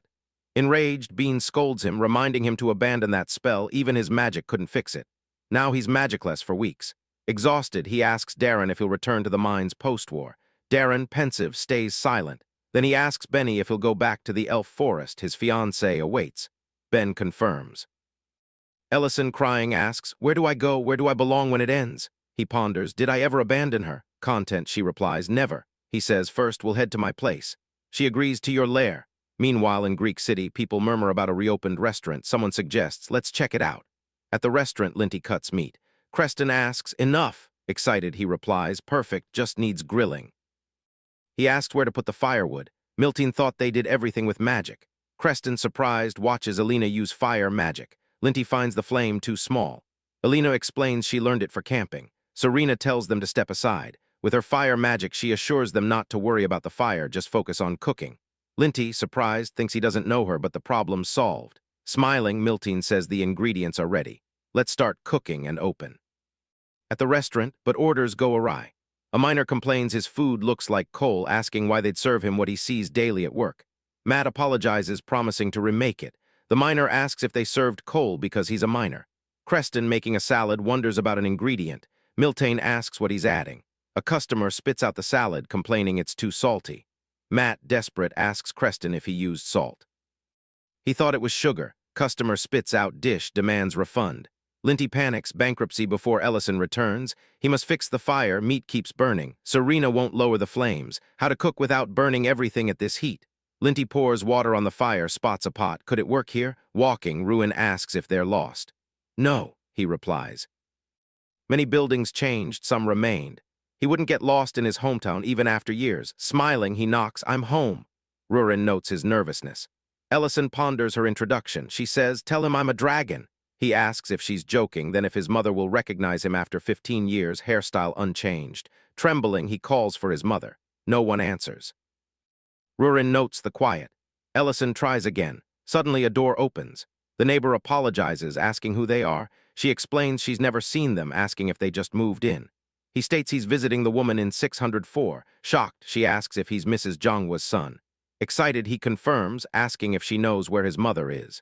With a sad expression, she says Mrs. Jongwa no longer lives there and asks them to follow her. 5 years ago, she met Mrs. Jongwa, busy and often eating instant noodles. Mrs. Jongwa cooked for her, they grew close. She always bragged about her son, saying he was her age. She mentioned she's a writer for a small website. Noticing the forest, he asked where they were going. She replied Mrs. Jongwa missed him dearly and refused to put up posters. Before the grave, she asked why he returned only now, why not 2 years earlier. Ellison was paralyzed. She explained Mrs. Jong Hwa battled stomach cancer for years. Even after gastrectomy, she found joy cooking, happy to see others eat. But when her cancer returned 3 years ago, she was hospitalized. Ellison felt desperate. This wasn't the reunion he imagined. Memories of better times with his mother flooded his mind. This wasn't his goodbye. She's not curious why Ellison returned. Too late, nothing can bring her back, but Mrs. Jong-ho left a letter for his return. She hands Ellison an old envelope, asking if he wrote the note. Devastated, Ellison takes the letter. Lauren notes the paper is from the Rubern Empire. The letter reads, "Mother, don't doubt this. Read carefully. What I'm about to say is true. I didn't leave you by choice. I'm in a different world far from ours. Unstable magic sent this letter. Just know I'm fine. I'm a mage planning a restaurant. I can send letters but not receive. I stopped waiting." Ellison finishes reading, noticing a response at the bottom. It says her son is a mage, asking for an invite when the restaurant opens. He's overwhelmed, tears streaming down his face. He blames himself for not sending another letter after gaining summoning magic. Lauren hugs him, but he regrets not doing more. The next day, the Greek restaurant is packed with happy, food-praising customers. Linty proudly fixed the burning meat with a special pan. Serena boasts her fire magic helped, and Alina reminds them she contributed. The men feel relieved. Everything seems perfect now except for Ellison's absence. Lurin urges Ellison to eat, worried for his health. Ellison, head bowed, apologizes for lying, offering to send her back. Shocked, Lurin grabs his arm. "Is there truly nothing left for you here?" She reminds him of their train journey when he asked to make this home. She never planned to leave him, promising they can stay as long as he needs. But then asks, what about those waiting in the Empire? Ellison finally realizes she was right. At Greek's castle, Lidon asks why Ellison isn't at the restaurant. Soldiers explain another manages it. Lidon, feeling owed thanks, decides to visit. Back at Lurin's lair, construction is bustling. Lord Gelsar assures all Ellison would never abandon them. Now Lurin tells Ellison that everyone, humans, dwarves, elves, even dragons, awaits him, reminding him his 15 years there were not wasted. Her words moved him deeply. He recalled his letter asking if his mother believed him. Lurin assured him she did. Parents trust their children. Pulling him, she said it was time to go back. 2 days later, the woman who gave Ellison the letter hadn't seen him. She worried her words were too harsh. Suddenly, Ellison appeared, handing her a bag of gold. He explained it was thanks for tending his mother's grave. As she opened the bag, stunned, he said he must return to the restaurant. Before she can reply, he vanishes through a summoning portal. She recalls Mrs. Younghwa in the hospital, mentioning a restaurant she wanted to visit. She hadn't taken her seriously then, but now understands Ellison truly is a mage. Back in Green City, Ellison places a photo of himself and Lurin with white flowers on his mother's grave. Returning to the restaurant, Ellison remarks how much time seems to have passed. Noting the landscape, he realizes they're far from the restaurant, having strayed deep into the modern world. Lurin prepares a teleportation spell, but Ellison stops her, asking her to wait. He surprises her by forming a large magic portal. She asks how, and he explains it's based on dimensional magic. Passing through, she requests levitation. He reminds her she once refused, citing her wings. She shouts back all other dragons know how to use it. After crossing the portal, Ellison worries the restaurant's customers are anxious and ranch workers scared, having left without warning. Lurin remarks the restaurant won't have customers for a while. Suddenly, she notices the restaurant site packed with an Ellison statue outside. Embarrassed, he asks if they're in the wrong place. Confused, Lurin asks what's going on, getting closer. Lint enthusiastically asks, who saved Count Leiden Greek? He exclaims, it was Mr. Ellison, our restaurant owner. A man comments, he's amazing. A moved woman tells her husband, such a great person made our meal. Holding a dish, Lint shouts, this dish healed the Count. Try it, see its health benefits. Customers, excited, shout, we want to try it. Just then, Ellison walks in. Seeing him, Lint is terrified. Ellison demands an explanation for the statue.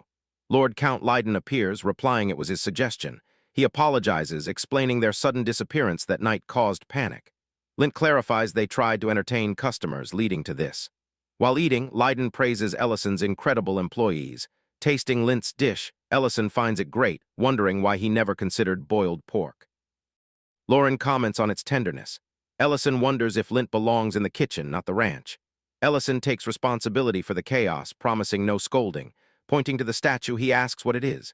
Lidon, admiring it, explains it honors Ellison's achievements, to be maintained by the Count's castle. Awkwardly, Ellison says that's not his concern, asking about these achievements. Lidon explains that during the Dragon War, he heard of a legendary soldier ignoring orders. He helped people known as the best mage, but the worst soldier. Lidon reveals that soldier's name, Ellison. Stunned, Ellison listens as Lidon explains he saved the city of Greek. Embarrassed, Ellison admits he didn't expect Lidon to recognize him. Lidon insists Ellison saved the city, his family, and himself. Smiling, Ellison denies, understanding the Count's intention. The next moment, he destroys the statue with his magic. He declared his restaurant shouldn't be judged by decor. Lidon, worried, admitted the statue was excessive, promising to manage Ellison's healing dish rumors. Elsewhere, 2 girls in a school corridor bumped into our royal mage, Madrin. Dropping their books, they apologized. Madrin levitated the books with magic, assuring them it was fine, wishing them luck with studies, and warning careful magic. Embarrassed, one girl thanked her, impressed by her swift magic. Madrina overhears them dismissing rumors of her kidnapping, distressing her. Back in her room, she notices someone inside. Terrified, she assumes it's Lauren, but entering, finds Prince Leon. Startled, she pleads not to be dragged around, mentioning the rumors. Confused, Leon assures her he's not spreading rumors and asks about Dedrin. Hearing of rising crime and dead dispatch teams, he states they need someone capable. They know who can handle this perfectly, identity concealed. At the restaurant, Ellison serves customers. One remarks on finally enjoying a delicious meal. In the kitchen, Ellison smiles, preparing dishes. He announces the Uber rice bowl is ready, asking Lauren to serve it. Once served, Serena, surprised, asks, "Where's all the meat?" Chewing, Lauren deflects, "This is how it's served." Enraged, Serena asks who she's trying to fool. Lauren responds she should just eat what's given her. Miss Berna is also there, tasting the food. She loves his restaurant. She asks if Dion comes here frequently alone. Ellison responds he's practically a regular. Awkwardly, she admits she was against putting a statue in the restaurant. Ellison tells her she needn't say that every visit the Lord explained everything. Then she asks about dessert. Next moment. Two mysterious figures entered asking about the menu. Madrine the woman requested 2 portions. He sighed, agreed, and asked her to wait. Soon he served them, announcing, 2 plates of fried rice with yuba are ready. The man tasted it, surprised by the flavor. Madrine agreed. It's so good. Ellison asked if he was surprised, given his usual demeanor. The man is shocked. Ellison recognized him, knows he's Leon. Madrina, astonished, remarks, Ellison's eyes are sharp as expected. Ellison asks, how was that perfect? Leon replies, the lady didn't seem to notice. Ellison asks, why the disguise, what happened? The prince responds, first, the delicious food. Second, showing a vial, do you know what this is? Surprised, Ellison asks, what is that? Leon reveals it's a deadly brain-destroying poison, the same one that left Count Lidden bedridden for years. Ellison is paralyzed. Leon adds this poison is slowly spreading across Dedran City. The Count's recovery was a miracle, but not everyone will be so lucky. Finding evidence is difficult. It leaves no trace. Before he could finish, 2 thieves burst in, ordering everyone not to move, demanding all food and money. Berna is terrified by the thieves. One threatens, obey and hand everything over or die. Lurin and Serena stop bickering, glaring at the thieves, warning them not to ruin their mood. Madrina, radiating a powerful aura, stares them down. Outside, a thief groans in pain. Madryn notes they're from Dedran City. Sitting on one, stepping on another's head, she warns them, don't make any moves.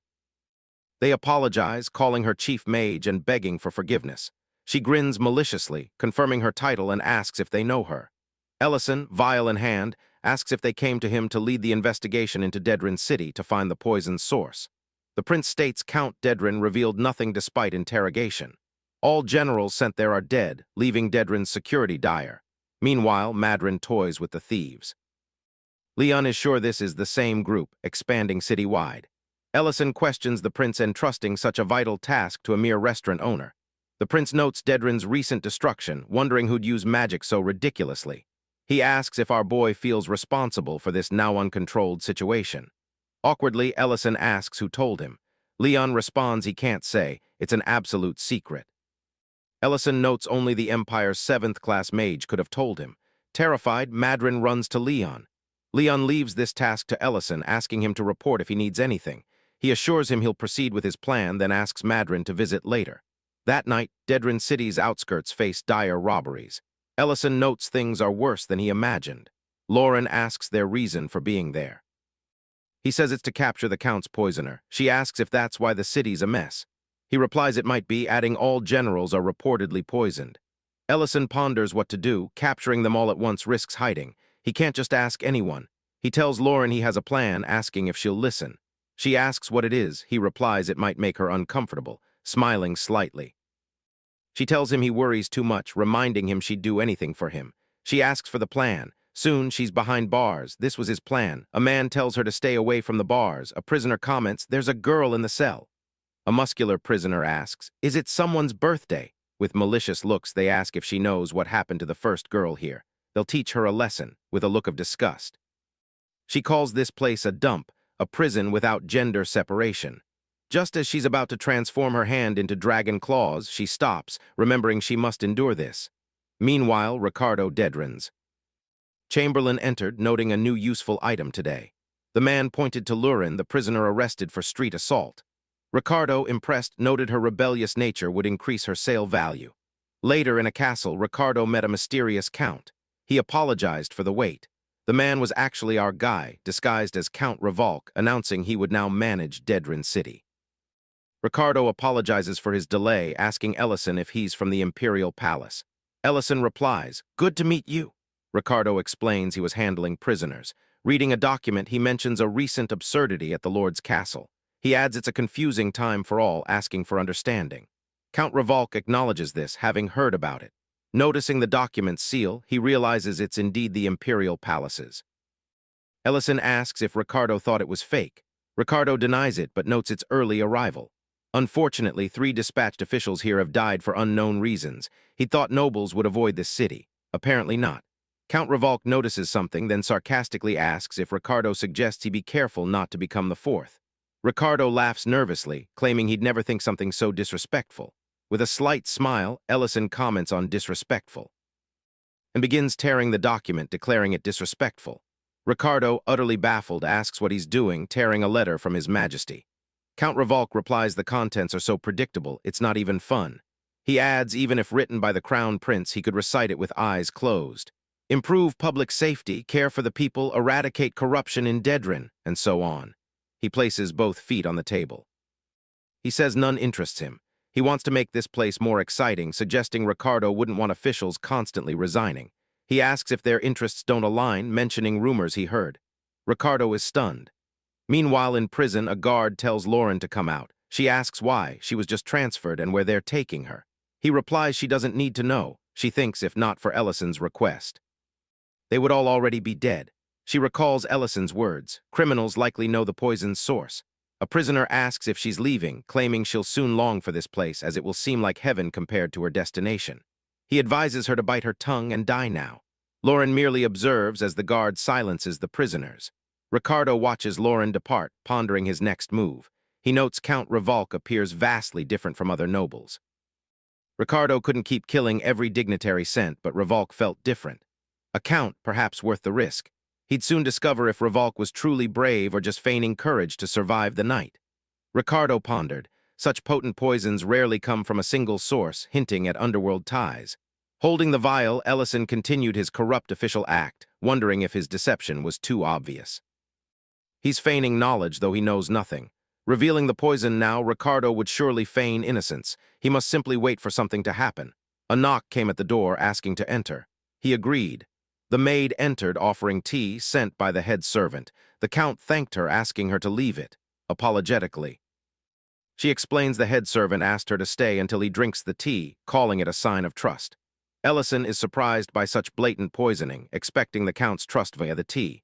Refusing as count means the head won't reveal true intentions. If poisoned, he'll drop the act and use it to threaten the head. Otherwise, he'll continue as Count Revolk. He drinks it all in one gulp. He'd deal with whatever came. Suddenly, he noted the tea's excellent high-quality taste. The maid smiled. "I knew you'd like it." No poison, had he passed the test. As she left, the maid added one more thing. A slave woman appeared as the door opened. She explained the head servant sent this gift, a sign of sincerity for passing the trust test. Ellison was astonished. He realizes this is far more complicated than anticipated. Slaves, he never expected that. The maid hopes he'll enjoy them. He notices something strange about her, disoriented, almost hypnotized. He asks if she can hear him. Suddenly, she moves with incredible speed, knocking him down. Meanwhile, on Dedrin's outskirts, amidst sinister faces, a mysterious man struggles to understand the robbers' duo. They claim. They break into an empty house. A girl appears, fighting them, asking about their faces. One tied man notes her strength.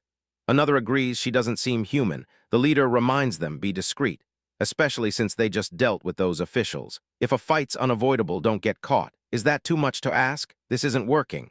Vernetto take them to the cultivation room. The two men, terrified, begged for forgiveness. One promised to live discreetly, pleading for a last chance. The mysterious man wondered why they kept asking for a last chance. He is Master Reiden, Dedrin City's manager and a human trafficker. He stated their survival was already their last chance. Vernetto mentioned Ricardo requested another slave. With a sinister expression, Reiden commented Ricardo never tires of it. Dedrin should keep his distance. Attracting the Imperial Palace's attention is more dangerous. He doesn't want to kill that man. He asks Vernetto if Ricardo was sending a prisoner. Vernetto confirms assault. One man wonders if it's the same person who beat his men. She's in the selection room. Meanwhile, Lauren stands in a slave line. A man with glasses organizes them, 3 for cultivation, 2 for nobles. 5 for the black market auction. As he calls the next, she's surprised. Even without fully grasping human customs, she knows slavery is illegal empire-wide. Such a large-scale operation inside a cell. She can't be sure they made the poison. But Ellison needs to know. Knowing his room's coordinates, she opens a small portal. "Ellison, can you hear me? This is way bigger than we imagined." But she notices something strange. Ellison is in his room with a tied-up woman. He quickly responds, "It's not what you think." Lauren, confused, asks what's going on. Then the tied woman pleads for orders from her master. This makes Ellison nervous, trying to explain it's a misunderstanding. Emanating her dragon aura, Lurin demands an explanation. Ellison insists it's a misunderstanding, pointing to the slave's strange condition. He insists he never summoned her. Lurin, growing angrier, orders an investigation into the cultivation room location. They'll discuss this later, he should prepare. Meanwhile, a man notices Lurin's strange activity, asking what she's doing. She replies she isn't doing anything, but the handcuffs are broken. A new pair is needed. He asks how they broke. Lurin replies they must be defective. Elsewhere, a man asks Lidon if they should interrogate someone, but Lidon refuses. He instructs the handlers not to provoke the individual, as that thing is not human. The master comments he doesn't know its purpose, but without careful handling, things could fall apart. He orders the place cleaned up, mentioning he must go meet the creature. The next morning, Ricardo meets Count Revolk, asking how his sincerity was received. Ellison responds it was quite satisfying, though he felt tested and slightly annoyed. He put it behind him. He privately felt Ricardo caused his misunderstanding. Ricardo apologized for the tea incident, explaining quick handshakes could be risky. Ellison brushed it off, saying he'd forgot. The slave lay unconscious. Ellison told Ricardo he'd keep her a few more days. Ricardo agreed. Our dude then noted this wasn't his first slave, but she was different. Her condition seemed unusual.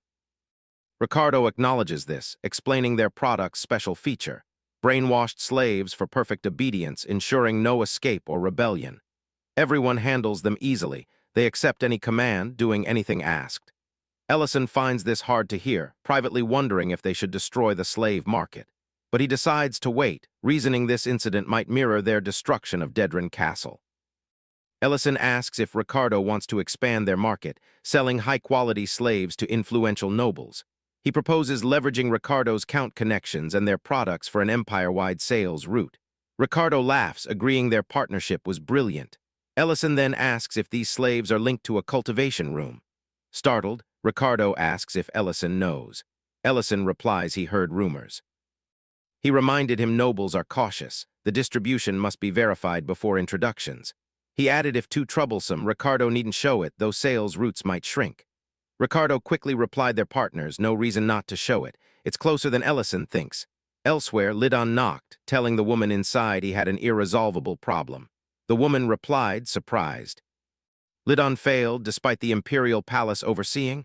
That's unexpected. He claims an anomaly among the slaves, suspecting Lauren's energy is draconic like yours. Sydney, the red dragon, wonders if the black dragons caught wind. More reports of them digging around lately. She also recalls the new overseer, a young man, Count Revolk. Lidon confirms the dragon slave is a small, black-haired woman. Sydney immediately recognizes Lurin. Sydney orders cultivation and sorting rooms cleared. In the cultivation room, Ricardo introduces Ellison to Dedran's pride. He explains they cultivate herbs and mushrooms, combining them to create drugs and loyal slaves. Ellison is impressed by the magical lights, wondering how it was built beneath the mansion. The workers look unwell due to the many sick plants. Ricardo suggests they shouldn't stay. Ellison asks if these ingredients can make a traceless poison. Ricardo asks if Ellison is interested in their other products, revealing he was about to show him. Just then, Lidon arrives, sent by Sydney to observe. Lidon is furious Ricardo showed all this to a new overseer. Ricardo apologizes. Lyodin warns Ellison. To join them, everything must be cleaned up. Ellison assures Lyodin his suspicions were correct. The Count's game is finished. Meanwhile, Lurin in prison hears noises outside. She wonders if she overheard talk of a shutdown linked to Ellison. Just then, Sydney appears, remarking on the jackpot, a dragon slave. Looking at Lurin, she adds, "Never expected to find another of my kind here." Lurin asks Sydney's identity. Sydney retorts, "You don't know me, but I know you very well. I also know your mother." Shocked, Lurin demands, "How do you know her name?" Sydney smirks. "Her dying moments, I remember them clearly. Want to hear?" Enraged, Lurin attacks Sydney with all her strength. "I'll tear you apart, but spare your mouth. Let's see if you can still speak." Sydney grins, says she's seen it. Her mouth works fine. Taunting Lurin about her mother, Lurin attacks again, desperate to shut her up. Everyone present panics, shouting, "Run! A dragon!" She questions their outrage. Sydney transforms into a huge red dragon, taunting Lurin, "Too rebellious to be a slave." She questions Lurin's actions. Instead of stabbing aimlessly, she could have just played house with Ellison. It's like a bug in a restaurant, you have to catch it. Why didn't Lurin just keep living that way? Meanwhile, fire erupts in the cultivation room. A man shouts to put it out. Lidon dismisses it, telling everyone to leave. Argyle vows to save the evidence from burning. Lidon scoffs, "You're no imperial official, Argyle, just a magician." This explains his uniqueness. Ellison retorts Lidon is in no position to judge, noting his formidable swordsmanship and barrier. He observes a peculiarity in his enemy's footwork, recognizing the First Knight's Order's style. Curious, our protagonist asks if he's from the Imperial Palace. His enemy admits growing more interested, yet finds him too dangerous. Lidon attacks, but our hero defends with magic. Binding magic is easily evaded once its energy flow is understood. Argyle scoffs, "Even a chicken knows such techniques." Lidon counters, "Large-scale attack magic requires a strong fire source." Ellison adds his situation is different. Enchantment magic weakens over larger areas. Lidon agrees, especially when force is focused on one point. Argyle agrees theoretically, then asks, "Lidon, do you know how to kill a magician?" Lidon wonders if the barrier is still intact. Our guy launches a strong attack. Our boy acknowledges his strength, noting his quick recovery and toughness. Seeing Lidon's torn clothes and state, he demands his identity. At Ellison's restaurant, Dariant arrives as ordered, stating their cover seems blown. Leon, Miss Berna, and Madrin are having lunch when Leon notices the Crown Prince's unexpected presence. Leon noted they'd be found in days. He reassured the woman he wouldn't arrest her, acknowledging her innocence regarding the Count.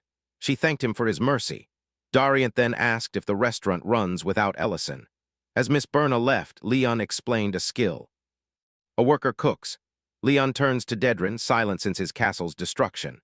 Leon asks a bold question, Ellison versus the two of them. Who wins? Madrin and Dariant are shocked, but Leon insists. He reluctantly admits, even with help, Ellison is unbeatable, a monster beyond comprehension. He mentions another of similar caliber, someone he served directly in the infantry. This individual. Commander Adrian Pierce refined the First Knight's Order's swordsmanship, the strongest swordsman he'd ever seen. He admitted this kept him stuck as vice commander. Leon pressed for someone currently alive. He wasn't there then, but recalled Adrian's mysterious disappearance during the war, defending the Imperial Palace. Back at the fight, Leiden persistently asked Ellison's name. Upon learning it, he called him a deserter. Argyle intends to grill him in prison. Leiden dismisses this, saying he serves another, promising to meet again. Before leaving, Leiden shoots the ceiling, knowing our hero must protect slaves and evidence. Leiden regrets his past lacked someone like him. Meanwhile, Sydney and Lurin's fight wreaks havoc. Sydney boasts about her verbal skills, while Lurin demands to know about her mother. Sydney reveals Lurin's mother created ancient Mabel, was imprisoned, and died miserably unhelped. She adds some secrets just can't be hidden. Lurin, furious, threatens to kill anyone knowing the secret if it leaks. People soon calm as the collapse stops, thanking Ellison for saving them. Our guy says no worries, advising care for the fallen. Ricardo is among them. People abuse his corpse, stepping on him, accusing him of past wrongs. One urges the crowd to calm, reminding them they face their savior. Our guy sarcastically asks if he should step on Ricardo too. Meanwhile, a castle maid wonders what happened in the mansion basement, suspecting Ricardo's presence. A fully covered man appears. She asks his identity. He explains he heard there was a patient. The maid, surprised, apologizes. She explained no visitors were expected, asking him to leave. Her eyes closed mid-sentence. She fell asleep. Unfazed, the man stated he wasn't a guest. He opened a door to a sleeping slave, wondering if she was his target. Elsewhere, Lurin broke into the prison. He told the slaves guards were gone, they were free. Yet they showed no reaction, remaining standing. Frustrated. Lurin urged escape, but they stayed silent. She muttered, "At this rate, freeing you will take forever." Then our guy called her. He remarked, "Covert mission, look at this mess." Lurin defended, "A dragon discovered me." He noticed the injured red dragon. "This one?" he asked. Lurin confirmed, yes, had to silence it. It wouldn't stop babbling. She reveals the dragon knew her mother created and absorbed the ancient Mabel. Our guy, scratching his head, admits this complicates things. He's where the poison is made, suggesting they call it a day. Lurin asks about the prisoner's lack of reaction. Our guy explains the slaves, brainwashed, only respond to their recognized master. He's called someone, the gold dragon Eromantium. He arrives, declaring this his last help. Eromantium heals the slaves, breaking their brainwashing. Freed, the slaves express joy and disbelief. They embrace and celebrate. Argyle orders them to line up for food. Lurin asks what the food is. Argyle replies, instant noodles from another world, the best meal when hungry. He pours water into the packs, instructing them to wait 3 minutes. The slaves thank him, savoring the warm, delicious noodles and broth. They eagerly ask for more, and Lurin requests a bowl. Argy assures her he's prepared some for her.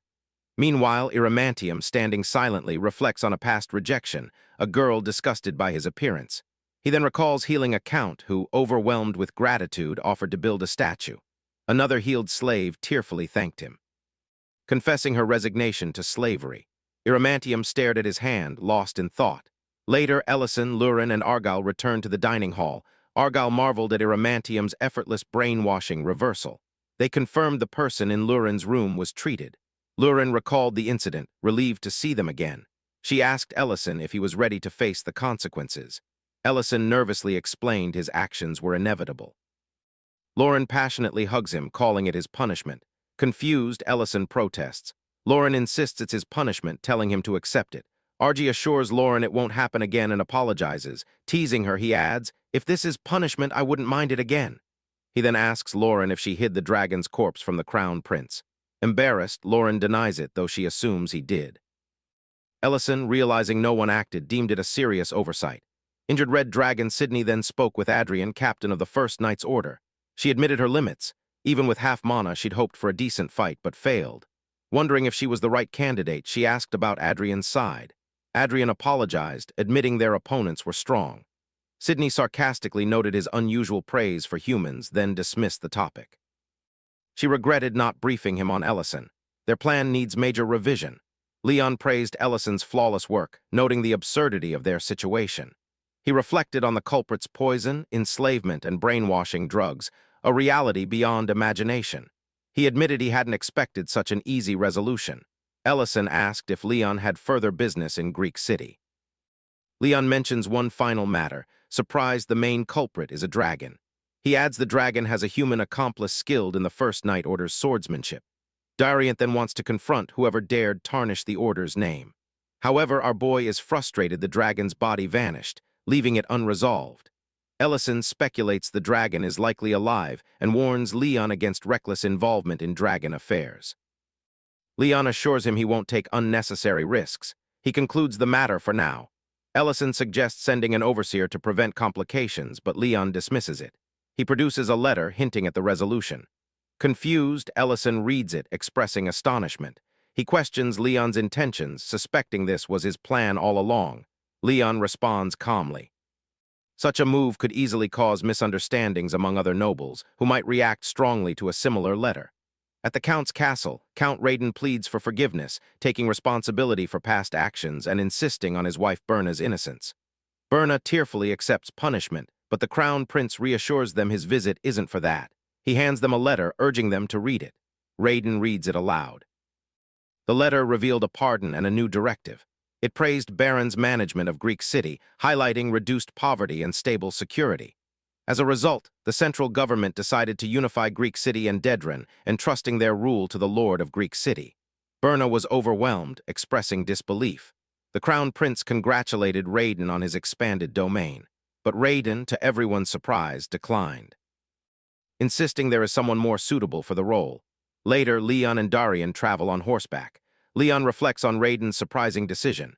His knight notes that, despite the unexpected turn, Leon received a fitting proposal. At the Count's castle, Raiden summons Dion, inviting him to sit, offering dessert. Raiden reassures Baron about his improving health, discussing healer Alina's contributions. He congratulated his father on Dedran and Greek City's unification, highlighting the new responsibilities. He then asked Dion's age, suggesting it was time for marriage to secure an heir. Dion, startled, questioned the topic's suddenness. Raiden revealed he'd already informed the palace about transferring Dedran's management to Dion. He recalled Dion's thoughtful concerns for the people during visits, proving his leadership capability. He declared Dion the legitimate lord of Dedran, confident in his governance. The young count, overwhelmed, vowed to ensure Dedran's prosperity. That night, Dion arrived in Dedran, dismayed by its deplorable state. His subordinate reported grimly, despite dismantling the largest criminal organization, smaller groups now vie for power and the military neglects patrols. Determined to see the situation firsthand, Diane entered a military facility, speechless at the sight of soldiers gambling, drinking, and unconscious on the floor, unsure how to address the chaos. At Ellison's, Lint sought feedback on her dish. Ellison praised the effort but noted improvements. Lurin, overhearing, insisted she could cook as well, sparking a playful argument. Meanwhile, Rain and Creston discussed Diane's recent departure to Dedrin. Rain worried about the challenges given Dedrin's state. Creston acknowledged Dion's fame but agreed the situation was daunting. Their talk cut short as Dion suddenly appeared, sweating, asking for a hamburger. His disheveled state shocked everyone. Lauren jokingly called him a corpse.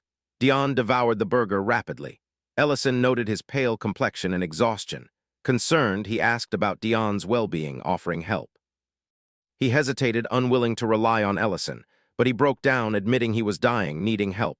Ellison asked Deanne if it was truly that bad, if it felt like dying. Startled by his slip, Deanne quickly covered up. "Just a joke, I'm fine." He handed Ellison a coin, excused himself, said he was busy, then abruptly left. The group was confused by his strange behavior. Ellison turns to Lurin, asking if she still has what they made earlier. Lurin recalls making it but never using it, likely in the third-floor attic. Meanwhile, Dion sits, reflecting. He scolds himself for habitually relying on his master again, telling himself to get a grip. He struggles, realizing a few measures won't improve the territory. Clear priorities are needed. He identifies official corruption and territorial security as key issues impacting people's lives. He understands these problems are interconnected, with corrupt officials fostering rising criminal organizations through bribes. He also analyzes the army's deteriorated state, lamenting the lack of effective enforcers to tackle criminals. He briefly considers Ellison, then quickly reprimands himself for depending too much on him, determined to take action. He summons department heads to address issues. Elsewhere, soldiers are in poor condition, with aching legs and upset stomachs from overdrinking.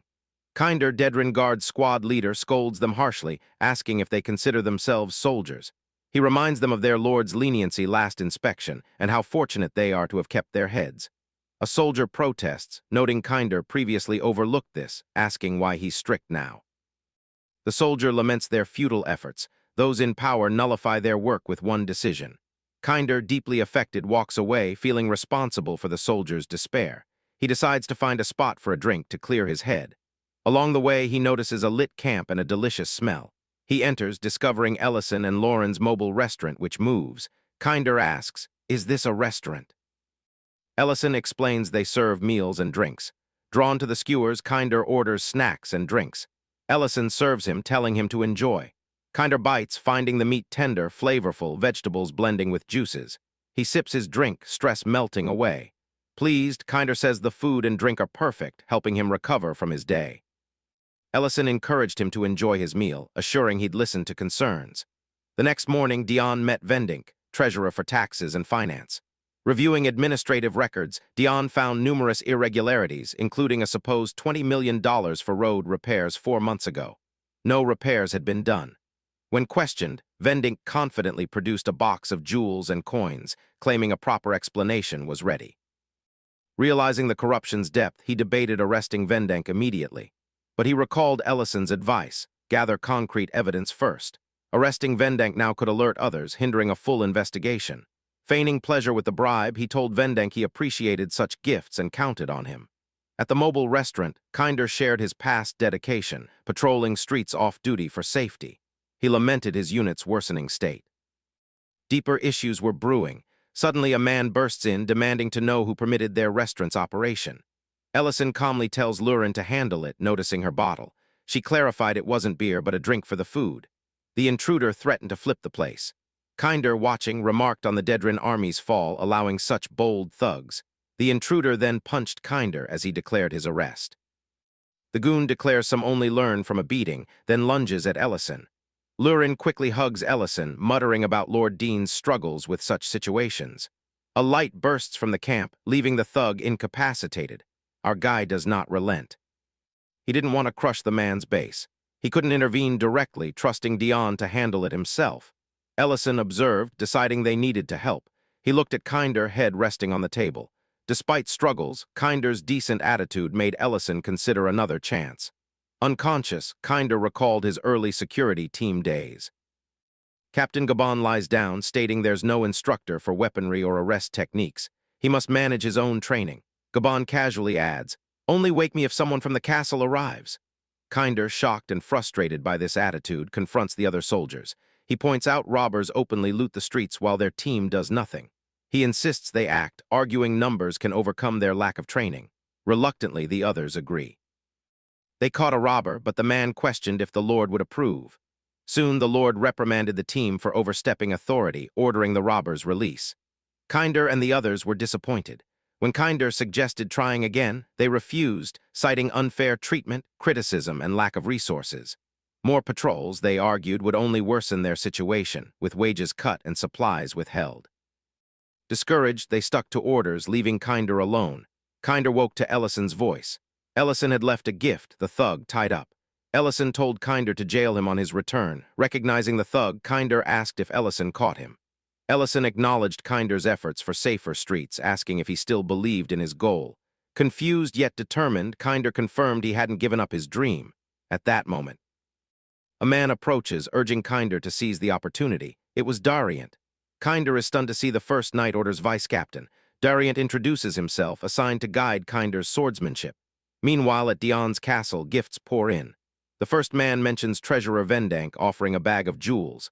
Another brings a large box, urging Dion to accept. More people follow, each with larger gifts, claiming theirs were superior. With growing wealth, his subordinate seemed uneasy. He reassures him, but silently reflects that arresting corrupt officials will trigger major backlash. A short-haired woman with glasses introduces herself as Mohan, managing land. When Diane asks for a gift, Mohan apologizes, admitting she lacks wealth or resources, regretting her inability to present one. Surprised, Diane approves her.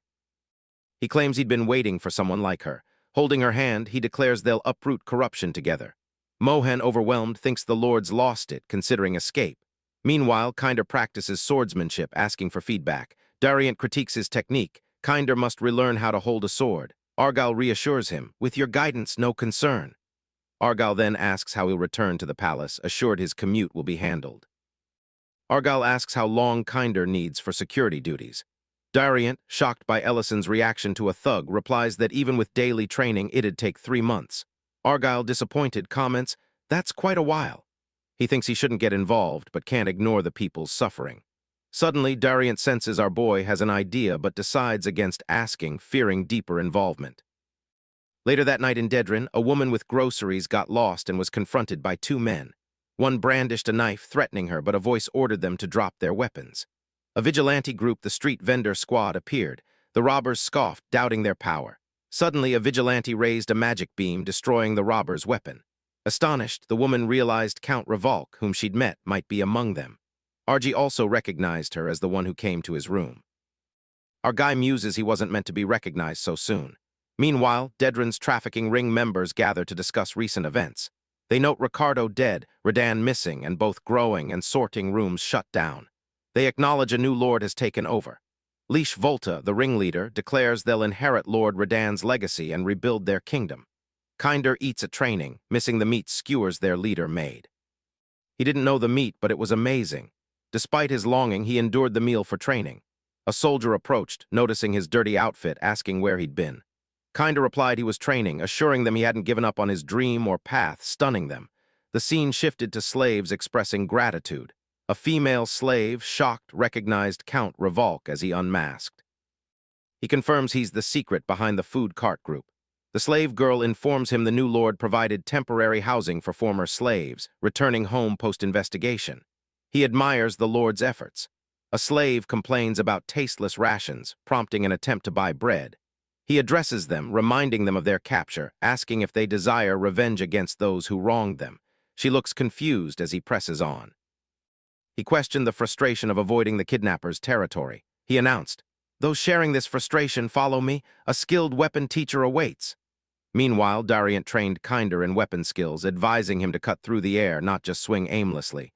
He explained the First Night Order's skill, precise blade control, not just arm speed. A poorly used sword is merely a club.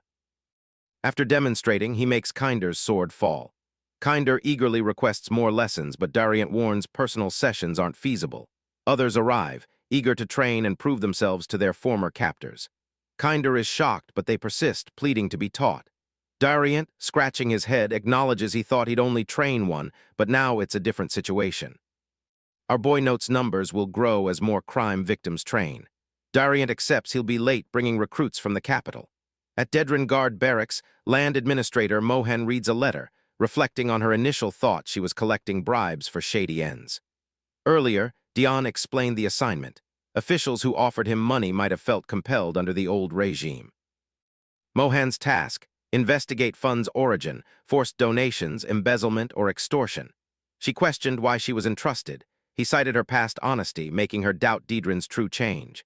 As Mohan left, she overheard Gabon ordering guards to pull workers from sorting and cultivation rooms, then instructing a subordinate to send a reward. Mohan grew suspicious of these rooms. Meanwhile, in the sorting room, soldiers note its disrepair, praising Gabon's success. They prepare to rebuild, believing its restoration marks Dedran's return to glory. At his castle, Dion reflects on progress identifying bribe sources. He notes months to conclude. The military remains a challenge. He plans swift, discreet action to avoid alerting corrupt officials. Suddenly, a magic circle appears and Ellison arrives. Confused, Diane questioned Ellison's presence, but Ellison directed him to follow. He was led to the training grounds, observing slaves and guards practicing weapons. Ellison explained everyone was training willingly. As Dariant corrected Kinder's technique, our boy noted the increased training effort, emphasizing Dedran's collective desire for change. Moved, Diane realized he wasn't alone and felt hopeful for Dedran's future. 3 months later, Vernetto's subordinate reported the sorting and cultivation rooms were restored. Frustrated by losses from civilian exploitation restrictions, Vernetto was ready to strike. He ordered his men to storm every facility, seize control, and inform Meccan and Volta. Outside, Lord Diane's massive army of guards and slaves confronted Vernetto. Diane demanded peaceful surrender, promising a fair trial under law, warning resistance meant harsh judgment. Vernetto dismisses the military as untrained scarecrows, despite his subordinates' fear. Kinder steps forward, ordering criminals to reveal themselves. A woman shouts for the kidnappers to come out, shocking Vernetto with their defiance. Meanwhile, Mohan orders soldiers to arrest corrupt officials and detain all who offered bribes. The arrested protest, questioning what's happening and who authorized this, calling them lunatics. Gabon, sword drawn, confronts them. "Treason, I am your leader."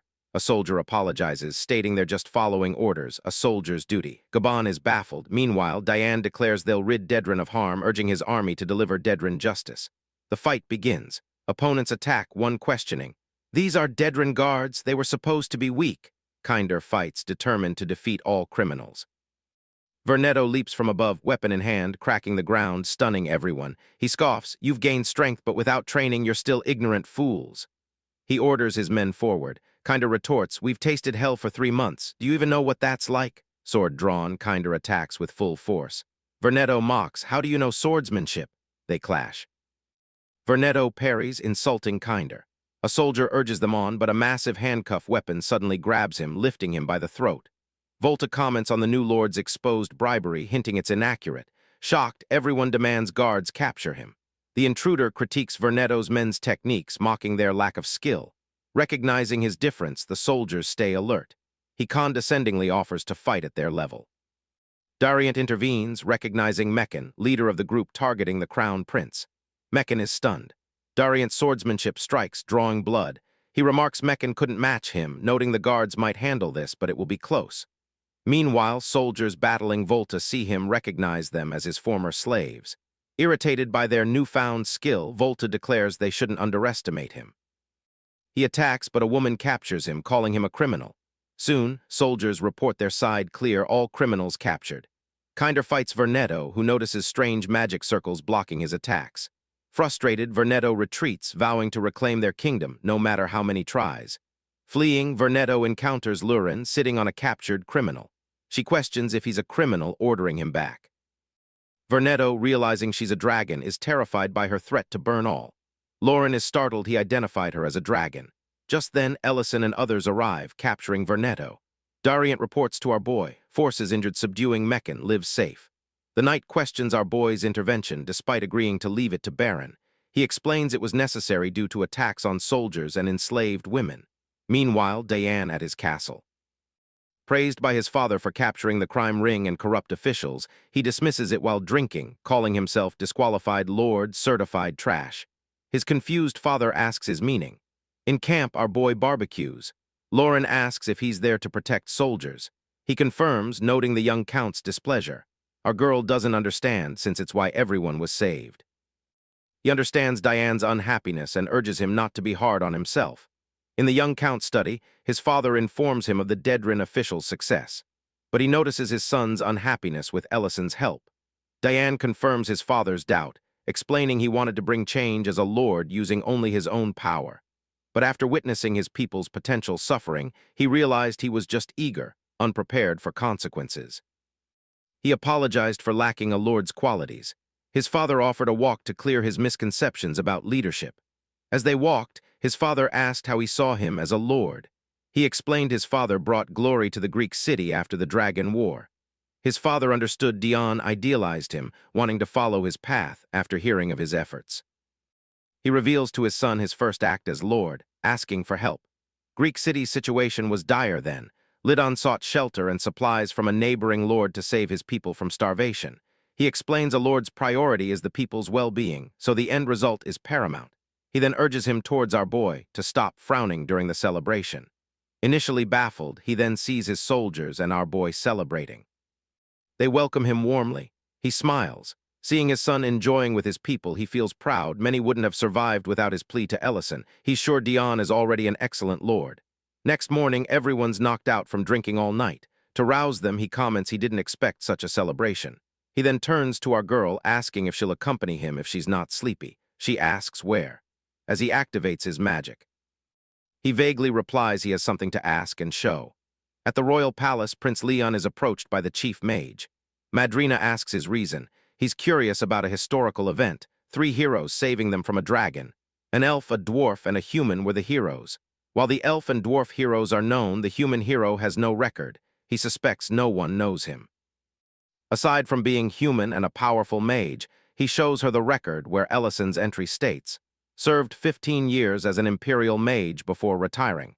He suspects his chief mage knew him. He's sure she lied about their first meeting. She replies, "It's not what you imagined." Our boy and girl appear before the Ruburn Emperor. They greet each other. The Emperor asks his reason for being there and about visiting the Magic Academy. He replies, no reason, people would grind their teeth seeing him. Our boy was the Academy's worst troublemaker. The scene shifts to his Academy days. They are all congratulated for entering the Academy and being chosen. Now it's their responsibility to hone skills and advance magic with the Academy's help, for the Empire's sake. However, our boy seems to be failing every class. The principal is frustrated he isn't graduating. He babbles about taking small steps toward success, further frustrating the principal, who kicks him out. Then he meets his Academy fellows, who tells him he's a distant senior. He jokes he joined young, so he doesn't mind. As they proceed, young Madrin, then a junior, watches him with hateful eyes. Later, at the Imperial Magic Academy's training ground, the principal demonstrates advanced freezing magic. After explaining its principles, he asks them to practice. Our boy replies he can't. The principal then demonstrates basic magic, asking him to perform. He helplessly admits he can't. The principal points out even juniors can do it, but he counters that today's juniors are exceptionally talented, unlike his time. This infuriates the principal. Meanwhile, our boy plans to maintain his facade until the war ends, ensuring he stays in the academy. Madrine, however, proves an exceptional junior student with rare magical talent. The teacher hopes Ellison learns from Madrine. He was exceptional with magic upon entering the academy. Madrina, meanwhile, scoffs at him. Back in the present, Leon, hearing this story, is baffled our boy couldn't perform magic. She reveals he can only cast one spell. Leon wonders why he's kept there if he can't progress. It's wartime, they can't afford leniency. Those who fail to keep up are transferred to frontline jobs. Madrina replied that his single spell was truly exceptional. In the past, everyone was inspired by Madrine's exceptional talent and skill. Teachers and students admired her equally. Pompous, she believed herself the ultimate genius, unmatched in magic. She was confident she'd soon surpass all magicians, but her daydream shattered as she saw Ellison perform fireball magic. Her baffled look. Ellison's peers explain he only summons fireballs, but he's exceptional. That's why the professor held him back. Witnessing the destruction from his single spell devastates her. She sees herself as the Academy's future.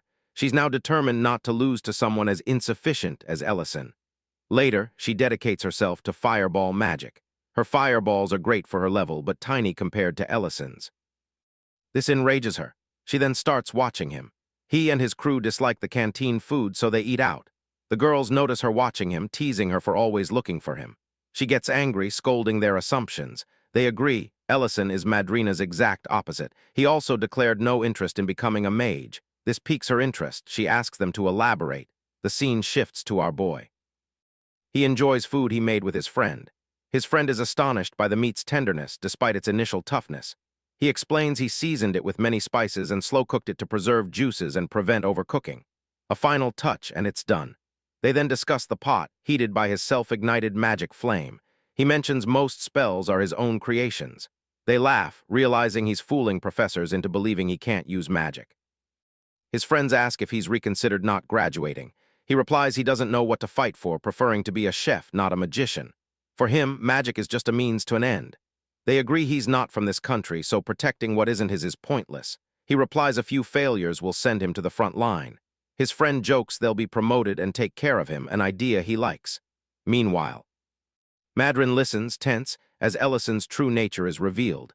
On graduation day, his classmates graduate, receiving emblems signifying academy completion. Ellison watches nearby, observing the cheering graduates.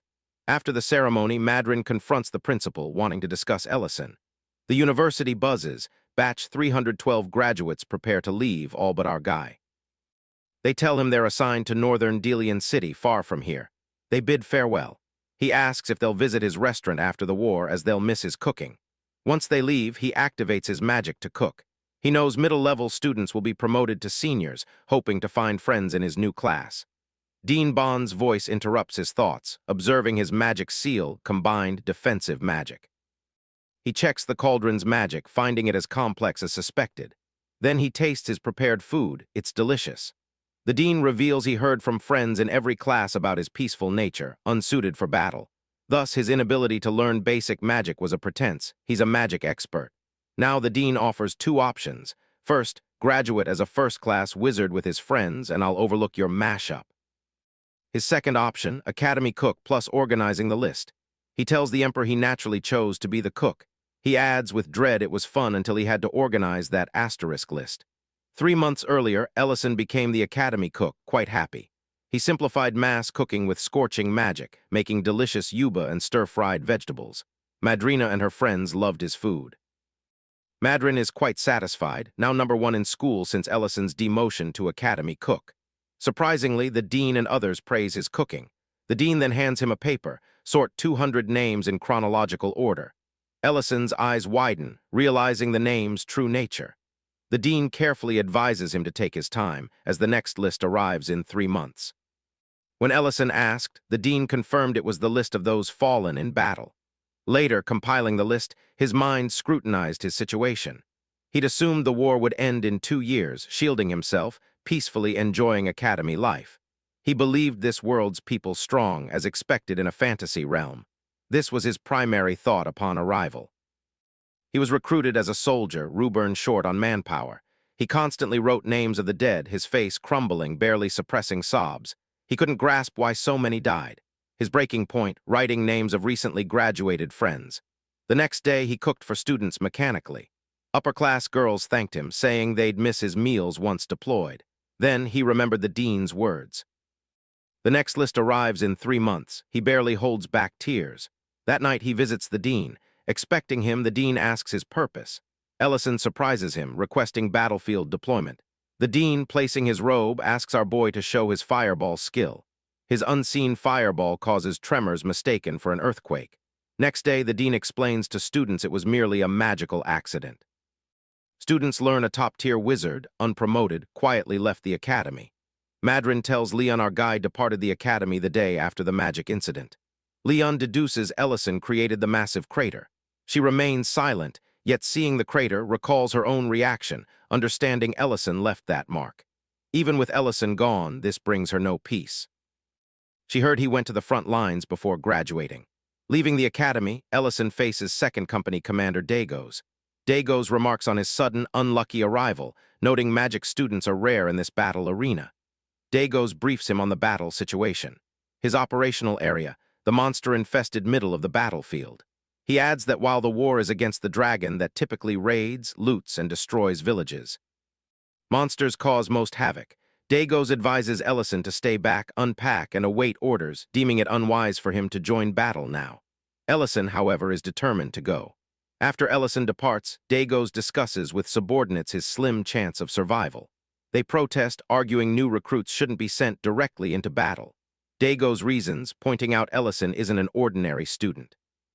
His uniform's first-class emblem was clear. A soldier interrupted their discussion, urging them to the battlefield. Outside, they witnessed a massive, shocking clearing. Dagos found an injured Ellison, who requested immediate transfer to the next operational area to prevent further losses. In the present, the Emperor asked Ellison if he resented Bond. Ellison replied he had no reason to. Bond simply awakened him to his reality with that list. He heard Bond was sent to the battlefield, fought dragons, and died. Ellison admits he only resents himself and the enemies who created the list of fallen soldiers. The Emperor surely knows the rest, which he confirms. Ellison regrets that, given another chance, he would have handled things differently instead of just abandoning the battlefield. Meanwhile, the Crown Prince's shocked Ellison deserted. Madrini sadly acknowledges Ellison betrayed his beliefs. Reflecting, she laments their actions put their necks on the line.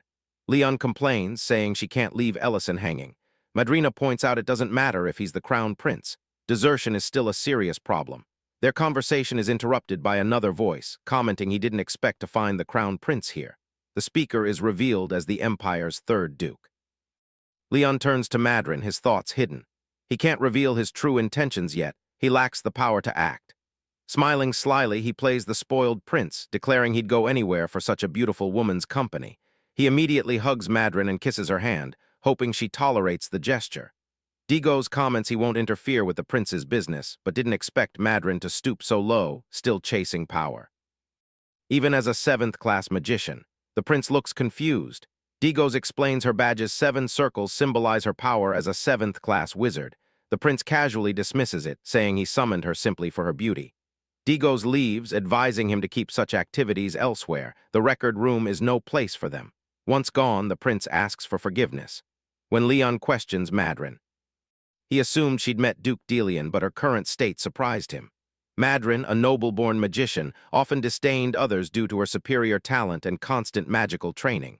Her 7th-rank status had always warded off suitors. This was her first time feeling such proximity to a man. Leon, however, didn't grasp her nervousness. Before he could ask what was wrong, Madrina collapses. Ellison carries the sleeping dragon girl, letting her rest while he delivers messages. Soon, he finds Leon in the same predicament, Madrina on his shoulder. They accuse each other of being involved with the girl on their shoulder. Later, in Leon's study, Ellison reveals his business with the Emperor. He acknowledges Leon as Crown Prince would eventually know. He then prepares to depart. He cautioned that being seen together would be problematic, but Leon stopped him, revealing Madrini had shared his past. Though not the full story, Leon had pieced together Ellison's history. Returning from abroad, he'd heard tales of a fearsome hero, the Dragon Slayer. Meeting him, Leon deduced this was Ellison. Leon declares Ellison the legendary 9th-class Archmage, who shattered the human limit of 7th-class magicians. He pleads with Ellison to lend his strength if this is truly his identity. Meanwhile, the Emperor reflects on Ellison's regret about leaving the battlefield, wondering if he'd choose differently given a chance to go back. His thoughts are interrupted by the third Duke, asking if Ellison is in the palace. The Emperor refuses to answer, angering Delian. Instead of voicing his frustration, he steps toward the Emperor, who appears visibly weaker. The Emperor's knight tries to intervene, but the Duke's knight grabs his wrist. Delian reminds the Emperor he no longer has his past glory. Before it escalates, Porgo interrupts, reminding Delian this is the Imperial Palace, and he needs caution, especially if Ellison is present. Delian acknowledges Porgo and decides to leave the matter for now.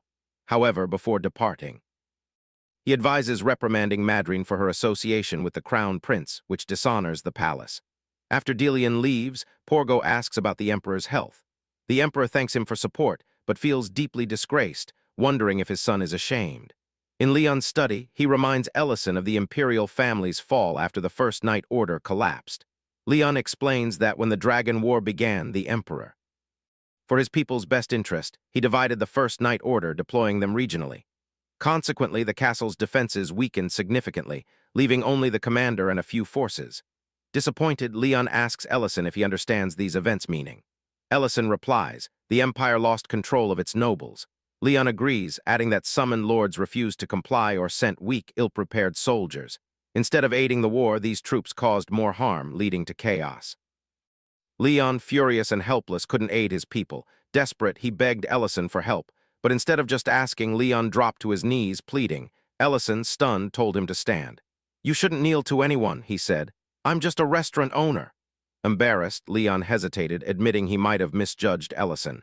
Yet in the next moment, his eyes catch Ellison's badge, a nine-circle symbol, revealing his true identity. Ellison calmly explains he hasn't abandoned his duty, yet he won't destroy any authority figure on Leon's orders, nor take sides in the Imperial Palace's internal politics. He assures Leon that if a true threat to the Ruburn Empire arises, he will act. As Ellison leaves, Leon collapses into his chair. He finally understood the ninth-class Archmage's true nature. He recalled returning from abroad to a war-torn country. Two boys mocked him, the crown prince, for bowing, his arrogance fading. They scorned his reliance on just 3 heroes. He shouted back, they didn't understand those saving their nation. Now he smiles softly, remembering his trust Ellison would return, despite everyone believing him missing. The scene shifts to our girl waking to a terrified Madrin. She tries to explain she did nothing, but Lurin remains angry. Ellison interrupts, remarking disaster would strike if he arrived later. Lurin immediately hugs him, complaining he left her. He then tells her, "Let's head home, my business here is done." Madrin asks why he's here. He replies, "You'll know once Dariant arrives." She warns him of Duke Delian's presence. He reassures her he'll return home at once. He activates his magic, demanding if she revealed his identity to the Crown Prince, and if she failed to keep quiet about the Dedrin Castle incident. Scared, she assures him she didn't reveal everything, acting on Crown Prince's orders. Meanwhile, the Crown Prince silently apologizes to Medrani. Soon after, Porgo sees a very tired Medrani emerging from Leon's chamber. Delian's words might be true. The next day, our boy returns to his restaurant, asking for applause for Lint and Mate, who kept the kitchen running. He praises Mint and Milteen's hard work. Our girl asks about herself, but he ignores her. Lint then reveals he knew Ellison was watching them despite claiming absence, baffling our boy. He announces their reward, a camping trip. Everyone's thrilled. Mate asks if they're going alone. As a Greek city social butterfly, he'll gather people so skillfully no one will discern if it's an outing or a festival. He asks Creston, who declines due to workload but offers camping locations. Meanwhile, at Alina's clinic, Serena sees Alina tending a patient. This irritates Serena. She told Alina she needn't work, offering gold coins. Alina replies gold coins cannot heal. Just then, Ellison appears. Alina's face brightens. Serena dislikes her expression, noting Alina's mixed emotions upon seeing Ellison. Ellison invites her camping, suggesting it'd be good for her to join since she visited his restaurant. She agrees. Serena again studies Alina's face, pondering if it's admiration or love. Then she interrupts, declaring that she, a great dragon, will also join them. He's nervous she invited herself, which annoys her, thinking the invite included her. Later, they reach a beautiful camping spot by a waterfall. Alina asks how he found it. He vaguely replies he's a social butterfly, just heard about it. Mate points out he only got 2 others, making him sad. They place everything on the ground. Lauren asks if they're setting up camp. He announces they'll play Rubaruma Monopoly. Lurin asks if it's in his native language. He confirms everything's written inside, then distributes cards and money. He explains the goal, increase capital. The player with the most money or who bankrupts others after 10 rounds wins.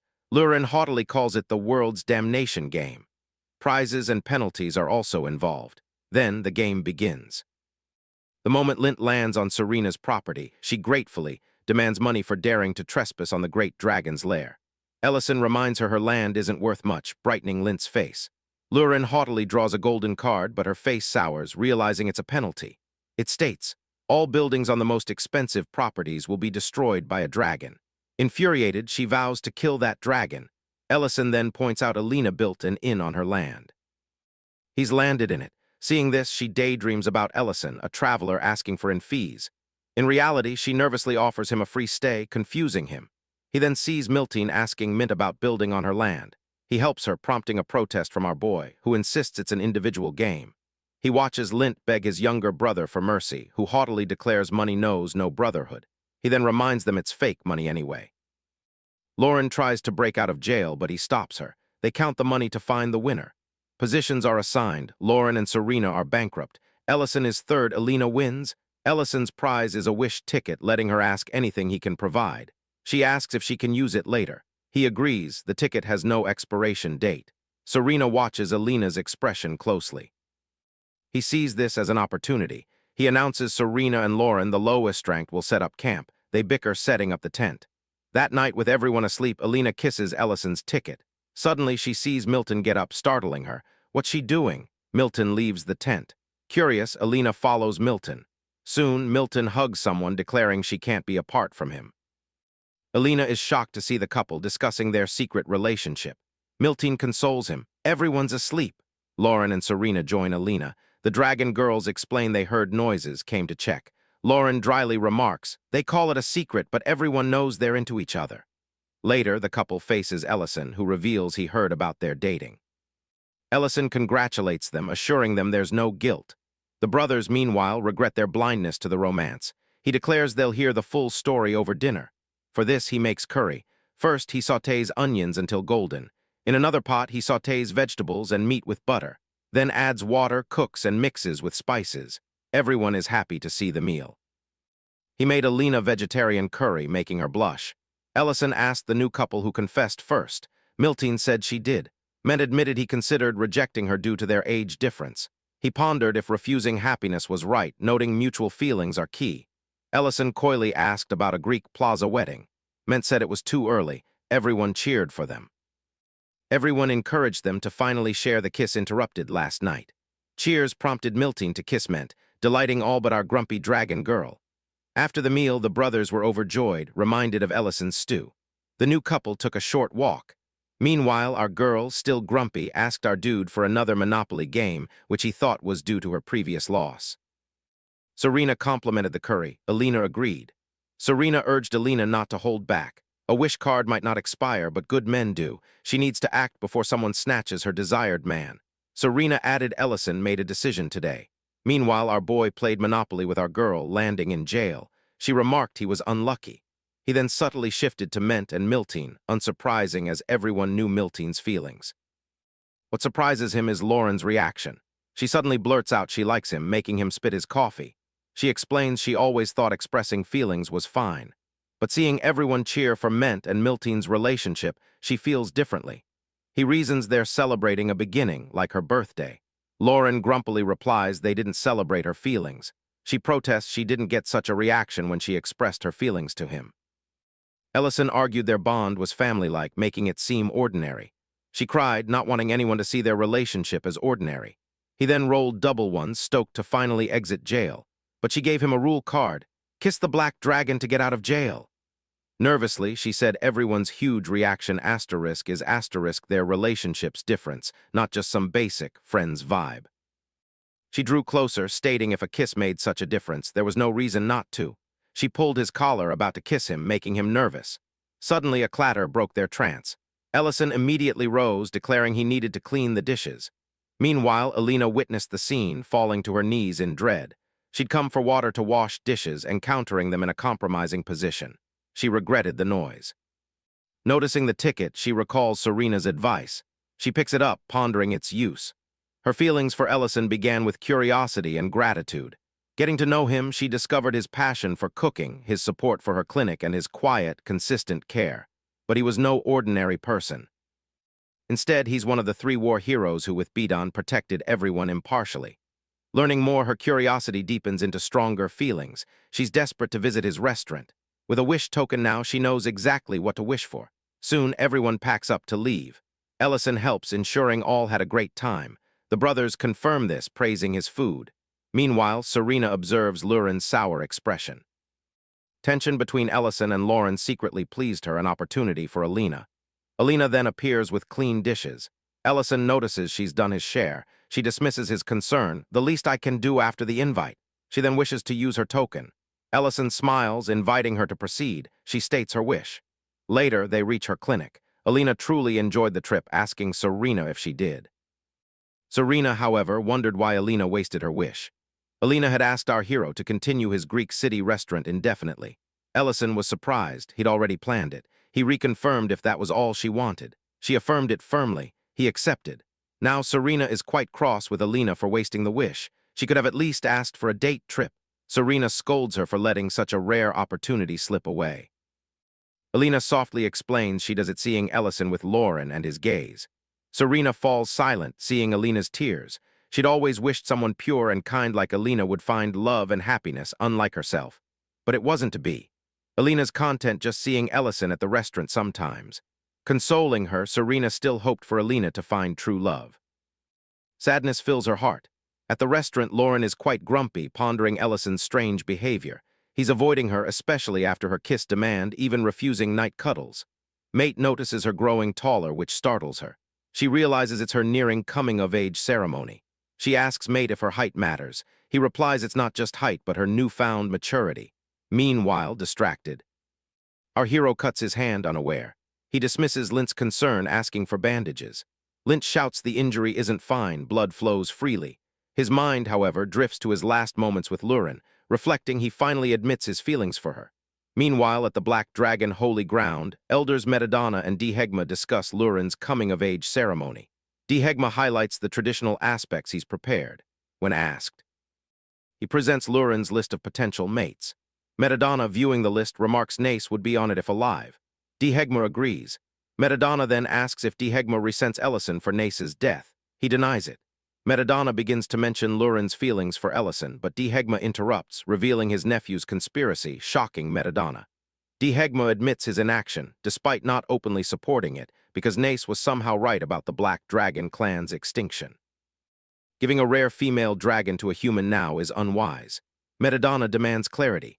Dihegma clarifies he's speaking of preserving the Black Dragon clan, like Metadonna. He points out Metadonna imprisoned his daughter, punishing her for making an ancient Mabel, a clan taboo. He understands Metadonna regrets that decision.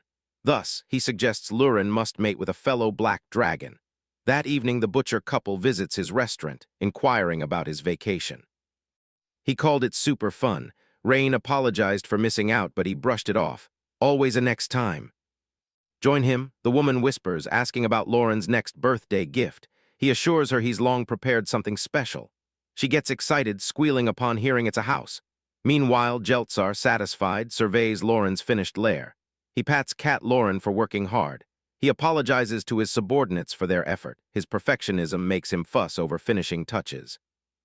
They continue working, happily dismissing his concern. The lair's perfection brings them joy. They call it Jeltsar's masterpiece.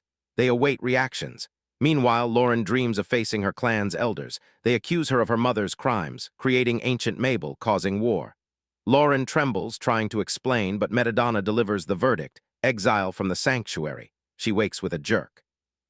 Finding Ellison's bed empty, she searches outside. She finds him with Jeltsar. They notice her. Confused, she wonders what's happening. Ellison coughs, ready to reveal a birthday secret. Now feels like the perfect time. Instead of telling, he shows her the lair to her confusion. He leads her to its entrance. The ceiling's height awes her. Near the entrance, they spot a Cat Lurin's chamber, a guard compound. Jeltsar explains. Then they toured her new home, a wine cellar, pantry, bedroom, and vault. Jeltsar then showed them the central area's large bath. Excited, she asked if it used the underground aquifer. Jeltsar confirmed, recalling her love for hot springs, so he created one for her. Seeing her excitement, Ellison felt grateful. He realized his past avoidance had saddened her. Now she was happy. At her new home, he resolved to settle his feelings. She turned, demanding cocoa and offering a shared bath, clearly flustering him. She entered the water, frustrated by his hesitation. He felt she was moving too fast, but then realized Lauren must find it awkward maintaining distance when they literally sleep and bathe together. Suddenly, a portal opened. To Ellison's bad luck, Metadonna heard his last words. He's furious, accusing Ellison of exploiting his granddaughter.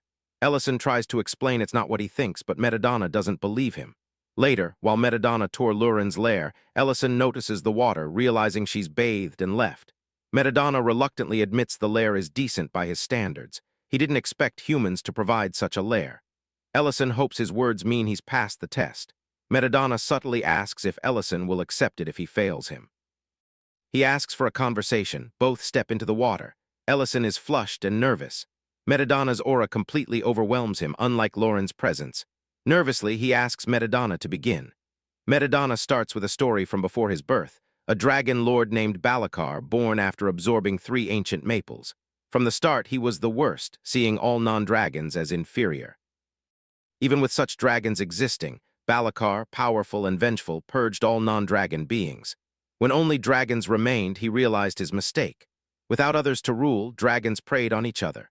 Eventually, powerful dragons, having consumed one or two ancient maples, rose against Balakar and eliminated him.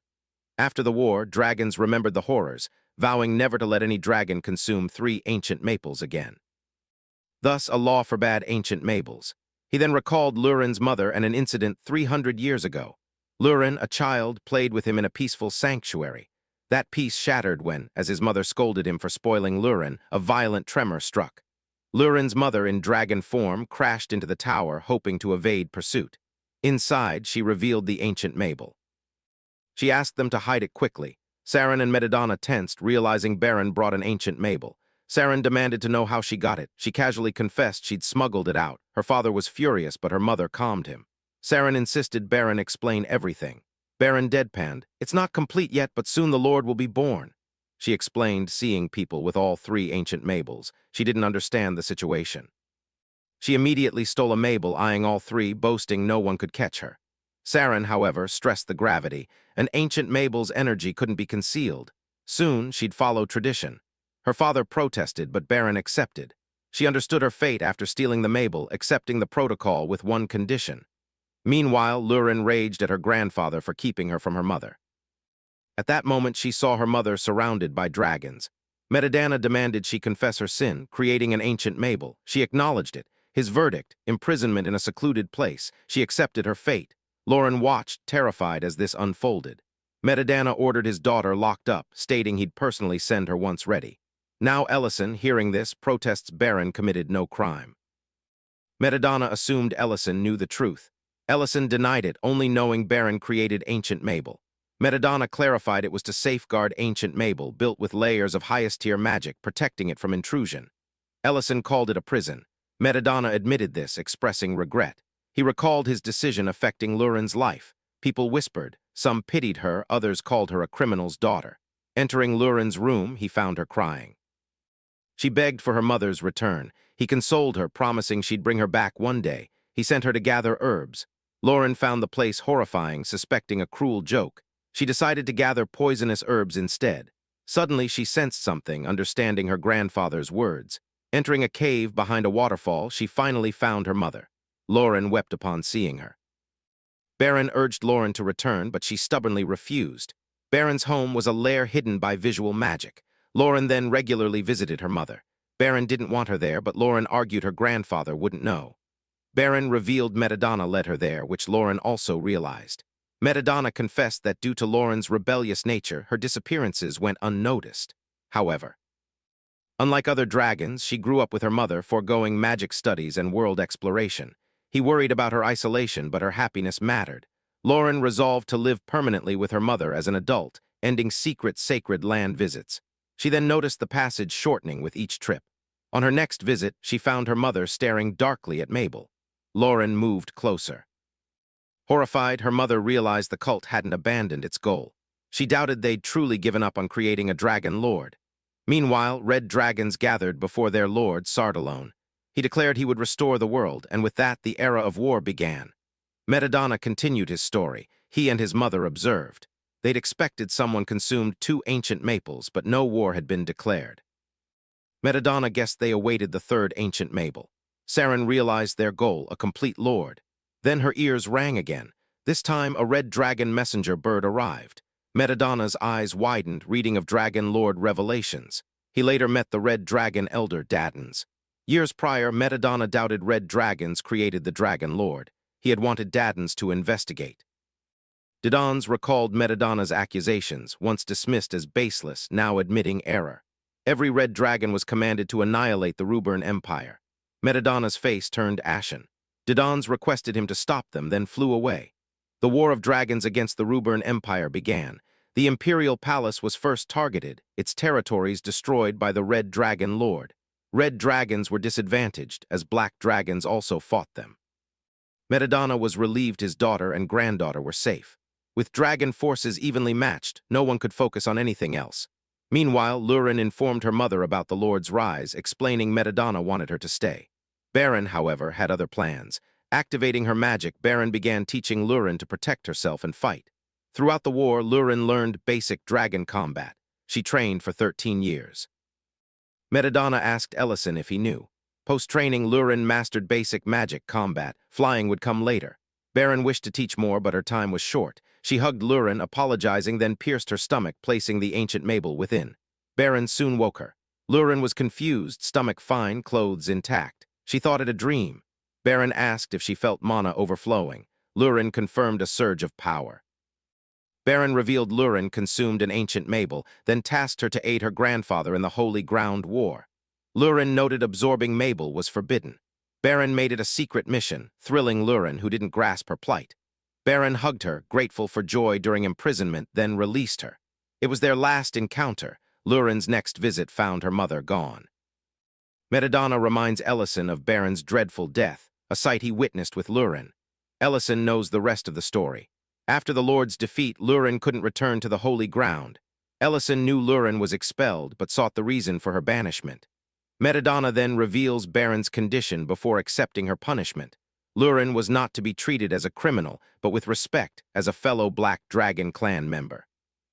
Metadonna explained Lurin, a fledgling, lacked power to conceal ancient Mabel's aura from other dragons. It manifested through outbursts. With Baron dead, everyone believes ancient Mabel is gone. Ellison understood why Metadonna entrusted her granddaughter to him. Having absorbed the Dragon Lord's heart, he can suppress her aura. He plans to bring Lurin back as an adult. Rules dictate she must return without a lair. Metadonna confirms. Ellison, furious at his disregard for Lurin, stops upon seeing his tears. Regretfully, Metadonna asks how to right his wrongs. He realizes the gap he left for Lurin to enter her mother's lair caused Baron's death. He deeply regrets this error. To atone, he'll fulfill Baron's condition. The war, by reducing female dragons, has increased Lurin's value, ensuring her full acceptance by her kin. He asks Ellison to give up the lair, not for them, but for Lurin. Lurin, behind the gate, hears everything.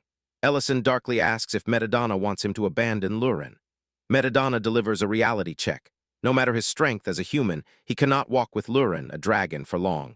He recalls Lurin explaining how insignificant a year is for her long dragon life. She reminded him it could be the same for him, having absorbed a dragon's heart. He calmly replied he was unsure, a historical first. Now he clenches his fist, thinking. Metadonna calls Lurin out, knowing she's behind the door. He declares he'll take Lurin for her coming-of-age ceremony, then she'll choose her mate. This catches her off guard. He reminds her he heard her mother's last request. This silences her. She turns to Ellison for help, shocked he isn't defending her. Metadonna admits he can't force his decision on Ellison, but Ellison knows everything now. He asks, considering their species difference, if Ellison still can't accept it, he can stop him. He'll accept that. Ellison darkly apologizes to Lurin, unable to be selfish. Lurin, crying, doesn't understand. He ignores her pleas. Lurin is taken to the Holy Ground. Her grandfather gives her a room to stay in until the ceremony. He reorganized her old space. She should inform him if she needs anything. He warns her not to fight. She can't hide her ancient Mabel aura. She softly replies, "I won't." He then leaves. Dihegma is at the door. He comments it's unexpected Metadonna brought her so easily. Dihegma reminds him of their earlier talk. Metadonna darkly tells him to proceed with the ceremony. He hasn't decided yet.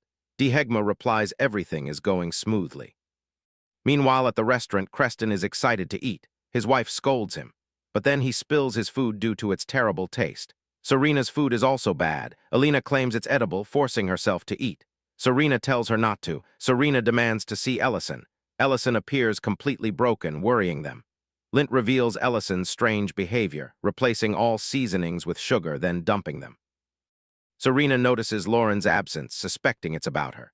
Next morning, former orchard owner Benin brings pottery craftsman home for a meal. He immediately orders 2 noodle soups. Then he notices Ellison's state. Ellison apologizes, unable to fulfill the order. He explains he's not well enough to cook today. He offers Lint can make something else. His companion consoles them, suggesting other food. Now Benin wants to know what happened to Ellison. It's more than his cooking. He looks tense. Ellison recalls asking Benin to hold on to meal. He remembered their union was challenged by different backgrounds. He then tells of a couple he knows. Lurin was to marry another. They had different backgrounds and were incompatible. He asks what to do. Benin advises, live without tomorrow, without regrets. He questions rejecting opportunities just for that. He asks if Ellison is ill or dying to speak this way. Ellison denies it. Benin confirms he knows Ellison is talking. The story was familiar. Hone decided to help him choose, listening to his decision. He took out 2 plates, one whole, one cracked. Meanwhile, Metadonna recalled his last talk with Dehegma. Dehegma, knowing Metadonna wanted Ellison with Lurin, instructed him to tell Ellison everything truthfully. If Ellison chose to keep Lurin, they'd skip the pairing and ceremony. Otherwise, Lurin would find a dragon suitor. At that moment, Metadonna bet on Ellison taking Lurin. Now he weeps, frustrated by Ellison's foolishness. He even imagined Ellison fighting for Lurin, a happy ending. He regrets it, his mind racing with what-ifs.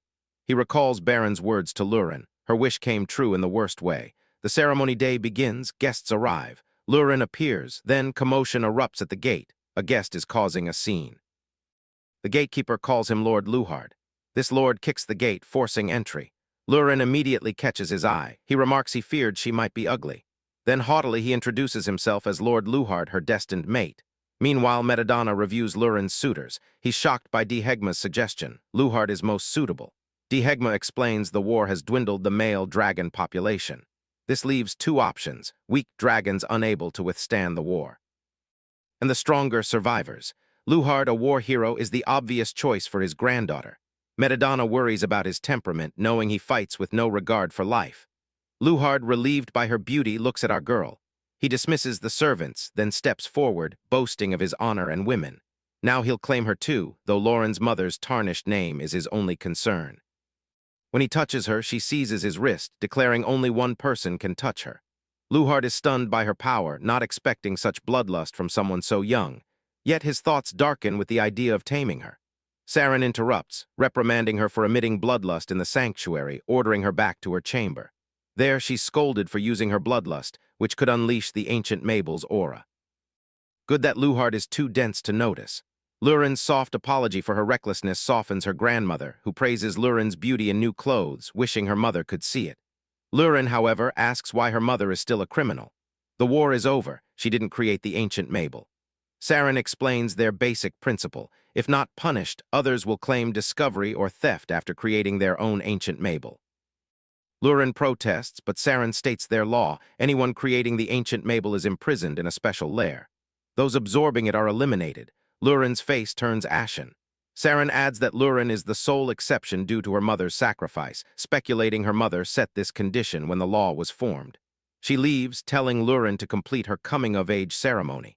Meanwhile, at the restaurant, Hone, a vessel artisan, crafted these plates as a wedding gift for his daughter, Tina. Upon adulthood, Tina had 2 suitors, both his apprentices, Jedroer and Piner.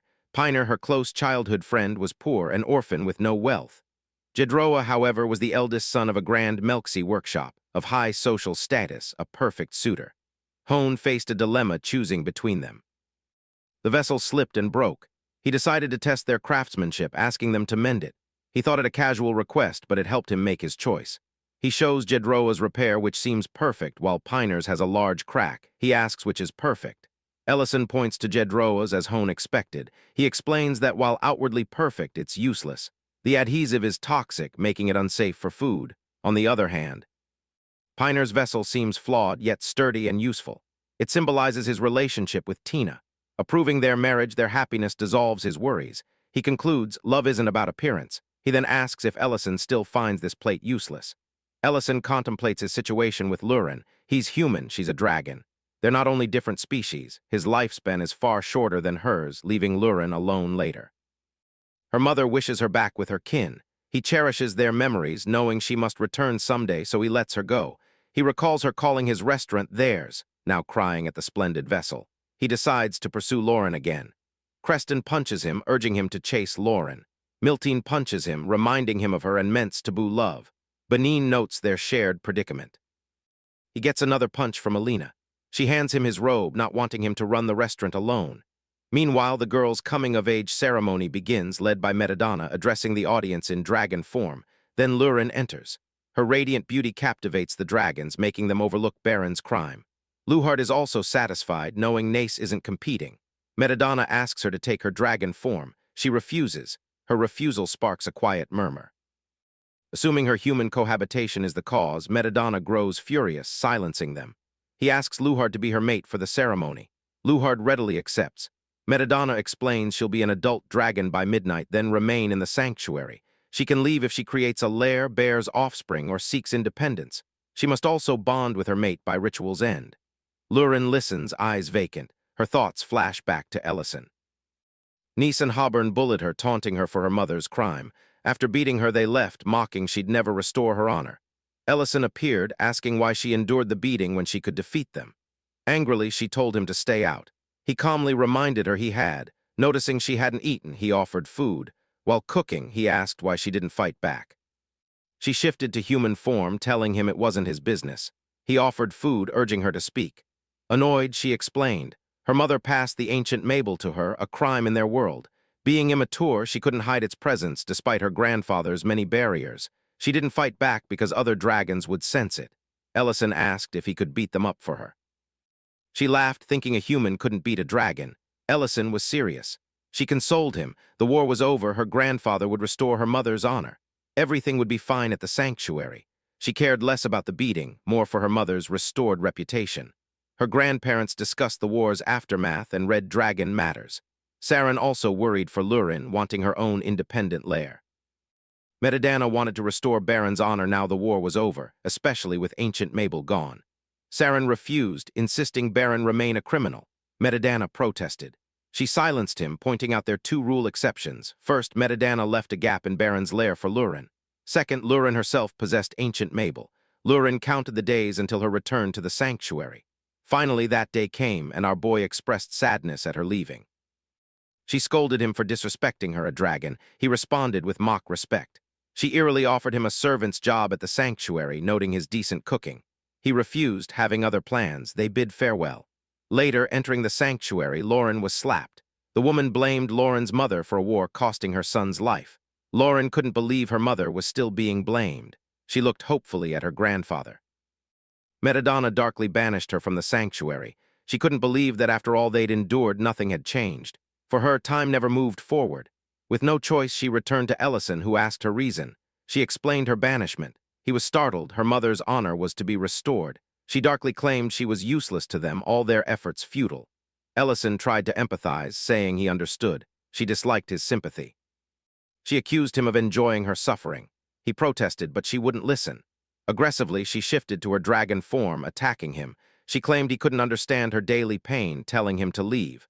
She reminded him he was a lone human with nowhere to go, an outsider from another world who couldn't understand. Now she regrets those harsh words. She realizes she has no right to ask anything from Ellison. Metadonna acknowledges Luhard's war accomplishments, choosing him as her destined mate. Lauren must accept the blessing, face him, then share a passionate kiss. Yet Lauren's mind fixates on Ellison, who accepted her despite her pushing him away. Now, visibly crying, she wishes he would find her one last time. The instant her tear falls, a tremor shakes everyone. They sense a breach in the barrier, fearing an attack. No word from the sanctuary guards. They can't believe anyone could breach such a high-level barrier. The moment it shatters, Ellison stands on the other side. He apologizes for his delay, reassuring her he'll hesitate no more. Tehegma spots him, recognizing him as one of the three great war heroes, the sole ninth-class magician and dragon slayer. Metadonna, meanwhile, is thrilled, cheering for him to take Lurin. He realizes his position, demanding his purpose. Luhard, obnoxious, declares Ellison an intruder. He's always wanted to challenge him. Now he has a reason to fight. Ellison dares to halt this sacred ritual, intruding on hallowed ground, desecrating this sacred place. Ellison darkly states he didn't know facing a dragon meant death. He's already apologized. Luhard, furious, takes his casual tone as an insult. He changes his form. Luhard, ready to teach Ellison a lesson, doubted his strength despite past dragon victories. Suddenly, to everyone's shock, Ellison's magic knocked Luhard down. Ellison darkly declared Luhard disqualified as a suitor. Luhard couldn't believe Ellison defeated him with simple reinforcement magic. Ellison wasn't done, but Metadonna stopped him, citing his magic's collapse of the sanctuary. Ellison stepped forward, claiming victory in ending the war and bringing peace to all races. He absorbs ancient Mabel from the Lord's heart. He reminds Metadonna his power suffices to uphold the dragon pact. Surrounding dragons are overwhelmed. He openly dares anyone to challenge his authority. Lurin notices his power, fearing he might kill Luhard. Saren stops Ellison, reminding him Luhard's attack wasn't life-threatening, so he shouldn't overdo it. She declares that even with dragon authority, Ellison will be punished, simply for being human. He cannot be spared, having absorbed the ancient Mabel. Ellison admits no authority over them despite absorbing three entities' essence, but they cannot punish him. He alone can stop another ancient Mabel's emergence. He activates his magic, challenging her. He's prepared for this reaction. "Punish me if you dare." Everyone tenses. Lurin tries to stop her great-grandmother, but Saren declares she'll give her verdict after hearing his reasoning. She repeats her question, why is he here? Ellison declares he's here to set things right. He then lists Lauren's flaws: careless, spoiled, steals food, rude to customers, terrible cook, short-tempered. Yet he declares she's not a criminal's daughter. Saren's magic stops him, warning his words could make the sacrifice vain. But he's resolute, breaking her magic. He shouts the truth. Baron didn't create the ancient Mabel. She stole it from a criminal group, creating a lord, making her a hero. A quiet commotion spreads. All want the truth. Metadonna is proud Ellison acted. He did something similar 2 years prior. Back then, Nace and his friends shamed Lurin as a criminal's daughter, questioning her right to restore her mother's honor. Nace's friends discussed his sadism for hurting the woman he liked. Ellison now reminds them of Lurin's torment. Now that the clan needs her, they welcome her immediately. To him, it's ridiculous. Lurin cries, realizing Ellison hasn't changed. Suffering alone in her lair, she saw the food he prepared. Remembering her harsh words, she cried, admitting her mistake about being alone. Suddenly, she heard his voice. The rift was still open. He knew this might happen. He stood at its edge, holding another meal. He placed steaks before her, urging her to eat. He'd gone to the sanctuary. Nace wasn't there. Seeing his bruised form, she worried. Ellison said she wasn't banished. He'd taken her in. At the sanctuary, he'd caused a scene, taking Lauren. Standing before her, he announced a restaurant, needing her help. He urged her to join him for his cooking. She bit the steak, listening to his offer. Now in the present. He declares he took her in back then and won't let her go this time. No more restaurant excuses, he just wants her. Before he can say more, Lauren kisses him. She reminds him it's too late, she's always his dragon. Metadonna declares it's midnight, she's an adult. He'd said she'd be matched if mateless, but seeing Ellison, he knows she has a great mate. Baron's honor restored. Lauren is announced an adult. In his heart, he thanks Ellison. The ceremony concludes with best wishes. The scene flashes to the past. She asked about the restaurant. He explained it sold food. Excited by endless food, she was reminded customers came first. Then she called him my dear, she declared, because you are my dear. He warned she couldn't transform into the restaurant she promised. She then pondered the many kinds of dragons, some living with humans, some falling in love, now in the present. She asks for midnight snacks, hamburger, steaks. They share snacks, then head to bed. Suddenly, an awkwardness settles. Ellison nervously compliments her dress. She brings up his bathhouse hesitation. Despite past casual encounters, things feel different now, her heart racing. She casually mentions the dress is uncomfortable, asking for help. He's just started when a portal suddenly opens. The very strict Saren steps out. She needs to discuss more with our boy. Metadonna tries to stop her, but she reminds him he's unnecessary. Flushed Lurin punches her grandfather. Saren calms her, it was her idea. Later, good host Ellison serves whiskey. He asks Saren, who never leaves the sanctuary, why she's here. She'll decide after his answer, she reminds him. She assumes his lifespan equals a dragon's, having absorbed 3 Mabels. That's why she overlooks his mess. Exposing Baron's truth. She accepts his actions, agreeing to face King Lurin if he promises a lifetime. So she asks if he's resolved these issues. Ellison answers honestly. He doesn't know if his lifespan matches a dragon's or if another ancient Mabel appears. Saren grows angry. Ellison broke dragon rules, denying Lurin a dragon partner over uncertainty. Ellison is certain of one thing, Baron's words. He reminds Benin he always knows what's right. He tells Saren the wrong answer is leaving Lurin on sacred ground and letting Baron remain a criminal. These 2 facts he's certain of. She recalls Baron's sacrifice. She explains the ancient Mabel's original owner couldn't absorb it, so it was kept with prisoners. Baron can absorb it, but chose not to for the clan. Can he understand her devotion and patience? He questions the consequences of her actions. Despite Baron's sacrifice, the Lord still emerged. Baron died helplessly. Lurin absorbed ancient Mabel to prevent the Dragon Lord's completion. She reminds him, deeply involved in the war, he should know their actions are mercy. Ellison explains he understands that better than anyone. She shouldn't punish someone for what they can't control. It takes her back to her youth. She met Sardalin, a red dragon who teased her about their Saw names, unconcerned by her black scales. She notes she hasn't heard such things in ages. Ellison recognized her removed tiara, similar to the Dragon Lord's necklace. She revealed it was his gift, shocking everyone. A flashback showed young Sardalin, annoying and always following her. Irritated, she told him he always interfered. He promised to return tomorrow. He finally took her to a beautiful cliff. They complimented each other's hair. Now, Saren revealed her love, but it didn't work out. She recalled breaking up before her coming-of-age ceremony for her destined mate. He protested he could be her mate. She explained mixing dragon lineages was taboo. An incomplete dragon lord's resistance to command would weaken. Her duty was to forbid it. She sent him away, breaking him. He reminded her birth lineages weren't their choice, but his love was inevitable. He broke his necklace, sending her one half. He accused her of using lineage as an excuse. She couldn't blame him for his uncontrollable birth. He wished she'd stop making excuses, then left. Now she states it's the rule. She stands, knowing Ellison's decision is a mere gamble. Hoping their path was right, she prepared to leave. But he stopped her, revealing the Dragon Lord's last words. He wished he'd eloped, even kidnapped her, and fled. Ellison, who hadn't understood then, now realized they were for her asterisk. Metadonna awkwardly blurted, "Didn't expect my mom's love story." Ellison was shocked. Saren, Metadonna's mother. Lauren, meanwhile, fumed at Metadonna for interrupting Ellison's moment. She expects him to reappear, considers anti-teleportation magic for the lair. Instead, she finds a winter bloom, a hibberin flower. Someone informs her. Suddenly, a girl named Selly is just there. Lauren wonders how long she's been standing, asks if she's cold. Selly's chewing grass, finds it yummy. Now she wants the hibberin flower too.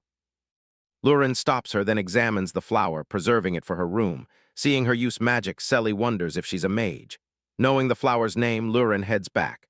When Selly admits she's homeless, Lauren steps ahead. She casually mentions a warm place with food, inviting Selly to follow. Selly immediately follows. At the lair, Cat Lauren is angry to see her. Lauren calms the cat, explaining she's her guest.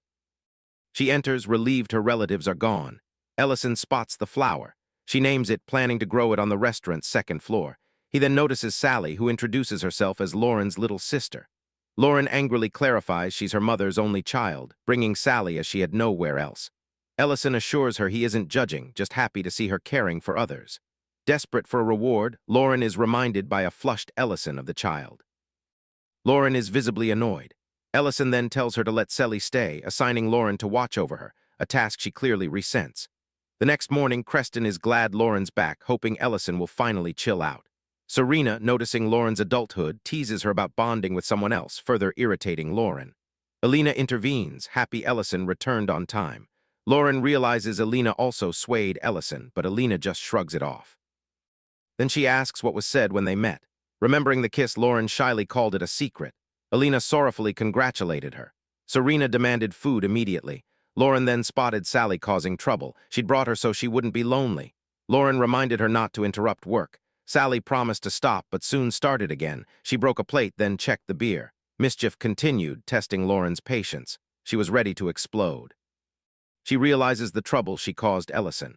But now Sally is doing the same, so she controls her anger. Lint asks about the situation.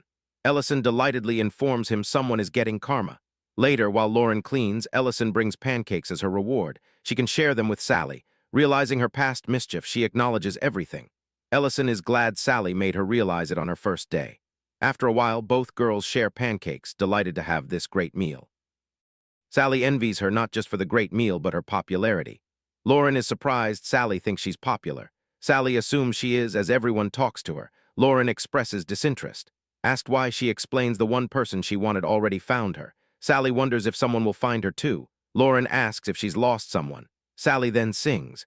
Afterwards, she reveals she remembers nothing else, only this song. That's why she wants to find its singer. Perhaps her parents sang it. Lauren wasn't sure. Sally thought singing it to a crowd might spread the song, helping its singer find her. Lauren felt sad, recalling her journey with Ellison. She consoled Sally, promising they'd find her just as Ellison found her. Lauren dressed Sally warmly. Sally disliked the tight outfit, angering Lauren, who called her greedy. Ellison was surprised Lauren sought Sally's parents.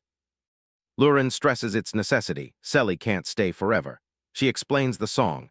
He instantly understands they need the city's social butterfly. Later, at the butcher shop, he asks if Dedrin's supply is stable. Rain confirms their own butcher, adding Creston is outside but can wait. He then explains Sally's situation, noting she doesn't even recall her parents' names. Ellison introduces Sally, who enters with Lauren. He estimates Sally's age at 13-14. Lauren insists on 14. Rain notes everything in the files. She promises immediate updates. Ellison prompts Selly to thank her, which she does. The investigation begins, seeking Selly's parents, but Selly's name is largely unknown. An old man, Oman, who lost his daughter, is mentioned, but it's not the same case. The investigation continues, everyone giving the same answer. Restaurant life proceeds, yet no one knows Selly. Ellison worries, guessing she's from outside the city if Rain doesn't know her parents. He makes pancakes, asking Selly to call Lauren. As they eat, Selly claims she likes pancakes second only to our girl. Noticing the empty restaurant, Lauren explains it's closed. Ellison then asks if Selly wants to go play outside. Lauren knew Ellison wanted to cheer her up, her parents still missing. Lauren offered to take her anywhere. Selly mentioned seeing eggs, wanting to see their layers. Lauren offered to show her animals like himself and Baron Eric, but Selly wanted small ones. Ellison pondered they typically used cerebine birds. He offered to show her the birds, but no touching. For this, they brought her into Lemon Forest. Selly finds the bird cute, wants to touch it. Lauren urges her on, teasing even Ellison failed. Ellison explains master magicians can't. These birds have hypersensitive senses, detecting sound, air vibrations, and mana flow, letting them sense and dodge magic. His explanation is cut short when Selly catches one. He's devastated, realizing he's the only one who can't touch it. Meanwhile, Lord Liddon and his wife also know about Selly. She informs the Lord Lurin and Ellison are searching for her parents. His expression changes upon learning this. She fears she disappointed him. Instead, he offers Ellison extensive help. He'll mobilize Greek city's administration. He offers a vault reward for Selly's parents' information. The lady is pleased. He orders guards to investigate all new arrivals. Selly truly enjoys herself with our boy and girl. She mocks his sour face, having caught a bird. Ellison can't believe how she does it. Lauren teases him for being slow. Sally learns not everyone can do it, happy for popularity. She exclaims, "My happiest day." She has everything, scarf, warm pancakes, palanku. She wonders what more to do. She hopes for more fun tomorrow. Grabbing their hands, she starts to sing. She invites them to sing along. Lauren notices Ellison's red face. She teased his song-induced embarrassment. He explained it felt like a true family, them parents Sally their child. Lauren was surprised but accepted. Sally sang unhappily. Meanwhile, figures neared the gate. Guard stopped them, one showed a pass. He sought Giltaman City by Count's order. Guard asked their purpose. They were transporting criminals. Pass was valid. No reason to stop them, but orders mandated questioning all. They ask if anyone knows Sally. Prisoners murmur, assuming her importance. Many claim to know her, relieved she's alive. At the lair, Lauren finds Ellison awake, asking about Sally. She thinks Sally's asleep.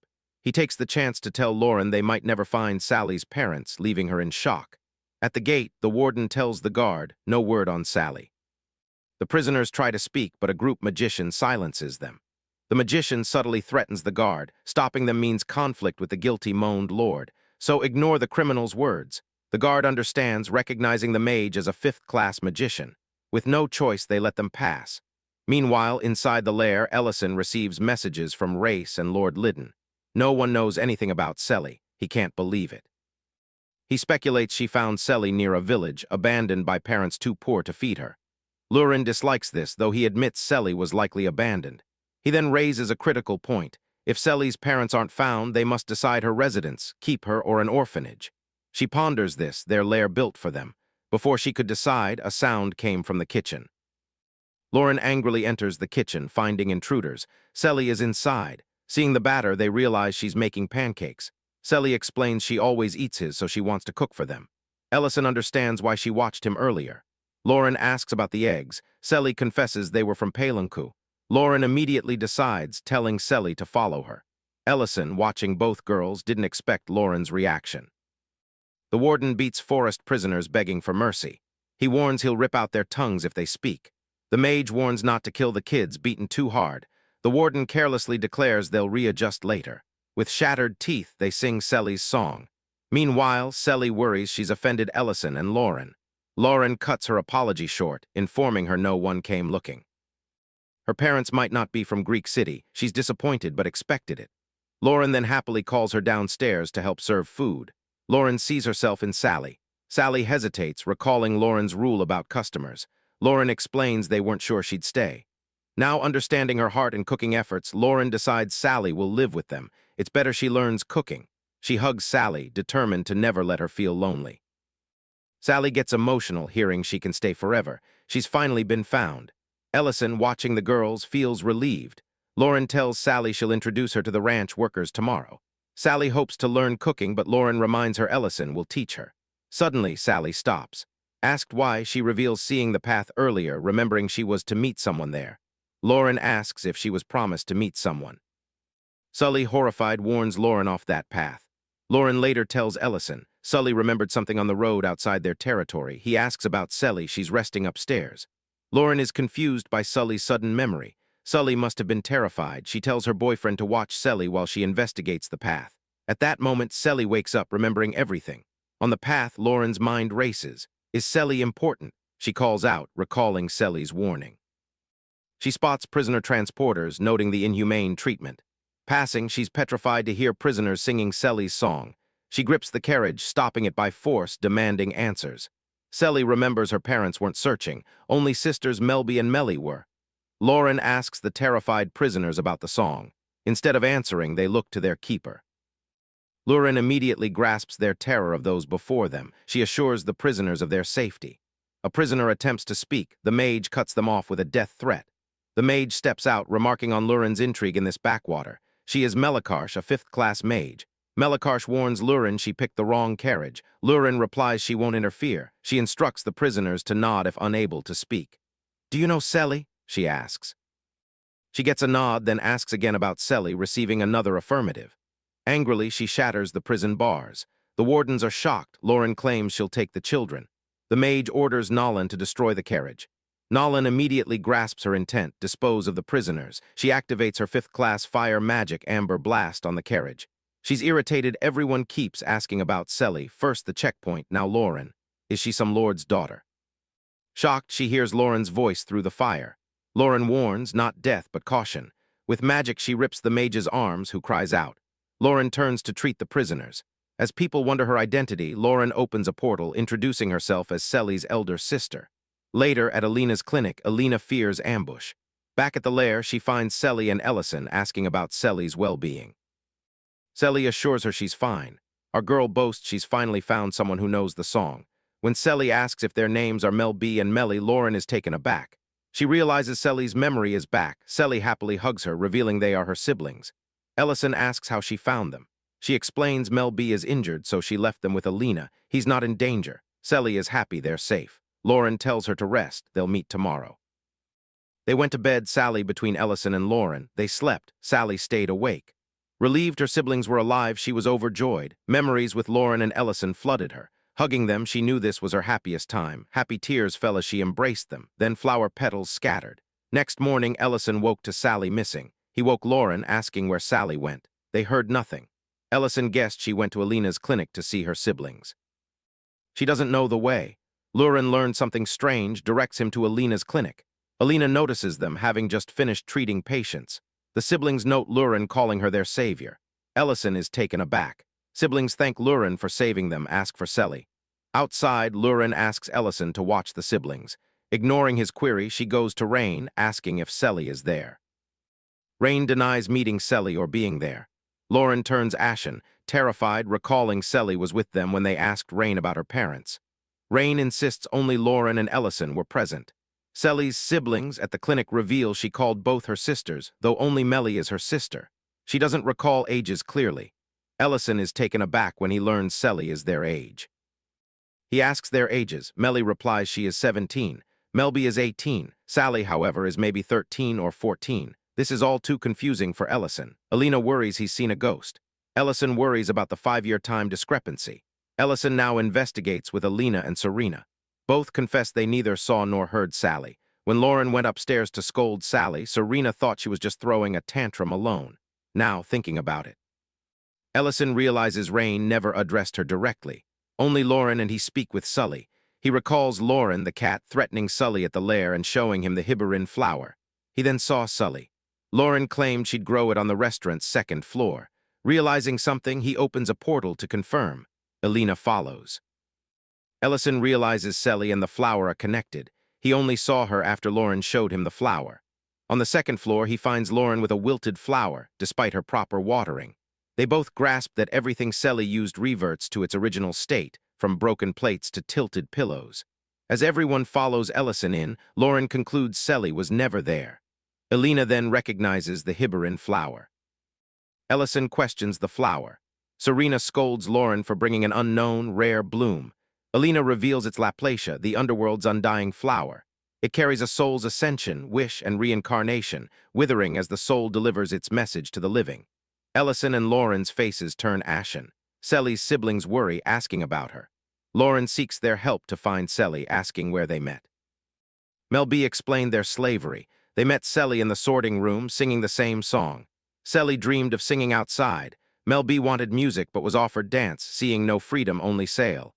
Selly consoled them. No one would buy kids like them, so they could train to break these bars later. This motivated them. Their hope was crushed when a pervert old man selected both. The man's power deterred others from buying the siblings. Terrified, they heard Selly defend them. Her words intrigued the old man, who, pleased, chose to buy her instead. When the siblings tried to intervene, Selly silenced them with a kick. She declared it her duty as their elder sister to protect them. Before leaving, she urged them to remember her song, A Way to Find Her. This was 5 years ago. Both siblings cry, wanting to find her. Ellison notices the flower's mana flowing in a direction.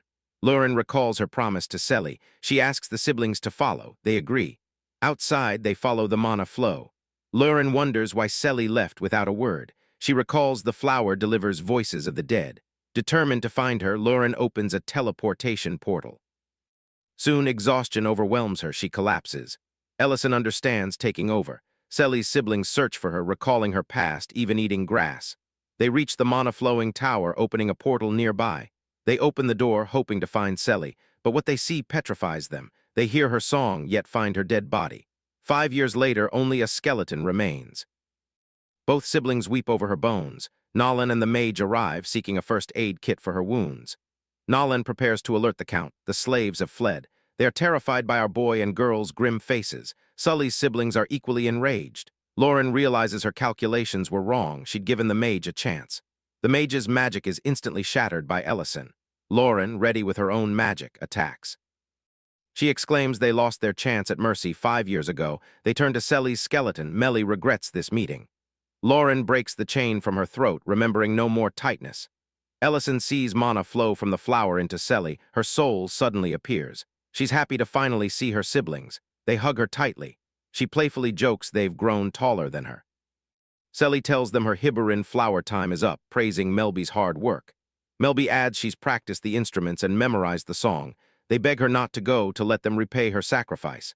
Selly reminds them, as the elder sister, this is how she protects them. Melby reminds her they're the same age. Selly turns to Ellison and Lauren, saying her time with them was the happiest. She asked Ellison if he'd make pancakes next time. He hugged her, agreeing. As her form faded, she asked, "Is it a promise?" Ellison promised. Her soul vanished. Her siblings wept, but Lauren stood frozen. She knew Sally couldn't grasp her sacrifice to live with her. Later, Ellison found Rain, telling her they no longer needed to find Sally's parents. Rain didn't understand until she saw a shovel in Ellison's hand. The next morning, the siblings are ready to move on. Ellison asks their plan. They'll travel, sharing Selly's song, their dream. Ellison gives them a purse of silver. He warns of bandits, hide it. They protest, unable to accept. Lauren welcomes them to eat anytime. Selly's grave is here. Everyone, including Selly, will welcome them. Grateful, they depart. With this, the search for Sally's parents halted. That night, Ellison dreamt Sally met a woman offering food. Sally excitedly saw pancakes. The woman claimed her pancakes were better than Ellison's. After tasting, Sally replied it was the exact taste she remembered. The woman asked if Sally had pancakes at the Mage's place. Sally confirmed, adding a girl was also there. The woman, Ellison's mother, wanted more restaurant details. Ellison woke up sweating. Lauren looks at him, realizing she had the same dream. She adds the woman smelled like him. Allison comments Sally won't be hungry anymore. They understand it wasn't just a dream. That evening, one of the escaped slaves from the carriage begs on the street. The restaurant owner comes out furious to find him begging in front of his place. He splashes water to shoo him away. The man comments leftover food isn't good anyway. He misses the bowl of rice from the Greek city, referring to our boy. He boasts no one leaves leftovers. This man is Darient. He realizes this chef is Ellison's rival. He quickly dismisses the thought, focusing on his mission. He's bait meant to draw out his target. Targets appear in isolated places, so he enters an alley. As expected, figures appear and bind him. One is disappointed he's a man. Another reminds him quota must be met, no gender preference. Dariant feigns begging. He recalls his last time in Dedran City. After clearing the city of corrupt officers and criminal hideouts, the slaves cheered. He cautioned them not to celebrate yet. Without Ellison's help, casualties would have been immense. Their ignorance cost them comrades. Still, he praised their rapid self-defense learning. They vowed to improve. As he prepared to leave, some slaves stopped him. One thanked him for teaching them self-defense. Though Ellison had freed them, they feared recapture. But now they had the strength to resist. Dariant reassured them, saying Ellison had already destroyed the breeding and classification facilities, making things easier. Then a girl revealed that despite Ellison's actions, after regaining her memories, she recalled more such facilities existed elsewhere. He was horrified. Undercover as a slave, he infiltrates a new facility, blending in. Relieved only soldiers might recognize him, he considers Madreen's illusion magic to hide his face. A sorting officer notes his physique, marking him for auction. Locked up, he awaits dawn, studying the bars and layout, planning his escape to report his findings. He observes other slaves, including a girl being punished. Dariant takes it all in. He cannot stand idly by witnessing such cruelty. He breaks his cuffs, ready to move. A guard notices, rushing in. Dariant knocks him down. Guards notice his rebellion, assuming a slave revolt. An order goes out, all troops assemble. Dariant, however, is ready to remind them of imperial law. Meanwhile, at the restaurant, Ellison teaches Lint braised short ribs. Lint praises the food's aroma. He doesn't recognize Ellison's pressure cooker. Ellison introduces it, explaining its high heat, even cooking. He can cook with magic, but brought this for Lint. Lint asks if he's going somewhere. After a pause, Ellison vaguely replies he needs a change of pace. Inside, Jaunt enjoys the meat. His wife reprimands him for eating with hands. He protests it's the right way, pointing out she struggles with a knife. She hesitantly admits it. Lurin appears with a wet towel, encouraging the woman to clean her hands without worry. Mate notices Lurin's smile for the first time. Serena comments on her quick recovery from the Selly incident, unexpected for them. Meanwhile, at the facility, Dariant killed many guards. One curses him, wondering his identity before falling. Dariant examines the chipped sword in his hand, not his own, but still usable. He has a long way to go. He turns to the woman, ready to free her. A man appears, complaining, "First Ellison, now Dariant with a sword in my territory. I need a break, I'm swamped." Dariant recognizes him. Redan, who escaped Dedran City. At the palace, the crown prince studies a map, shocked that all marked territories are slave-dealing hubs. The emperor reveals these aren't the only ones. Ellison's last visit requested an inquiry into more slave facilities. The First Night Order investigated several areas. Targeted locations were found and mapped. The Crown Prince now understood Ellison's earlier request to meet his father. This was the issue. Ellison wanted the Emperor to explain it directly to him. The Crown Prince felt frustrated. He had assumed. Dedran City was just one piece. Now he sees the bigger picture. The map reveals a vast, systematically organized network of massive facilities. Who is behind this? It's beyond the scope of a single lord. His eyes widen. He remembers Adren Pierce, the former swordsmanship commander of the First Night Order who escaped Dedran City's destruction. He asks his father, "Did Adren go missing early in the war?" He suspects Adrian is behind it. The Emperor admits the mastermind is extraordinary but doubts Adrian. Adrian was promoted while the Crown Prince was still studying. Ellison saw the network's leader as someone in their 20s or 30s. Adrian, however, is around the Emperor's age, in his 60s. The prince can't believe someone so young runs such a vast network. Suddenly, Redan slashes Dariant, declaring the slave revolt over, disappointed. At the restaurant, Ellison and Lurin packed for their mission. Lurin felt nostalgic, eyeing items. She reminded him of his past overexertion. Ellison confirmed it, especially after absorbing the Lord's heart. She then showed his ridiculous mask, asking if he'd take it. Ellison refused. No street vendors, no restaurant owner role this time. With that, they left. Redan showed disappointment in Dariant, if someone so weak is a First Night vice-captain. The First Night Order must be finished. He claims Darian should have vanished at war's start. The First Night Order was just a hastily rebuilt group. Redan barely dodges his sword. Darian realizes this man is a soldier, knowing his name. He challenges his audacity for speaking lightly of the First Night Order. Redan notes Darian narrowly avoided vital strikes. Their swords clash. At the palace, the Emperor informed the prince that Redan uses the First Night Order's swordsmanship. He surmised Commander Pierce taught his widely traveled skills to anyone seeking someone to surpass him. The prince, Contemplating, realized Pierce isn't behind this. He concluded Redan, though not a commander, is undoubtedly dangerous. His escape from Ellison's clutches proves he's no ordinary man. Most importantly, a dragon is involved in these facilities. He recalls Ellison's warning, threaten the Empire and face him as a mage, not a restaurant owner. The Crown Prince stands. Acknowledging the danger, he insists Ellison must be called for help. The Emperor apologizes, stating it's impossible now. Meanwhile, fighting Redan, Darien immediately notes his masterful swordsmanship. He avoided vital spots by predicting earlier strikes. Still, Redan tests him from a higher plane. Darien notes his voice and look resemble Commander Pierce. He asks if Redan is his son. Redan admits he's older than he looks. Realization dawns, this man is the commander. The facility collapses, but Darien still stands. In the next moment, Redan appears before him. He was reminded that such a forward-upward slash was incorrect. This confirmed Darien's theory, though he weakly pleaded not to be mocked. Memories surfaced. His commander had warned him this wasn't the correct way to step into an upward slash. He needed to plant weight firmly without wavering and guide the trajectory with his wrist, not twisting it. Commander Pierce explained a properly wielded sword wouldn't chip its edge or fail to cut. Darien had pointed to the area they just flattened. Darien addressed Palace faction's opposition to his teaching swordsmanship abroad. The commander admitted their fear. It could boost other regions' military power. But Darien argued an abandoned sword rusts. His art couldn't die with him. He was determined to teach and refine it fully, holding nothing back. His vision, find a successor to surpass him, ensuring an endless cycle of evolution and infinite possibilities. Darien, taken aback, respected his wish.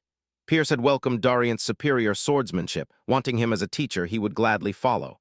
Now Darient is furious Redan mimics the commander. He'd practiced relentlessly to become vice-captain, to inherit his sword and fulfill his will. He's enraged Redan now acts like his teacher. Redan, however, notes Darient's mind is clouded by fury, as expected. He assumes Darient hasn't changed. Darient attacks with full might, insulting his teacher's legacy. The strike's power freezes Redan for a moment. Redan laughs, excited by Darient's potential. Legacy means nothing now. He's about to strike Darient when a shield appears. Aramantium forms it, asking the guard to speak. The guard informs Redan of Ellison's arrival, warning disaster. The Crown Prince reminds the Emperor. Ellison wants a quiet life, but this situation is an exception. He was ready to go to Ellison, but his father stopped him, revealing he'd sent a letter days ago.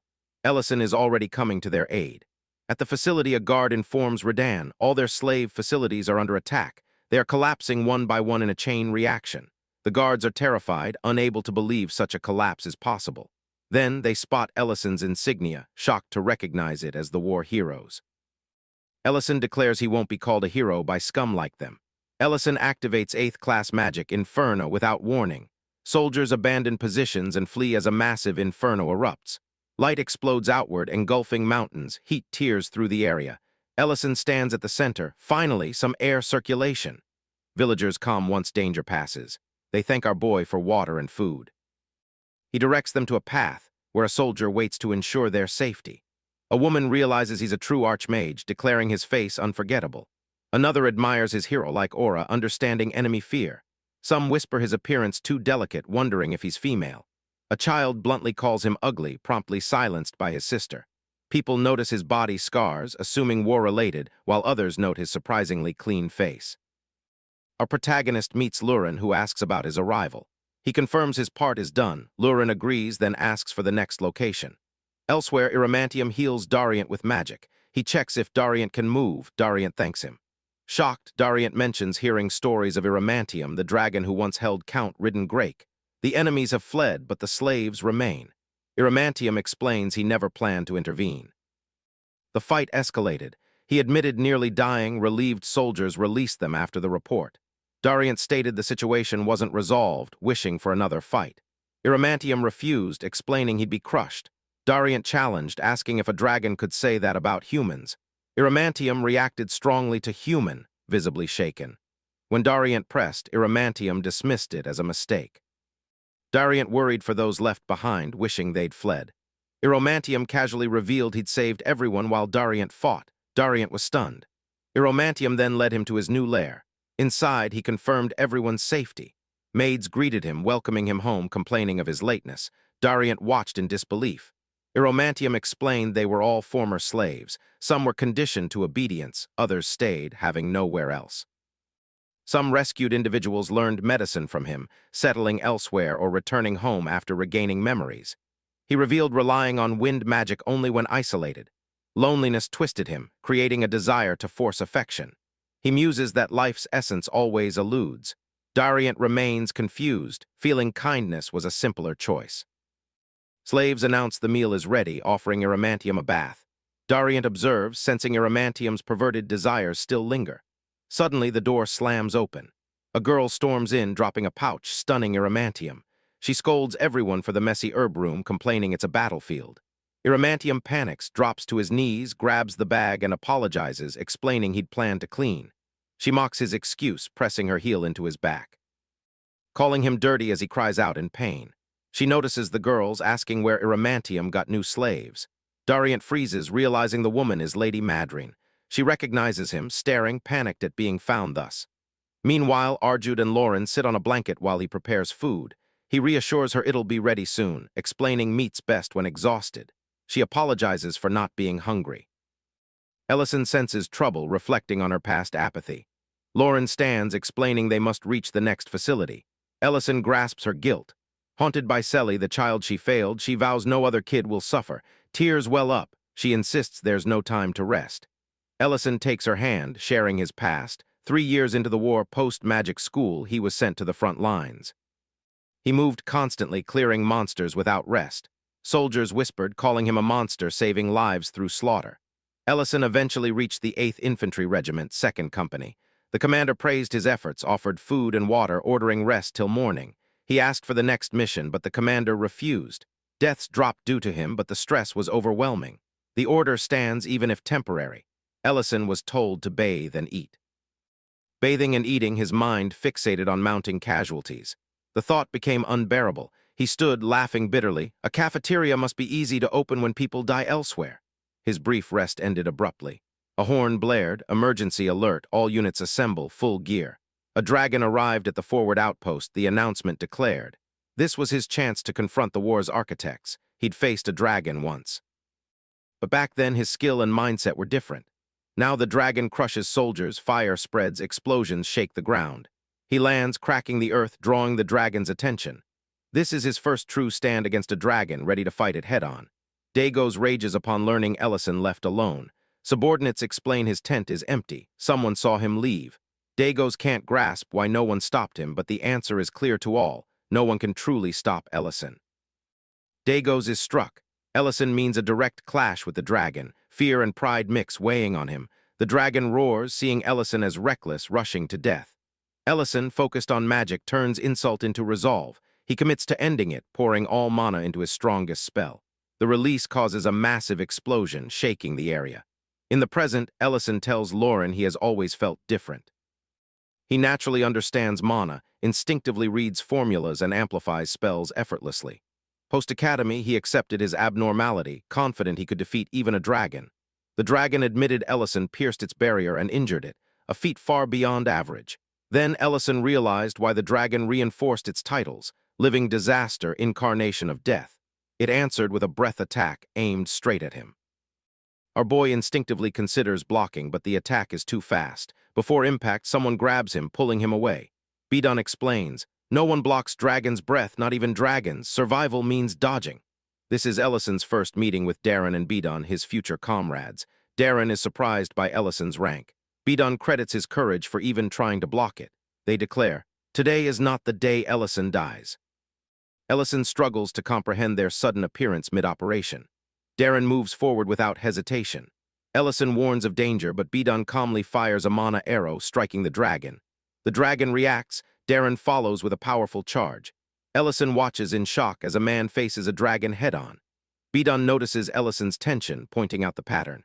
He carries everything alone, including others' pain, showing in his exhausted posture and expression. Bidon admits he's never seen pure magic break a dragon barrier. As the fight rages, Darren demands support. Bidon firing stresses to Ellison. Strength breaks when pushed too far, like an overdrawn bow. Isolation won't make him special. This war isn't his alone. Multiple black dragons arrive, escalating conflict. Bidon orders Darren to finish the red dragon as Black Ones attack. Ellison is stunned by dragons fighting. Darren laughs at Ellison's confusion, pointing out his allies. Dagos arrives with the army, checking on Ellison. Bidon reminds him he's not alone. Darren introduces himself and Bidon, hinting their paths will often cross. Bidon's words stay with Ellison long after the battle. Later, our guy returns to his quarters, eating leftover mess hall soup. The flavorless food reminds him of the academy. For the first time since joining the war, he decides to make a small, personal change. He tells the captain he'll cook from now on. The captain agrees instantly. Cracking eggs, Ellison realizes this is his first genuine smile since the war. Back in the present, Ellison reassures Lauren, no guilt for comfort. Lauren admits the peace she feels just sitting, holding hands, sharing food, imagining a simple life together. She'd been restless, unsure, feeling trapped by these emotions. He blushes, urging her to value feelings, not flee. He recalls Darren and Bidon's advice. Despite relaxing, he'll never fully let go. Accepting this truth is vital. They focus on the food. Ellison asks her opinion on the egg. Lauren genuinely enjoys it, praising its light, comforting taste. Elsewhere, the red dragon relaxes in a bar, smoking. A man carelessly invades her space. She slams him down. Reiden questions her reaction. She finds fools useful for practice. They never sense danger. Reiden is unfazed by the damage. Before things escalate, another presence intervenes, apologizing for the disturbance. It's Delian, Lucerne's third duke, with his knights. Disgusted by such people, he quickly shifted to plans. He knew Ellison and Luren had destroyed all facilities. The Red Dragon urged introductions and rest, reminding him their plan was his purpose. The narrative then shifted to Luren's dream. There, Ellison reassured her she needn't avoid happiness. Feeling safe, she grew honest, moving closer, guided by his permission. The intimacy felt overwhelming, real, until she woke suddenly, panicked. Alina, drenched in sweat and flushed, ponders a weird dream. At her clinic, she treats patients as usual. One patient post-treatment pushes movie tickets, hinting at a holiday date. Alina, uneasy, reminds him she has more patients. He persists, completely missing the vibe. Serena immediately steps in, snapping his head. Treatment's over. Time to bounce before you embarrass yourself further. The man retorts, is sharply warned, and leaves in tears. Alina thanks Serena for stepping in, her expression heavy. She explains overhearing Sally, Ellison, and Lauren's plight. The grief is so thick she can't find words to comfort them. Serena agrees, things unstable since the Hibber and Flower incident. Ignorance might have hurt less. Alina reflects. A dragon and a woman with a child must face unbearable difficulty. Serena admits she's never heard of such a case. Alina was saddened. They both saw Selly as their child. Serena pulled Alina closer, teasing, what if Alina carried Ellison's child instead? Alina reacted strongly, rejecting it outright. Serena pushed, pointing out elves and humans can have mixed children after the first generation, teasing her about regretting pushing Ellison towards Luren. Alina denied it, but her reaction betrayed her nerves. Serena then mentions her own maturity, Ritual, and Garrod, the one she bonded with. The memory sours instantly. Alina apologizes, realizing the name's weight. Serena brushes it off, admitting she couldn't take it lightly then. Looking back, she deems him unworthy of her feelings. The mood shifts. Serena leans in, turning the tables, openly teasing Alina. She becomes deliberately seductive, confident, and playful, clearly enjoying Alina's fluster. Before things escalated, a portal opened. Luren appeared, instantly punching Serena's head, shutting that down. Alina panicked, Serena recovered fast, and Luren demanded answers. When Serena's rep as a seductress came up, Luren seized on it, demanding her help. Serena cackled, realizing Luren was dead serious. Outside the sanctuary, dragons sensed a boundary breach. One was suspicious, the other shrugged it off as Ellison's scheduled visit. They grumble at his casual entry to dragon territory, falling silent as he approaches. He observes subordinates gathered around a glowing pillar, quietly watching the carving. Subordinates greet him formally, but he brushes it off, reminding them he's human, needing no ceremony. Metadonna then interrupts, leading him inside. En route, he mentions the massive monument outside. The elder explains it honors war dead. Baron's name is now being carved. The news genuinely relieves him. The elder thanked him, admitting his solo efforts would have destroyed everything. Our boy grasped Metadonna's weighty dual role as father and elder. The conversation turned to the Hibberin flower and its seeds, instantly darkening Ellison's mood. He informed the elder of Selly's death. The elder saw Ellison's attachment, realizing neither truly understood her nature.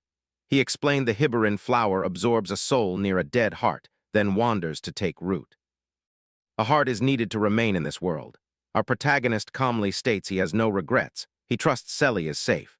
He plans to use the seed himself. The elder realizes in shock. Ellison confirms. He'll use the seed for the heart already within him. His goal, hear Lord Sardalin's voice. At the clinic, Lurin admits to Serena she wants to grow closer to our boy. Serena laughs, then takes it seriously. She reminded Lauren they were far past normal boundaries, especially after the maturity ritual. Alina tried to deflect but listened anyway. When Serena pressed for details, Lauren admitted they'd only shared a kiss. Serena reacted with disbelief, while Alina quietly blushed. Serena then bluntly and teasingly explained intimacy, completely overwhelming Lauren. Realizing she went too far, Serena eventually backed off and adjusted her tone. Lauren admits she just wants Ellison to kiss her first this time. Serena agrees to keep it simple, hinting at a gentler approach, while Alina nearly collapses from embarrassment. The next day, Ellison returns to the lair, finding Guard Cat studying. He casually notes its dedication. Checking on Lauren, he finds her still asleep, realizing she's been sleeping less lately. Concerned, he gently pulls back the blanket to wake her, and what he sees next leaves him utterly stunned. Pulling back the blanket, our boy immediately sees Lauren naked. The sight catches him off guard. Embarrassment hits before reason. He instantly turns away, throwing the blanket back, urging her to cover up. Lauren casually explains clothes are uncomfortable. She often sleeps this way. Allison reminds himself this only worked when she was alone. Lauren sees no reason to change now just because they share the space. Noticing his reaction and discomfort, he freezes. This situation forces him to confront his sanctuary vow, to stop running away. Avoiding her now would only confuse things further with emotions already unstable. He steadies himself, reassuring her it's fine. He downplays it, treating it as nothing unusual. His attempt to act normal only annoys Lauren more. She quietly accepts, sensing this approach feels wrong. Later, at dinner, Lauren genuinely praises his cooking. She mentions her mother's name is now at the sanctuary. Ellison confirms the elder relieved things are finally right. He hints at something else to tell her later, sparking her excitement. She offers to clean, sending him to rest while he washes up. Doing dishes, she accidentally spills food on herself, a perfect bath excuse. He notices, commenting on her antics. The idea of bathing together surfaces, clearly not out of nowhere. Serena's advice echoed. Act casual, then slowly push boundaries. Mixed bathing is normal in the northern territories. Intimacy grows step by step. Those words filled her with embarrassment, yet she moved forward. In the bath, the atmosphere felt tense. Lauren pointed out how casually they'd acted before. He agreed, offering cocoa, remembering her preference. He seemed calm, making her doubt Serena's advice, as she studied him. She senses something off, a light-blocking spell in his eyes. He avoids looking at her. When she grabs him, he admits the truth. He can't see, struggling to keep control.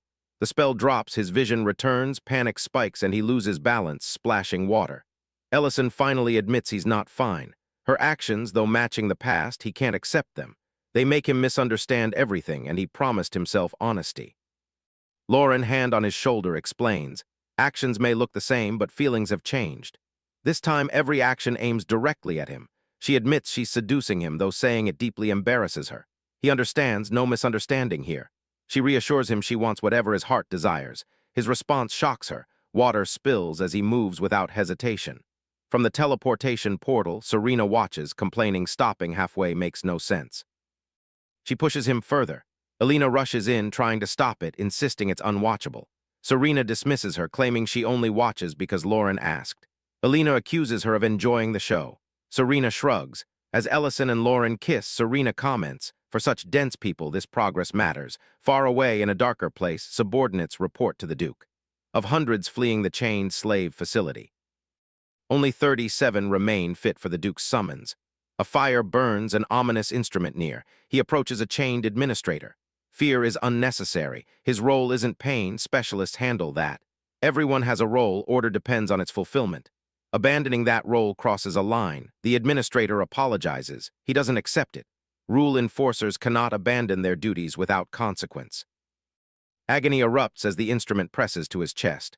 Cruelty pointless, he explains, assigning a new role. A diamond embeds in burned flesh. Chanting begins the ritual. Magic surges, smoke rises. The man transforms into a mana-filled beast. Satisfied, the Duke pours a potion down its throat, erasing its past. He defines the only truth. Loyalty belongs to the rule he embodies. The transformed beast kneels. Armor is brought out, training begins immediately, and another member joins the Holy Blood Knights as the man declares. On their return, Madryn explains everything to Dariant. She studies medicine under Iramantium, ordered to cure a deadly mind-controlling poison. This order led her to investigate Count Leiden. His recovery sparked rumors of a mysterious doctor secretly treating brainwashed slaves, prompting her to follow Iramantium.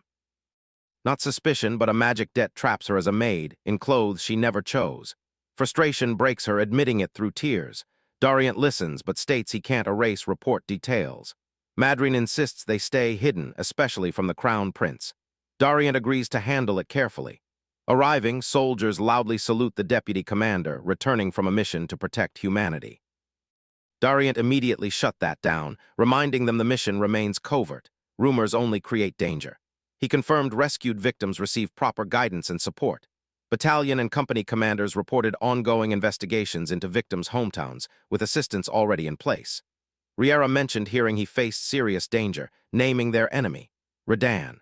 Dariant labeled Redan as requiring further investigation, ordering avoidance of engagement if encountered. As they moved, Dariant brought up Ellison. Commanders reacted strongly, recalling ground shaking, a massive facility burning to ash, turning night to day. One noted Ellison's 9th-class barrier magic. Another remembered seeing a shorter woman, our girl, whose power rivaled that destruction. Lauren's name surfaced, matching the briefing. Carson tried to connect it to Valoran's restaurant incident, but Dariant immediately cut him off, stressing their identities remain classified. Careless words could provoke retaliation from the power they'd witnessed. Ellison doesn't just participate, he initiates the operation. Madryn misses the truth due to a different assignment.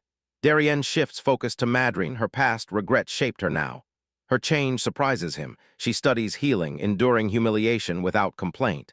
Madryn asks him to stop, unwilling to revisit this. Dariant redirected the conversation to the capital. Official events resume after 17 years. Madryn tried again to exclude parts from the report, but the subject closed. At the restaurant, Lauren served Rain a perfect sirloin steak, her bright smile unhidden. Rain noticed immediately, pointing out her obvious joy. Lauren confirmed it without hesitation. Serena casually exposed the reason. Lauren finally got her first kiss from Ellison. Rain admits she expected this, given Ellison's slow pace. Lauren agrees, Creston reacts in disbelief. Serena teases Alina for holding back. Earlier advice would have pushed things further. Alina reminds her today is just for celebration. Serena accepts. Lint overhears, turns red, and hurriedly delivers pasta. Lint and Mate quietly tease Ellison, fixing chairs and plates around him. Ellison accepts he's going to be teased. He then brings up the item he requested. Lint confirms he's asking for hibber and flour, stating he contacted herbalists nationwide. None found any recent trace, despite extensive travel. Due to this failure, our protagonist concludes normal methods won't work. He recalls the elder's explanation. Even the flower seeds vanished long ago, with only a few once sealed in a treasure vault before time erased them. This confirms no one in the outside world possesses it now. Hearing this, he calmly accepted reality, understanding not all is easily obtained. He recalled old information. One seed might still exist, stored in the capital's royal palace treasure vault. This immediately clarified the situation. Given their hard work and dangerous missions, he realized requesting a treasure might be possible. He then decided to visit the capital again after a long absence. At the palace, Leon warmly welcomes Ellison, praising his achievements and long absence. He mentions the upcoming concert, the first in 17 years, and the capital's excitement.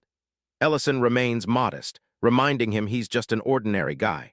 The Emperor soon arrives, telling Leon to contain his excitement. He then formally expresses gratitude, acknowledging Ellison's actions dismantle vile facilities cleanly. Leon's excitement for Ellison was barely contained.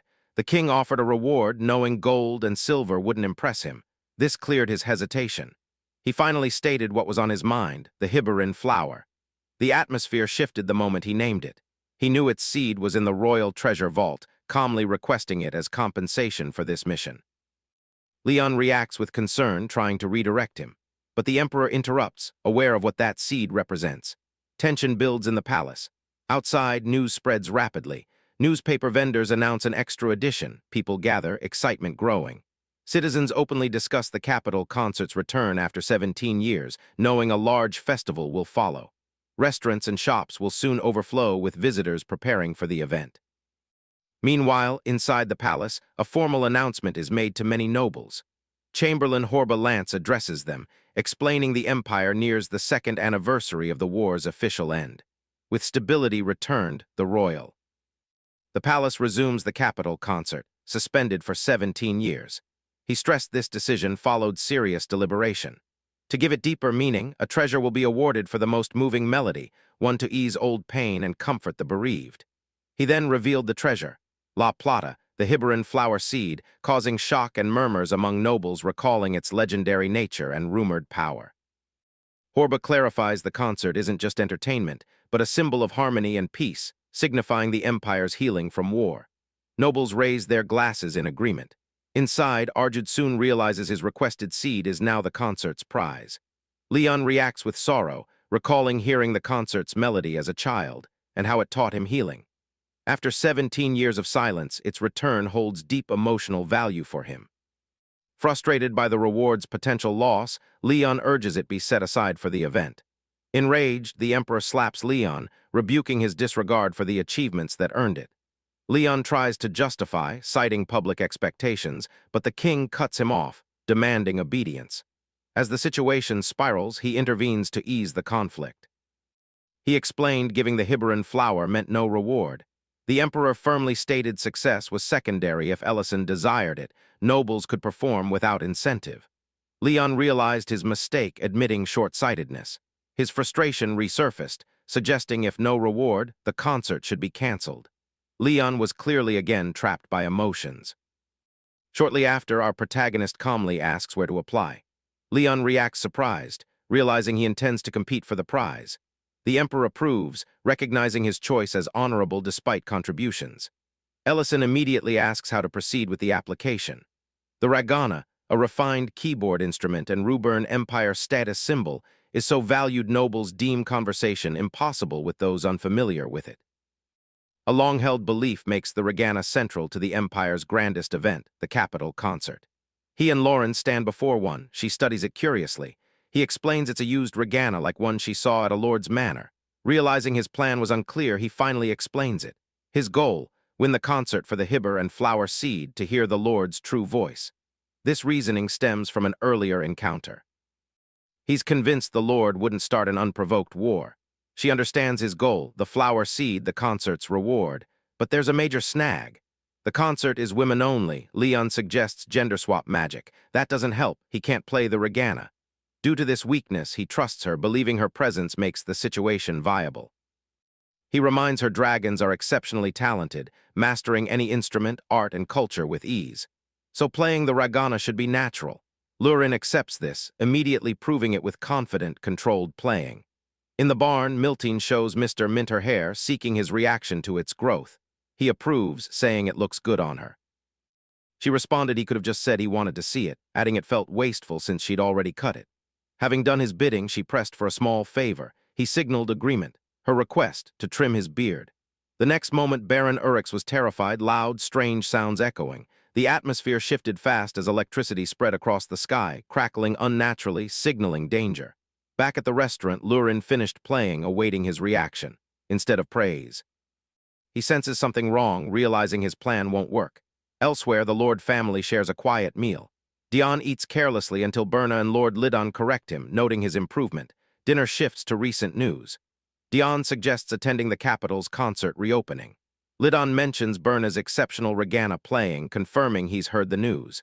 He asks her opinion, but the topic makes her tense. She immediately excuses herself. She explains a post-dinner meeting, apologizes, and quickly leaves. The cook brings dessert. She grabs it from the tray and leaves. Dean clarifies he only meant attending the concert as an audience, not performing. Leiden reflects on the ragana in that room. It used to gather dust because she'd only let herself touch it. He realizes she hasn't played it once since his collapse. He worries she still carries burdens alone, not sharing her pain with family. Concerned, he discusses a plan with his son. Meanwhile, Berna locks herself in her room, lost in thought. Of all Kane's past demands to perfect her, the ragana is what she truly loves. Her family clapping her first performance still brings warmth. She's grateful for learning music from her father. She knows she shouldn't cling to that gratitude. His words, "No one would suspect you even if someone collapses," haunt her. Guilt consumes her, Despite a happier life and new friends, she can't play again.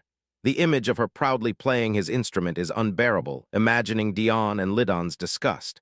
The Regana mirrors her sins. Shaken, she imagines a dark presence accusing her of neglect. Overwhelmed, she collapses. Lauren, there for Regana, sees Berna collapse and immediately worries. Elsewhere, someone reviews concert applicants, noting many have already signed up. One entry stands out: Count Mitchell Fraun, an unfamiliar name. She's a noble from a distant Greek city. This confirms it's his best plan. Another figure dismisses the concern, confident everyone will kneel after her performance. She is Loriana Delian, Duke Melek Delian's niece. The Duke stresses thorough preparation always matters, regardless of confidence. Back at the estate, Berna regains consciousness, seeing Lurin and him beside her, noticing her swollen head. Confused, she tries to understand what happened. They explain bringing her here may seem odd, but their true goal is to borrow her Regina. Lurin is entering the concert. They can't tell if future problems will come from her skill or the instrument. They ask if she can help. When Lurin casually plays a few notes, the sound immediately unnerves Berna. Before the moment settles, the door slams open. Leon rushes in with bad news. The Delian family has moved, and allied nobles imposed new concert qualification restrictions. Families new to this must now pass preliminary rounds locally. Things instantly turn grim. Lurin calmly plays on, noting Regana should still be enough for prelims. Our boy panics, realizing the hybrid flower is now out of reach. Meanwhile, Duke Delian checks with the Red Dragon on their earlier plan. He expects it in motion by now. She confirms everything is already decided. The launch point, Luvern's first imperial concert in 17 years. Timed with this event, the attack aims for maximum chaos. Imperial faction nobles and capital civilians are simultaneous targets. The last war failed due to unity around 3 heroes offering false hope. Without it, the Empire and Black Dragons would be ruins. This time, the chaos is ours. She explains the First Night Order secures the capital during the concert. A mass casualty incident under their watch would irreparably destroy public trust in both institutions. That collapse paves the way for the power transfer he promises. Duke Delian agrees, declaring the Emperor fails his role. He then reveals the concert's applicant list. One name clearly stands out: Lady Lorna Revolk, directly tied to Count Revolk. She doesn't dismiss them as insignificant, trusting a plan already exists. He advises shutting windows to keep out troublesome flies. Elsewhere, preliminary Judge Baron Ravo's Ponto meets Ellison, who introduces himself as Count Revolk. The judge recognizes him, noting the restaurant's popularity. When Lady Lorna Revolk's name comes up, Ellison confirms she's his wife, tensing. The judge asks about her absence. Ellison explains a Regana issue forces her to borrow another. Ponto warmly admits his deep love for Regana's performances, eagerly awaiting her. Our boy responds politely, hiding his nerves. Inside, Ellison vents his frustration to Leon. The preliminary round started without notice. Lurin barely practiced. Leon explains Duke Delian's nobles caused repeated disruptions, making objection impossible. Ellison checks the Regana brought for her, immediately noticing the sound feels wrong. Leon explains this is why Lurin left to borrow another. Concerns rise about its condition, unmaintained and covered in dust. Before anxiety escalates, reassurance arrives, sent for this issue. Ellison freezes, recognizing the arrival. Meanwhile, Lady Berna cleans the borrowed Regana under Lurin's watchful eye. Lurin notices the thick dust, questioning its long disuse. Berna apologizes, assuring her it still works. Lurin then highlights Berna's past behavior and her attempts to bury mistakes. Neglecting the Regana fit a pattern. Berna, nervous, confirmed the instrument ready. Lauren asked her to play it. Berna hesitated, but Lauren insisted on a check. Berna sat and played. Outside, guards heard the Regana's warm, comforting sound. Some recognized its quality, realizing who played. Berna performed beautifully.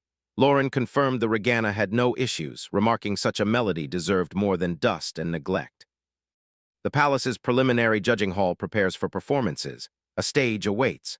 Ponto spots an additional judge, surprised by Duke Delian Porgo Tamurin's presence. Tamurin, one of the Empire's 3 Duke Delians, declares he won't allow random participants into the concert, claiming unmatched Regana knowledge and love. Ponto bristles with jealousy, anticipating competition. Ellison whispers his surprise to Leon, who admits this is new to him too. Backstage, Berna trembles, anxious about performing. Lauren reassures her, demonstrating hand movements.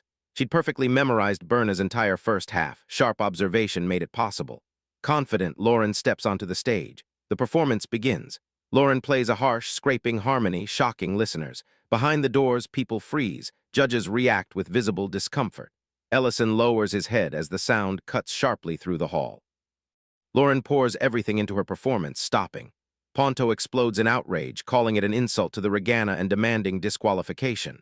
Tamarin interrupts, clapping with tears, declaring the performance perfect. Ponto can't comprehend this. Tamarin explains the technique relies on precise staccato control, fine adjustments pushed to the limit. Leon agrees, recognizing it as a rare Southern Rumble Kingdom technique, its sound triggering memories of studies abroad. Ponto remains bewildered. Tamarin questioned Ponto's expertise, disappointed he missed the technique. Ponto grew deeply embarrassed, realizing he alone missed it. Ellison casually mentioned his wife was from the Rumble Kingdom. Everything clicked. Tamarin nodded, satisfied, praising Lauren's mastery. Cornered and flustered, Ponto quickly approved, feigning agreement, declaring her performance a success. On stage, Lauren stood confused, unsure how she passed. The preliminary round ended in her favor. Elsewhere, subordinates report to Duke Delian and the red-haired woman. Smiling calmly, she notes the door is open, awaiting their next move. After the preliminaries, our boy tells Lurin they made it, but borrowing another Regana isn't easy. He believes the strange sound's cause is known. Tamarin explains he covered it up this time, but it won't work in the capital. Leon adds he risked his study abroad credibility to smooth things over. Ellison admits the problem isn't due to venue carelessness. The Regana was checked beforehand. Berna looks tense. Lauren snaps back, stating she inspects everything herself and the instrument suddenly acts strangely. Berna re-examines the Regana, pauses, then plays it. The sound is clean and stable this time. Tamarin reacts with visible shock. It works perfectly now.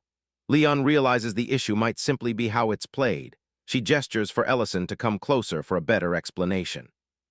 Lurin grabs Leon's hair, who reminds her he's still a crown prince.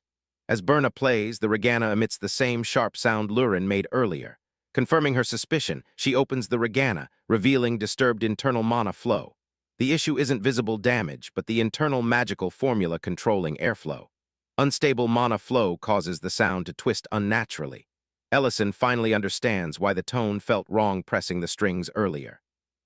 Berna notes Lurin and Ellison's powerful mana interferes with the formula. He wonders how much mana they truly release if their proximity causes such disruption. Ellison's strength explains some, but Lurin's presence raises more questions. Lurin settles the matter, stating she will accompany them to the capital. A surprised reaction follows.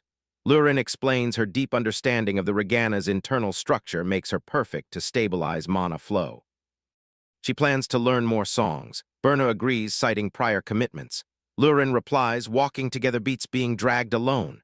From the doorway, Diane overhears, quietly informing Lidon his mother heads to the capital. Lidon feels relieved he couldn't do it. Later, Air City, the Louvern Empire's capital, fills with people. Crowds gather as the First Night Order secures the area. Commander Darient orders alertness. Riella responds confidently. Soon after, Emperor Horus arrives, greeting the people and noting the capital's vibrancy.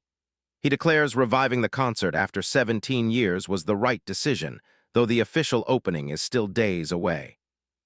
Early arrivals enjoyed pre-festival events.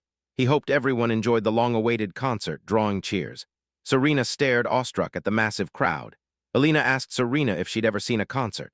Serena admitted she never cared for human events, preferring sleep. Rain pointed out the Emperor, prompting Creston's nonsense about resisting the system. She smacked him, scolding his thoughtless words. Alina then spotted food stalls, suggesting they explore. They find a stall selling grilled stir-fried noodles for 900 runes.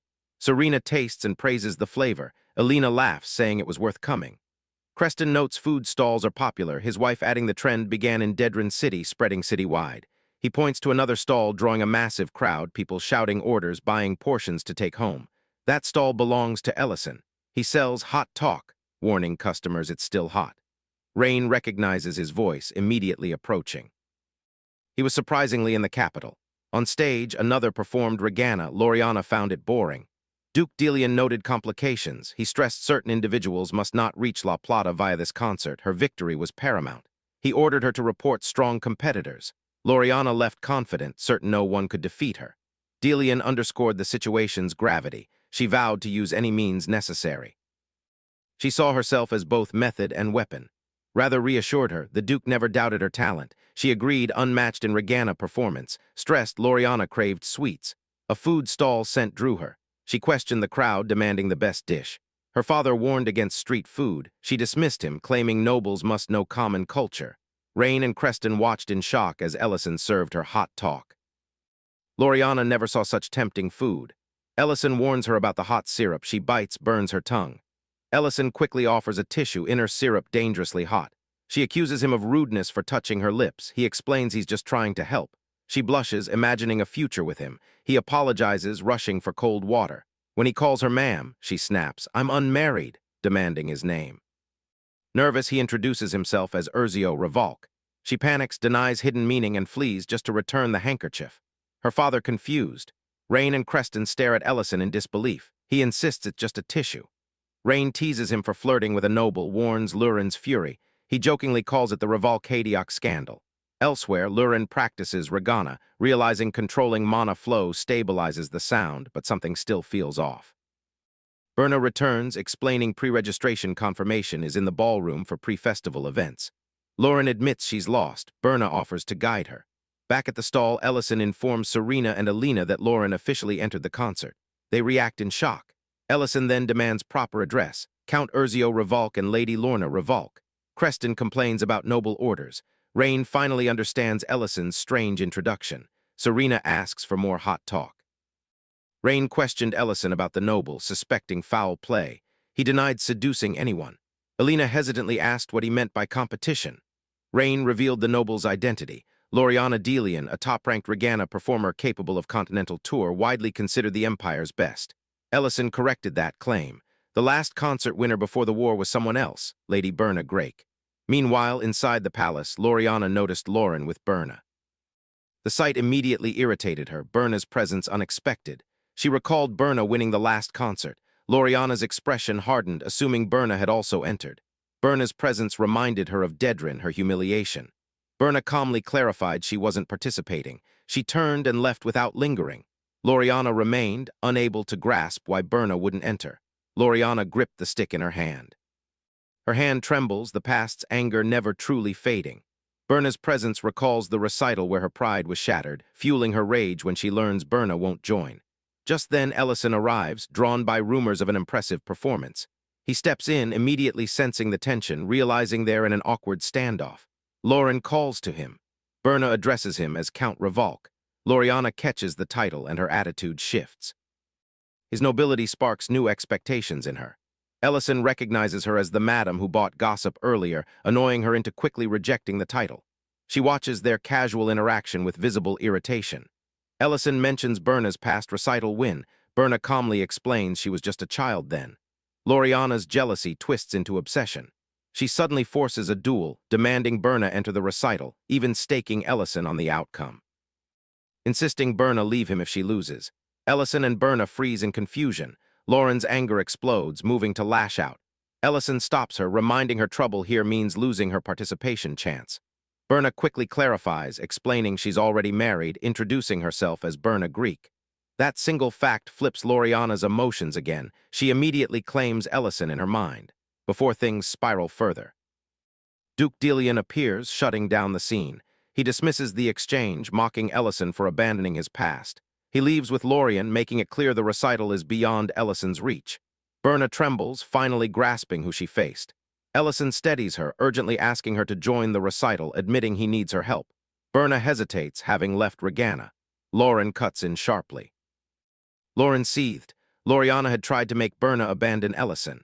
Ellison tried to calm her, explaining the misunderstanding began when he wiped syrup from Loriana's lips. Lauren repeated that detail, disbelief fueling her rage. Elsewhere, Loriana ate haddock, finding it better cooled, but her thoughts remained a tangled mess. She recalled Berna was married, and frustration flared anew.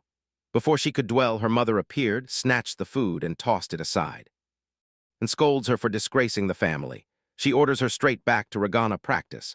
Loriana submits. Later, with Ellison and Lauren, she vents her frustration, mocking his popularity and accusing him of dragging Berna into the competition. Ellison stops explaining, promising never to get involved again. Lauren finally calms, explaining her hard training. She admits she might lack strict technique, but has found a new way to perform. Her confidence is steady and intense. She promises a stunning performance. At registration, Berna quietly asks to sign up. A subordinate explains the process, noting experienced performers can skip prelims. Berna tenses. Suddenly, a woman bumps her, offers a careless apology, then recognizes her.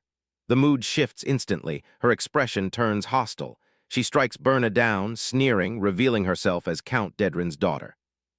Old resentments resurface. Lucian Dillian grabs Berna's face, contempt obvious. She deems Berna's competition entry an insult, declaring her unfit. Before things escalate, a strong hand forces Lucian's grip away. Leiden stands between them, openly condemning her behavior. He states jealousy over his wife's performance doesn't justify sabotage. Berna freezes, realizing Leiden is there, fear still in her eyes. Leiden, unfazed, calls out Lucian's disgraceful actions. Lucian snaps back, questioning his authority, but Ryra steps in, silencing her. Ryra calmly enforces the rules. Violence is forbidden and all nobles must obey the First Knight Order's authority. Lucian, masking anger with sarcasm, noting the Delian family now faces knights.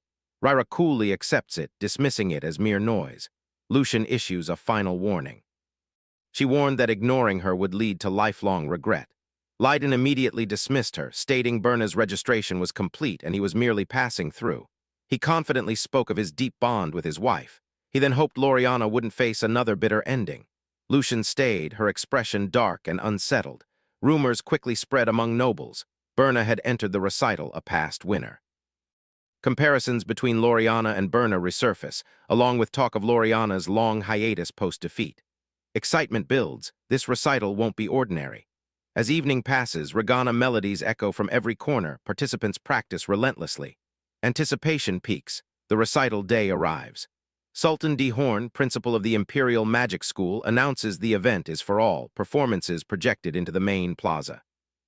Viewing windows across the capital let the city watch. At his food stall, our boy realizes the finals have begun, heading to the venue. He wonders who will perform. The first finalist performs. From the audience, it's clear this level is beyond the prelims. The performances feel refined and powerful. Emperor Lemedin remarks on the effort, while Tamaran responds he'll judge without mercy. Lucian, beside Duke Delian, noted the first day's low standard.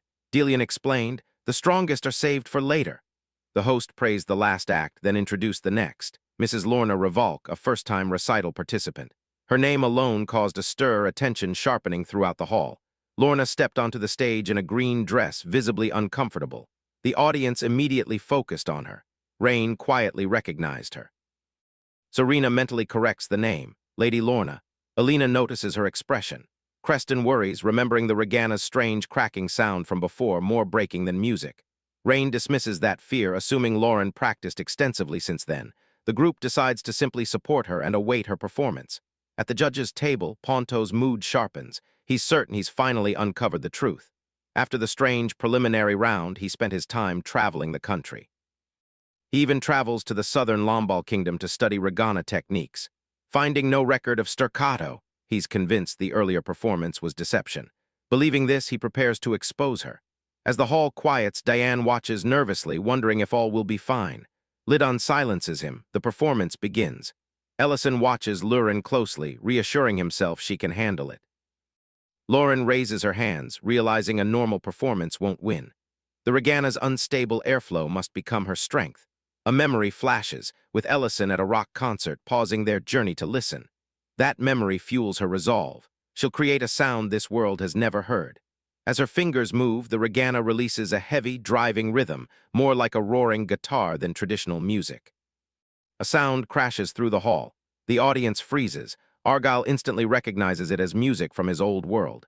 Rain struggles to understand. The Emperor feels the sound strike his chest. Before confusion settles, the crowd cheers, pulled by the rhythm. Lucian stiffens in disbelief. Duke Delian presses a hand to his head. Ponto breaks down in tears, finally accepting the denied technique truly exists. He realizes his Regana understanding was shallow, resolving to relearn. Lauren finishes, acknowledging the audience. The host, struggling for words, calls it overwhelmingly powerful and announces the next act. Backstage, Loriana's legs weaken. How could anyone follow that? In the hallways, nobles excitedly whisper, amazed such sound came from a Regana. As Lauren and Ellison exit, nobles rush toward them. Praise poured in. Overwhelmed, Lauren hesitated until Ellison nudged her. She introduced herself, almost slipping, as Lady Lorna Revolk. Names, titles, and questions swirled around her. Our boy noticed her exhaustion and quickly intervened. He explained her fatigue, promising answers later, then gently guided her from the crowd. As he carried her, she blushed, quietly confirming her role as his wife. He tells her to play along, then away from the noise, thanks her. He admits he never expected her to work so hard, apologizing for his doubt. She assures him this shared effort is natural. She says thanks isn't enough. He stops, cups her face, kisses her, stunning her. He silently asks for forgiveness. She accepts with a shy smile. Still blushing, she shifts to her uncomfortable dress, asking him to undo it. He reacts with visible embarrassment, questioning her intentions. After day 2, Lauren's performance dominates every conversation. Her name comes up repeatedly wherever people gather. Many listeners praise her first-day performance as unforgettable. Lidon agrees, explaining it feels incredible in multiple ways. He adds it barely fits the usual idea of reggaeton, hinting at something deeper. Even the hosts call her a rising star. News spread, Lady Lorna Revolk's new staccato playing style caused a sensation. On stage, Lorna overheard the buzz, reacting instantly. She learned the technique was linked directly to Lauren, Lady Revolk, and the realization she was Ellison's wife left her visibly shaken. Later, her mother reacted with anger. She dismissed the praise, convinced people were impressed by something crude, more suited to a market square than a concert hall. She pressures Duke Delian for action and personnel, stating she won't tolerate rivals gaining attention. Duke Delian shuts her down, reminding her the plan changed. They must avoid anything causing trouble. She pushes back, insisting she intends no chaos, only Lauren's failure on stage. That night, outside the venue, Berna apologizes to Rara, explaining she only wanted more practice and regrets causing late, unnecessary trouble. Rira reassures her. With the imperial family hosting, protecting everyone is their duty.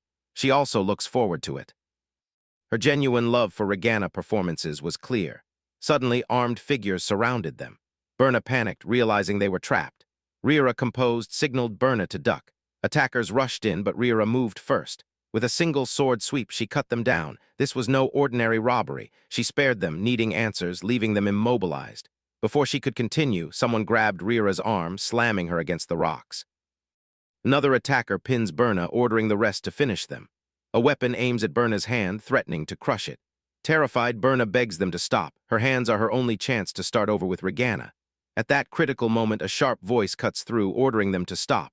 Meanwhile, the concert reaches its final stretch. The host thanks everyone in the hall and across the capital for staying.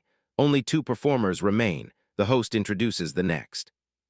Her past concert victory is recalled. Lady Berna Geek is called. The stage remains empty. Duke Delian watches, quietly confident their efforts worked. Lucian feels satisfied, certain the Holy Blood Knight's task was completed. She recalls the morning report, mission complete. Berna can't perform, may never use her hands again. She pictures Berna regretting this for life each time she sees her hands. Arjud turns to Lauren. He tried to confirm her knowledge of Berna, but Lauren claimed she was only with him. Uneasy, he regretted not checking on her. Before the silence grew, Lorena stepped forward, suggesting she perform first, assuring a switch was no issue. The host nervously agreed, announcing the next performer, the competition's top contender, a renowned continental artist. Some felt it unfair, but the performance began. Lorena looked at our guy, resolve hardening, convinced trust was meaningless. Only her Regana could prove her worth. She poured her entire life into the performance. From the first strike, the sound was aggressive, overwhelming. Deep, booming low notes rolled through the hall like an advancing army. Even without deep knowledge, Ellison felt the pressure, recognizing its sheer force. Loriana continued, sweat pouring as she pushed through. When it ended, the hall fell silent. Then that pause erupted into venue-shaking applause. The host praised the grand, emotional performance. Attention shifted to the missing performer. The audience whispered, wondering if Berna withdrew under pressure or if her long break caught up. Lucian smiled, convinced Berna suffered elsewhere. Her satisfaction vanished when Berna suddenly appeared. At the hospital, Carson joked to Rira about being beaten. Rira snapped, "Seeing your face makes my injuries ache." He laughed, teasing her hospitalization. She quickly clarified the attackers weren't ordinary thieves. Darien reminded her to be extra careful during the concert. Riera apologized, explaining that after the attack, as she fought back, someone unexpectedly saved Berna. That person was Loriana Delian, a fact that still stunned Riera. Back at the venue, Berna thanked Loriana for her help. Loriana cold declared her preference for victory with justice. She wasn't here for shallow games. Lady Berna began playing the Regana. As her hands moved, quiet satisfaction settled in. She finally understood. Of all who doubted, she alone never lost faith in herself. Grounded by this, she began her performance. Her father's dark presence stirred, hinting failure, but she ignored it, playing on. The music opens softly, a gentle, delicate melody flowing naturally, settling into hearts. It's warm and comforting, not forceful. Rain, Serena, Elena watch with calm happiness. Ellison and Lauren sit, holding hands, listening. Diane feels overwhelmed, telling his father he'd waited for this music. Lorena listens, finally realizing this is the sound she's chased. Outside, a newspaper seller loudly announces concert results. A passerby comments the concert was worth watching, despite the unsurprising winner. Another agrees, hoping for next year. Results: Lady Berna first, Loriana second, Lauren third, clearly displeased. As results sank in, Loriana's mother struck her across the face. Her father tried to calm things, but Lucian exploded, despising incompetence. But she despises those who overestimate their limited abilities even more. Enraged, she smashes Loriana's trophy, accusing her of aiding Berna and falsifying the report. Her patience exhausted. From afar, Ellison comforts his girl for third place. Nearby, the Lord's family celebrates Berna's win, planning a grand party. Loriana stands alone, face burning from the slap, clutching the broken trophy as rain falls. She stares at it. Rain mingles with her silent tears. Lauren halts. Elsewhere, Lucian departs the capital with knights, her husband holding her umbrella. She orders men stationed along the Greek city road, demanding the seed retrieved the moment Berna leaves. She snaps at her husband for failing this simple task. He apologizes. She bitterly questions why the clear sky suddenly rains. Then another voice cuts in. The concert's noble guests were meant to be protected by the First Order. Yet fools brought their own knights, causing this chaos. Our masked girl steps forth, enraged. She declares, from this moment Lucian will pay. The blame is entirely yours. Lucian, irritated, dismisses her, claiming exhaustion with a careless attitude. This immediately fuels Lauren's rage. Lucian orders her to leave. Instead, she steps forward, striking one soldier, then incapacitates the second. She moves to Lucian, slapping her hard, warning her.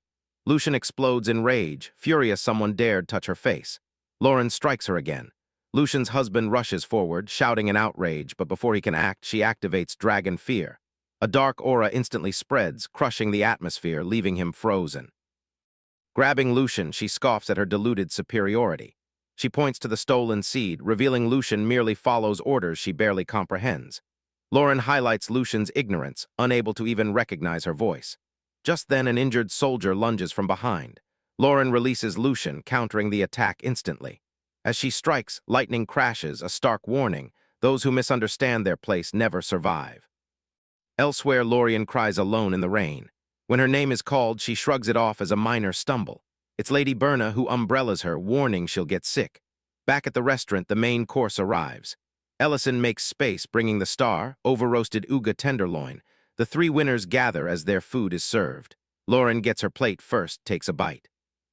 The juice burst, blending with the rich, silky sauce. Berna found the meat very soft. Creston joked it was a special occasion, urging free eating. He congratulated Lauren, her performance unexpected. Berna praised her achievement, but Lauren reminded her she won first. Lorien watched quietly as Berna humbly explained her participation was only possible with Lorien's help. She learned Regana under Count Deidrin's influence for noble support. Improving, she realized she was playing into his plans. Fear grew, fixating on the start, letting anxiety take root. Lorien helped her overcome it. Berna acknowledged her despite injuries. She never abandoned Regana. That commitment, helping others while competing, shamed her earlier mindset. She wants that same intensity. Serena supports this. Everyone agreed the performance was top tier, leaving a deep impression. Berna wanted to keep practicing together regularly. Lorien, embarrassed, downplayed her win, calling her position insignificant. Creston stepped in to comfort her, his wife helping steady her emotions. Meanwhile, Lauren felt awkward, being the third-place winner. After the meal, Galtza repaired the damaged trophy and returned it to Lorien. She thanked him. He casually said, "Bring it back if it gets damaged again." She asked Berna how she knew about the Regana injuries. Berna explained her mother's obvious personality, casually mentioning past hits.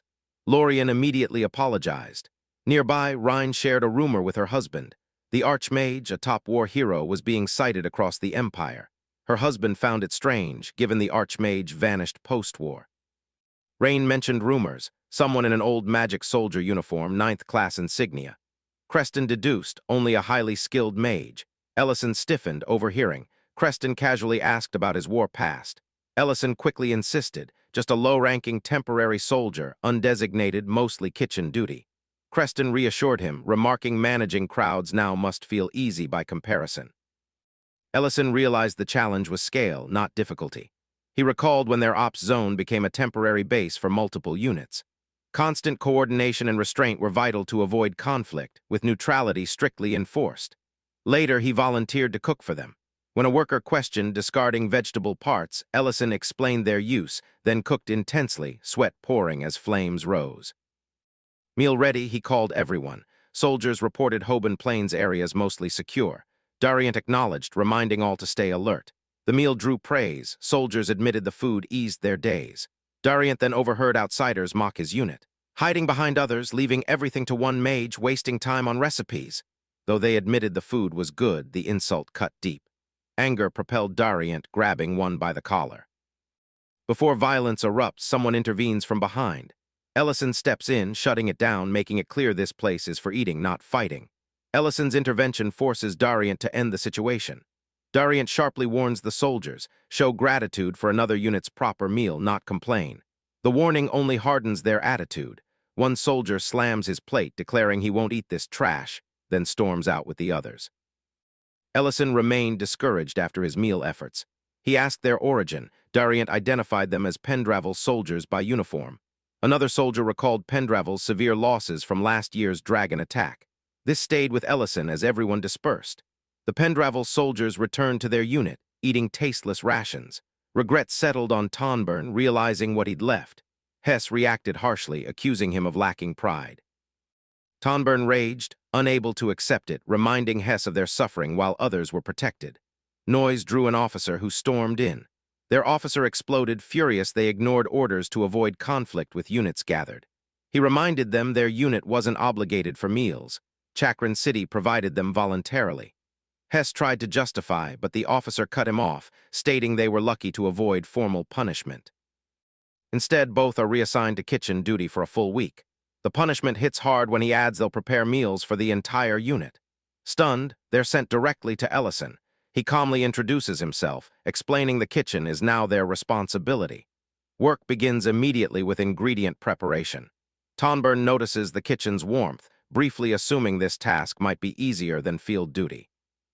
That thought is crushed as bitterness surfaces, reinforcing his belief that others lived comfortably. Soldiers like them paid the cost, quickly overwhelmed. Endless vegetable sacks were dumped, barely enough for one squad. Broth demanded constant skimming, mistakes wasted food. Hess asked the time, learning they were barely halfway. Tonburn scrubbed utensils until his hands ached, cleanliness non-negotiable. By work's end, both were drained. Quitting crossed their minds, struggling to imagine enduring this routine for days. Sleep became their only hope. That illusion shattered when Hess was jolted awake before dawn by Ellison, demanding immediate breakfast prep. The realization it was only 5 a.m. hit hard. Days passed under constant pressure. One morning, Ellison announced a change. Limited rations meant mountain foraging for ingredients. He provided a list, explaining it was safer than battlefield duty. They headed out, searching for usable plants. Hess recalls Ellison's light, realizing he's a mage. Arbu casually confirms it, a combat mage who also cooks. He was never formally commissioned, only serving temporarily. This makes Hess recall rumors of the unit's famed mage, one who quickly reached Class 5, repelled dragons, and protected the city's zone. He insists the unit's low casualty rate came at others' suffering. Exhaustion sharpens his bitterness. He believed comfort came from others' sacrifice. Ellison corrected him. The unit uses expanded recon, constantly tracking monsters to prevent ambushes. This info deploys mages precisely where danger hits. It's a risk distribution system that took time to stabilize, nearly failing and wiping out infantry before balance. Ellison's role? Simple. Good food keeps morale alive. A cook's satisfaction is seeing people eat well. He challenges Hess, would more losses truly make things fair? Soldiers don't fight to die, nor cooks prepare food to punish. Good food protects. Understanding dawns, Hess agrees. Before Ellison leaves, Hess hands him a basket of ingredients. Ellison spots a rare mushroom, assuring the kitchen will be impressed. Back in the kitchen, cooks prepare Mundan mushroom soup. The reaction is immediate. Soldiers praised its aroma and taste, comparing it to noble cuisine, admiring the unit.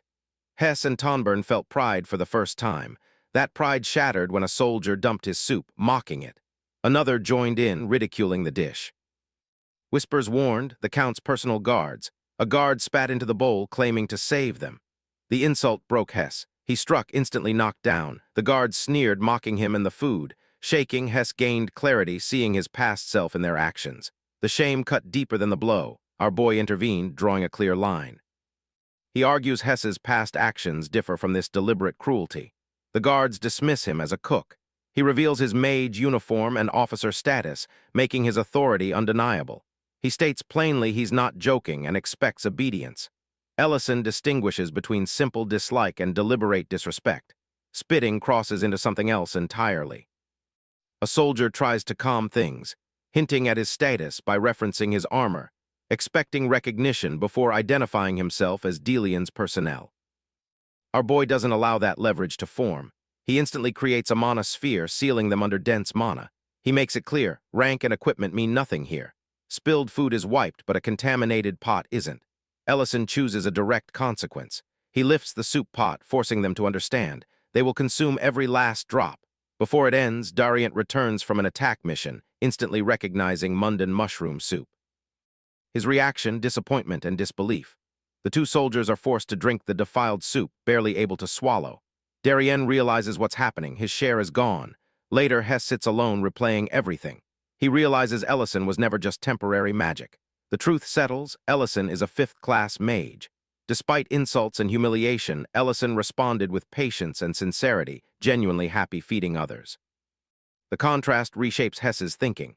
He decides if he returns to the kitchen, he'll learn cooking from Ellison. He wishes to continue missions, but that hope fades, seeing his restraints. A voice calls him from outside his cell. His master informs him his disciplinary outcome is decided. Elsewhere, their master checks with the two soldiers who spat in the soup, asking if they're satisfied Hess is dealt with. One, still blaming, claims Ellison should also be punished. The master, holding meals, sharply announces their removal. Shock takes over. He's Frigo Delian Holy Lance Knight's commander. He clarifies, talent is valued, but basic conduct is paramount. Their failure meets immediate judgment. A nearby man's magic strikes them down as they scream Frigo's name. Back with Ellison, Dagos confronts him for interfering with a noble's escort. Ellison calmly responds. He explained they didn't appreciate their fortune, letting them face consequences. He ordered information control, insisting his name not be spread. Dagos agreed. Dropping formality, he noted Ellison's politeness never changed. Ellison awkwardly replied such formality was unavoidable for a fifth-class archmage, and again asked him to stop spreading that strange nickname among soldiers. Dagos informs him Hess was disciplined and moved out, prompting Ellison to grab his robe and prepare to leave. But Dagos adds, from a staff perspective, the transfer might actually benefit them. The reason is simple. Ellison had previously approved Hess, and other units are too stretched to accept new personnel. Just then, Hess arrives, formally reporting his placement in the 3rd Battalion of the Chekrency Defense Force. He seems eager to work together again. Our boy jokes about his workload, then directs him to gather baskets and ingredients, casually remarking that punishing food waste is satisfying. Suddenly, that part freezes everyone, leaving them stunned. Ellison notices the mood shift, growing uncomfortable. The truth spills out when Creston points out the obvious flaw. A fifth-class mage and staff officer couldn't be mistaken for a temporary magic medic. At that moment, Ellison realized he revealed more than intended. Later, as Rain left the restaurant, the incident lingered. She considered turning such events into a novel, quietly wondering what kind of person Ellison truly was. Her husband dismissed it, reminding her Ellison himself called it fiction. She remained unconvinced. He added that history held many strange examples, like a 9th-class archmage once carrying a temporary medic badge during the war's peak. Just as one of the 3 war heroes vanished, the pieces didn't quite align. Hero descriptions varied, and old medic uniforms were common, yet the overlap was undeniable. They chose silence. Back in his room, Ellison chastised himself for letting old memories surface. Lauren admitted misreading him, assuming a deeper motive. Ellison thanked her for overlooking it, reflecting that, despite everything, he still secured the seed. His thoughts returned to Lady Berna and her unusual payment. He'd expected trouble but felt unsettled by his easy acceptance. She dismissed his hesitation as simple gratitude, urging him not to restrain himself, openly acknowledging his true status. Back in the present, Ellison accepted full responsibility for his mistake. He considered planting the seed right away but decided against it, remembering it must remain near the heart to absorb the soil before proper growth. Lauren, noting time was on their side, shifted to the past. She wondered about Hess's arrival, the unit's fate, and Ellison's punished soldiers. She admitted her curiosity, wanting to know everything about him, though most avoided military stories. Ellison rose, brushing the subject aside. Nothing meaningful followed, he claimed, insisting it would bore her. He sent her to rest, explaining work awaited him, then went to the storage room. He opens a box, takes out a diary. He doesn't open it, just glances before returning it. Lauren, spying, wonders about the diary. Upstairs, she recalls Ellison putting something away. She tries the box, realizing a locking spell protects it. She believes she can break it, but hesitates. Curiosity pushes, yet guilt pulls her back. Crossing this line feels wrong. She puts the box back, reminding herself Ellison is the one she trusts most. If their trust is mutual, she'll wait for him this time, not chase answers.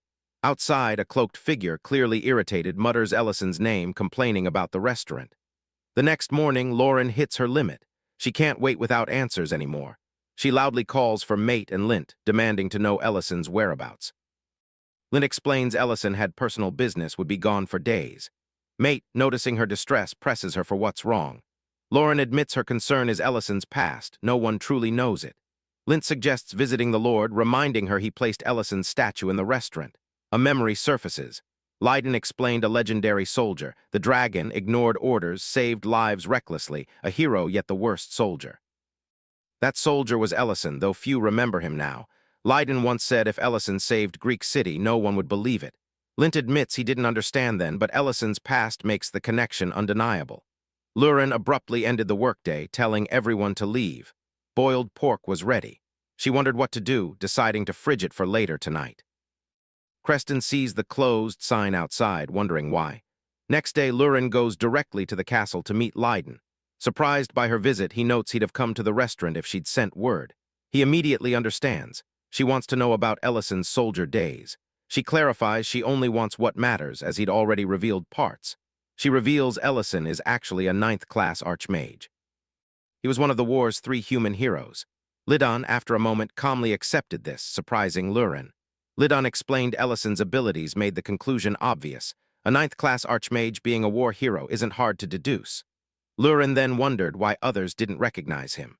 Lidon revealed that while facial alteration magic played a small role, the real reason was the erasure of nearly all official records.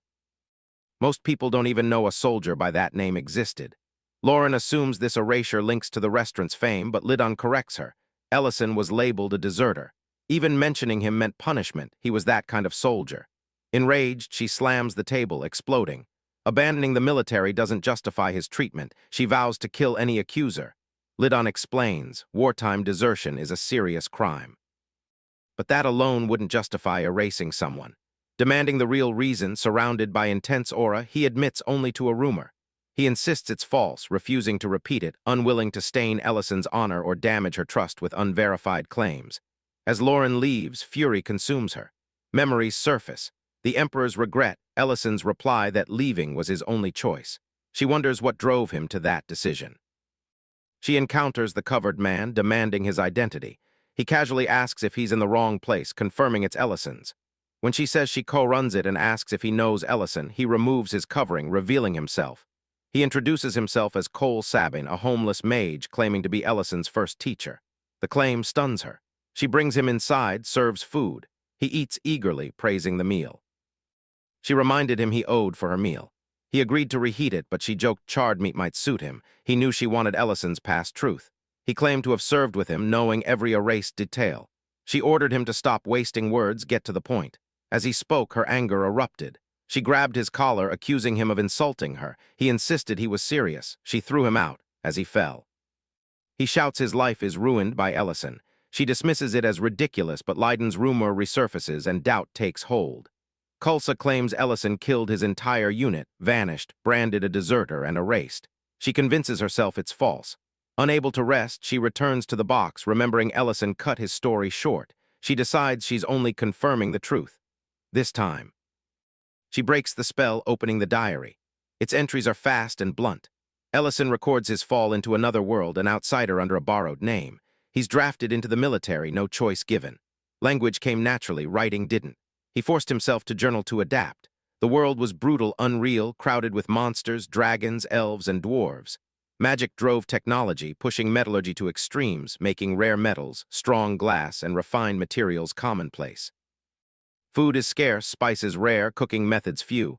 War flattened the food culture. He sees a restaurant's potential. He misses his mother, longs for home. Training exhausts him. Others praise his magic, making him question if it's a blessing or a curse. Mess hall food disgusts him. He cooks for himself. At the academy, he's tasked with recording fallen soldiers' names. Reading this, Lauren flinches. She recognizes it. He fell asleep before more entries. Later, he no longer resented the headmaster, believing staying would bring regret. He wrote of meeting Baden and others, sharing their burdens. He found joy, soldiers smiling over food, eager for new dishes. He spoke fondly of his unit. Lauren relaxed, convinced the massacre was just a rumor. The diary then shifted to recipes and daily notes until several pages were burned away. The sight freezes her. The next entry, a chilling line. "Those trash got what they deserved." She's shocked. They paid the price. The characters are from Ellison's hometown. She understands the writing, having entered his world. No one else could have written this. It must be him. A memory flashes. Ellison warned her not to do something. She'd explained about a trembling woman who acted rudely. The woman cried, begging forgiveness, claiming she'd mistaken her for her daughter. He questioned if disrespect justified taking a life. Lauren, a dragon, declared she didn't follow human standards. Ellison countered, "Dragons aren't different from humans or monsters." He insisted no one should end a life for a mistake, only for self-defense. Now she admits trusting him most, understanding these characters. She can't fully grasp the diary's revelations, sensing the truth is about to unfold. Just then our boy enters, questioning her about his writing, stunning her. He states he never expected her to read it, calling it a boring tale of escape and regret. He asks if she truly wants to hear it. She confirms. The diary opens, the story continues, beginning months after previous events. Ellison returns to normal, but Greek City faces fear. Another dragon appears. Bidon and Darren arrive, unleashing a powerful fire attack followed by a massive strike. One mocks the dragon, can't even use a shield properly. "This is easy." The dragon prepares to breathe fire. Soldiers on alert. Magic circles appear around the dragon. Soldiers recognize Ellison's magic, relieved. It's been a while. Ellison sees the same faces, wondering why they're surprised. The magic circle splits, attacking the dragon from all sides. The dragon flees, warning it will return. Soldiers laugh, calling it a high-level mage's work. Beaton admits he's still doing well, already reached 5th class. Ellison praises Beaton's reputation, noting their war hero status. Darren explains Beaton brags about it everywhere. Then they ask his reason for being there. He softly answers Greek City is his home. Beaton insists Ellison shouldn't push himself for them. Ellison replies he did his best. He thanks them for their help and says he'll return to his unit. They decided to move to their next mission area. Lidon, shocked by everything, wondered about our boy's identity. Ellison's days were filled with cooking and missions. Returning to his tent, Ellison stopped Hess's respectful bow, stating respect shouldn't be a daily routine. He told him to finish cooking quickly. Tomorrow they'd gather ingredients. Ellison admitted the tough routine gave him purpose. He finds cooking meaningful, trying to enjoy it. Hess learns delicious dishes from him. Looking outside, Durant informs him the commander is ready. They must move quickly to the rendezvous point. Ellison asks what's happening. No offensive mission was scheduled. Durant explains a noble guard unit was attacked by trolls at their site. High Command ordered a rescue, so they must go help. Ellison asks why he wasn't told earlier. Durant says he just returned. The captain didn't want to burden him, assuming he was exhausted. They must leave immediately. Durant warns Ellison he's overexerting himself, pushing too hard. Ellison insists he won't stop. It's his duty. Reaching the location, Ellison sees countless monsters charging relentlessly. A soldier shouts to maintain formation. They're under dragon attack. This shouldn't be happening. The paladin orders elite soldiers to help, asking, "Where is Bane?" Suddenly, a beast attacks, killing a soldier. Ellison descends from the sky, employing a powerful technique. He eradicates all monsters, declaring no threat will remain. He unleashes his magic. A massive fire engulfs all. The soldiers are stunned by such power. One soldier thanks Ellison for the rescue, attempting to ask his origin. But before the question ends, Ellison vanishes, leaving only his voice. As he returns to his tent, someone secretly observes him from outside. He finds Ellison more incredible than reports, first time seeing him personally. Inside the tent, Ellison sits with Durant, apologizing for his earlier outburst. Durant immediately tells him not to apologize, taking the blame. Just then, someone is slammed onto the table. Ellison is shocked, wondering who it is. The person slammed on the table is Vane, a fifth-class mage. He immediately apologizes to Ellison. Ellison asks his identity again. Vane, shaking, finds the question too harsh. Ellison silently thanked Vane, his former magic teacher. Frigo then interrupted, admitting a rough arrival and introducing himself. Ellison recognized him as their former assisting commander, wondering his purpose now. Frigo wasted no time, announcing his appointment as chief mage by the Holy Spear Knight Order. He ordered Ellison to pack and report to his unit immediately, then mocked Vane, calling him trash, criticizing his battle retreat. Frigo finds Vane's arrogance annoying, a fifth-class mage failing in combat. He then praises Ellison's courage, admiring his selfless willingness to protect others alone. Frigo promises best treatment, demanding Ellison use all his power for him and his unit.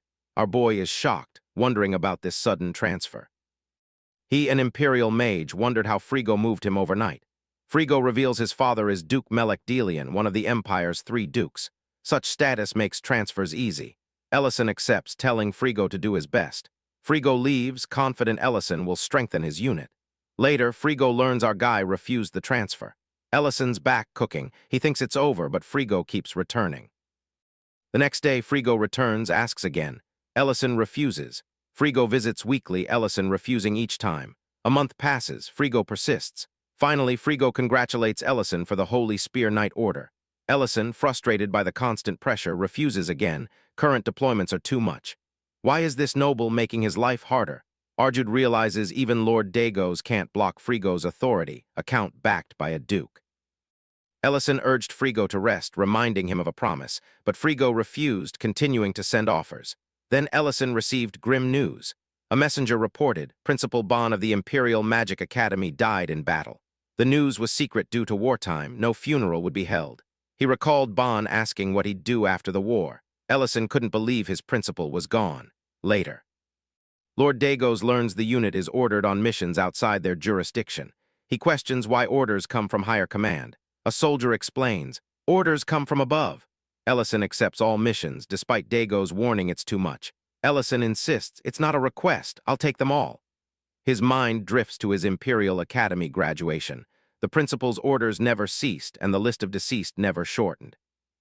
Ellison realizes his unit members could be next on that list. He refuses, insisting on handling everything. Durant confronts Frigo, stop visiting. Durant explains Ellison, an Imperial Magic Academy graduate, has an independent system. Even Commander Dagos can't order Imperial mages, only the Imperial Palace can. Frigo, enraged, accuses Durant of abusing Ellison. He claims the unit's busy only due to Ellison, calling Durant arrogant and useless. Then soldiers shout, Ellison collapsed, needs immediate help. Ellison is rushed to the infirmary unconscious. In his dream, Headmaster Atraban appears. Ellison asks why he went to the front lines. He tried to minimize casualties but failed. He apologizes for not doing enough. Promises made to Bedan and Darren in battle limited his options. He realizes he didn't try hard enough. The headmaster whispers, you're overworking yourself. Then a hard slap. Denying it, that's Cap. Ellison wakes. Hess asks if he's okay. Durant confirms the mission's handled. Ellison realizes the headmaster never expected him to go solo. He resolves to stop overworking, trusting comrades more. A woman enters the tent, informing Ellison of his Holy Lance Order assignment. She presents a letter. The commander who repeatedly sent him on dangerous missions will face discipline. Dagos reads the letter, hands shaking, recognizing the imperial seal. He couldn't believe the emperor's order. A soldier noted the messenger wasn't from the palace. Hess suspected forgery. Despite their doubt, everyone asked Ellison if he was truly leaving. He left without answering, leaving the soldiers stunned. Outside, Durant watched him sadly, asking if he was truly going. He confirmed the order was real from the palace. He told Durant not to overwork himself while gone and not to die. Durant draws his weapon, recalling Count Frigo's accusation of abusing Ellison. He admits his wrong, failing to protect Ellison properly despite his strength. Durant vows to handle everything now, no more fallen soldiers under his watch. Dagos assures him he'll lead strategies. Hess promises to manage cooking and daily tasks. They all thank Ellison, urging him to leave without worry. The farewell turns emotional. Ellison thanks everyone, then walks away. Meanwhile, in another unit, a soldier announced our boy's arrival. Frigo, ecstatic, called it the best news, having waited long, and ordered a welcome. Lurin, hearing this, questioned the order. He briefly considered if people thought he was overworked, but quickly dismissed it as pointless. He had to accept, then try to cancel the unit's punishments, suspecting the previous unit exploited Ellison. The greedy noble likely issued cruel orders, but he denies her claims. At the Spear Garrison, Frigo welcomes our boy warmly. Two women's intimate hugs make Ellison uneasy. Frigo explains Ellison's mission is to rest, part of his orders. He tries to dismiss the women, emphasizing his duty to protect the unit. Frigo jokes about his discomfort, offering to send them away. Yet he insists Ellison relax, knowing how to treat his people. A maid guided Ellison to a private bath, urging relaxation. Its rare materials promised swift recovery. Next, she presented a private bedroom, an artisan's creation of wood and fur for comfortable rest. She told him to call if needed. Ellison was served a luxurious meal, aged sirloin and 30-year-old wine. He realized Frigo's world had everything: art, culture, refinement. Here, war was absent. Frigo explained their last operation was a rare request. This place requires no fighting. He told Ellison not to worry, just enjoy life here. Ellison, however, didn't grasp his purpose. The garrison outside Delian City looks peaceful, not military. Everything is clean, organized, high class. Equipment is top grade and people are relaxed. Unit life is full of theater, parties, alcohol, and entertainment. Ellison fought to retain memories of his old life: broken beds, bugs, mud, hot kitchens, early mornings. He struggled to keep those painful memories from being erased by his new comfort. 2 years passed. One day, a soldier rushed to Ellison with urgent news: Count Delian. Ellison must hurry. Ellison found a huge, candle-decorated cake in the central hall. Frigo greeted him. Happy anniversary! It was his 2nd year with the unit. He's surprised, not knowing the unit marked this day special. Frigo explains they're celebrating Ellison's arrival, inviting him to drink. The party begins. Frigo and Ellison drink. Frigo wishes Ellison joined sooner, asking why he doesn't open his heart. Ellison honestly replies this place doesn't need him. The unit functions fine without him. Frigo counters he's seen many talented people break from overwork. He can't stand seeing such talent suffer. Frigo believes Ellison deserves recognition. The Holy Spear Knights exist to gather such people. He adds that while some grow arrogant, capable individuals shouldn't suffer more, talent should be rewarded, not punished. On their 2nd anniversary, Ellison finally opened his heart to Frigo, admitting gratitude. Frigo laughs, having known Ellison's answer before his gift. He asks if he can bring the women now. Ellison immediately refused. A nearby soldier noted his persistence. Frigo laughed, noting after 2 years Ellison truly belonged. He wondered if this was joy. He then mentioned Mardel and Eugen, explaining their difficult removal from the unit. Ellison suddenly recalled academy friends. The revelation shocked him, his face darkening. Prince Leon read a record. Ellison retired after 15 years as an imperial mage. The emperor appears, noting the late hour. Nobles would disapprove of the prince's worries. He notices Ellison's records. Leon explains old files are destroyed. Only disaster reports remain, showing a pattern. Durant said remaining records are from Chakran City. After Ellison's reassignment to Frigo, a missing mage record appears. Leon realizes the missing name is Ellison's, sensing a deeper betrayal. Leon recalls Madrin's words, Ellison abandoned. He confronts his father, demanding answers. The emperor admits his failure. He explains the First Night Order's collapse, Atraban's death, and the empire's lost balance. Overwhelmed by responsibilities, he grew weak.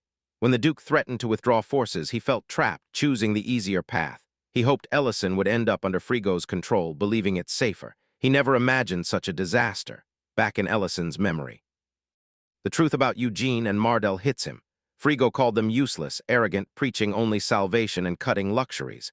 Frigo hated their attitude, admitting he threw them to the monster. A soldier warns of misunderstanding, but Frigo laughs, regretless. Everyone else laughs too. Ellison can't grasp why the story is a joke. Our boy feels the laughter as a sharp pain. He remembers writing their names. Eugene, dead at 20. Mardel died at 19, bruised, neck wounded. Frigo dismissed their deaths, declaring the past over. With Ellison here, nothing mattered. He gave him his Archimage badge. Ellison learned Frigo's plan, back-to-back missions to his unit to retrieve him. He was appalled by their shallow disregard for life. Then the ceiling exploded. Soldiers froze, thinking it a misfire. A massive red dragon appeared, plunging all into chaos. Frigo watches, never seen a dragon this close. How did it get here? He trusts Ellison to save them. The dragon attacks. Ellison blocks with a powerful spell. Soldiers feel proud. Frigo praises his power beyond even my father's chief mage. They believe the dragon can be held until reinforcements arrive. But the dragon instantly shatters the barrier. Frigo looks at Ellison, confused, angry. Ellison responds silently, exhausted, tired of being a weapon. The dragon breathes fire. The area turns to burning hell. Frigo screams for Ellison, about to escape, but he stands still. The dragon strikes again, flames spread, soldiers die. Ellison clutches his diary, recalling his sole desire, a simple thank you for cooking. He tears the pages, believing this small gratitude was all he needed. He throws them into the fire, burning his last hope. Soldiers brand him a traitor. The dragon continues its fiery destruction. Ellison wants no more words from them. He leaves the burning battlefield. Days later, Bidun and Darren arrive searching for survivors. They find the place destroyed and burned. They search for 3 days and nights, exhausted and injured, refusing to give up. They decide even if no one survived, they must defeat the dragon. Then they see Ellison, alive but broken. Bidun confronts him, asking where he's been for 2 years. He thought Ellison dead. Darren asks how he survived, why he returned. Ellison wants to rejoin them to cook and help. He left the army, unable to keep sacrificing his life. The dead were those he failed to protect. He carries that guilt. He tells Lurin the dragon left, no one survived. Only the bodies of those he killed remained. Lurin trembles, refusing his guilt. She insists he didn't kill them, saying karma consumed them, not his hands. Ellison admits they were not. He questions if their crime deserved such slaughter, realizing he could have stopped it but didn't. He feels responsible. Lauren refuses to let him carry that burden alone. She holds him, promising to stay by his side, repeating it wasn't his fault. Ellison thanks her, noting comrades' support gives him strength. Still, he believes the guilt is his. The next morning, Lauren dresses differently. Our boy has been gloomy for days. That thought spurred her to act. Serena's advice echoed. Small efforts always soften him. She rationalized this choice was just to comfort him, nothing more. While she pondered, Cat Lauren suddenly appeared. She quickly dismissed him, explaining she hadn't called, then shifted focus to food. The cat produced a packet. She instantly recognized it as Ellison's old instant snack. Memories of ramen and jjajangmyeon from his homeland instantly clicked. She noted the clear instructions on the back. Simple, fast preparation. 3 packs, she decided enough for 2, then headed to the dining hall. The cat froze when she casually announced she'd personally served today's meal. Once done, the noodles looked dark and unappealing. The cat reacted strongly, but she silenced him, explaining he was clearly looking down on cooking itself. When the dish finally arrived, she scrutinized it. Noodles were strangely glossy, recipe clearly ignored. White bits scattered on top puzzled her. He seemed to invent something new, lacking basic understanding. Her patience snapped when she spotted a hair. Immediately, she deemed the food substandard, tossing it without hesitation. The poor cat was stunned. Meanwhile, Creston casually hands our boy palanku eggs, highlighting their value and reminding Ellison he was the original supplier. Ellison notes Creston hasn't changed, pondering why Archmage rumors haven't caused citywide chaos. Creston denies it, claiming Rain spread rumors, and he stopped her to protect Ellison's rep. Rain suddenly appears, denying any rumor spreading. Ellison, grateful, prepares to leave. Before leaving, Rain clarified she wouldn't spread rumors, blaming her husband. Ellison silently reflected on how long he'd ignored the Empire's strange currents. He realized he only acted when problems became urgent. Understanding his daily life's importance caused this delay. Returning, he met townspeople one after another. Someone mentioned the dining hall, another fresh eggs. Others casually suggested visiting again or preparing more food next time. Each interaction deepens this feeling. This routine's simple joy feels precious. He hopes it never breaks. But it wavers as he finds Alina placing flowers on Selly's grave. He listens as she explains planting them, noting Selly would like them. A heavy realization. He can't steal her heart. He recalls his mistake telling his story, fearing revealing his identity would destroy everything he's built. If the truth spread like a rumor, his peaceful life would collapse. He tells himself it's unavoidable. Gratitude fills him, seeing how carefully his secret was protected. No rumor escaped. He placed pancakes on Sally's grave, leaving, pondering life's fragility. Nearing the dining hall, Lauren's voice scolded her guard cat, urging him to hurry and taste it properly. Ellison slipped inside unnoticed. Lauren only spots him mid-complaint. She quickly explains the food and outfit are gifts meant to cheer him. Keeping it light, she suggests they eat, relax, or do whatever he feels. That simple moment brings Ellison sudden clarity. He realizes he never wants to lose this life. Avoiding the inevitable is no longer an option. He laughs softly, knowing Serena orchestrated this. He decides to eat. But the moment doesn't unfold as Lurin expected. Ellison quietly reminds himself, protecting a peaceful life means accepting its sacrifice when the time comes. Elsewhere, Madryn and Porgo arrive at the palace, opening the door to find Dariant, Lidon, and Leon waiting. Once seated, Leon stresses secrecy, demanding nothing discussed leaves the room. The meeting begins awkwardly as attention shifts to Madryn in a maid uniform.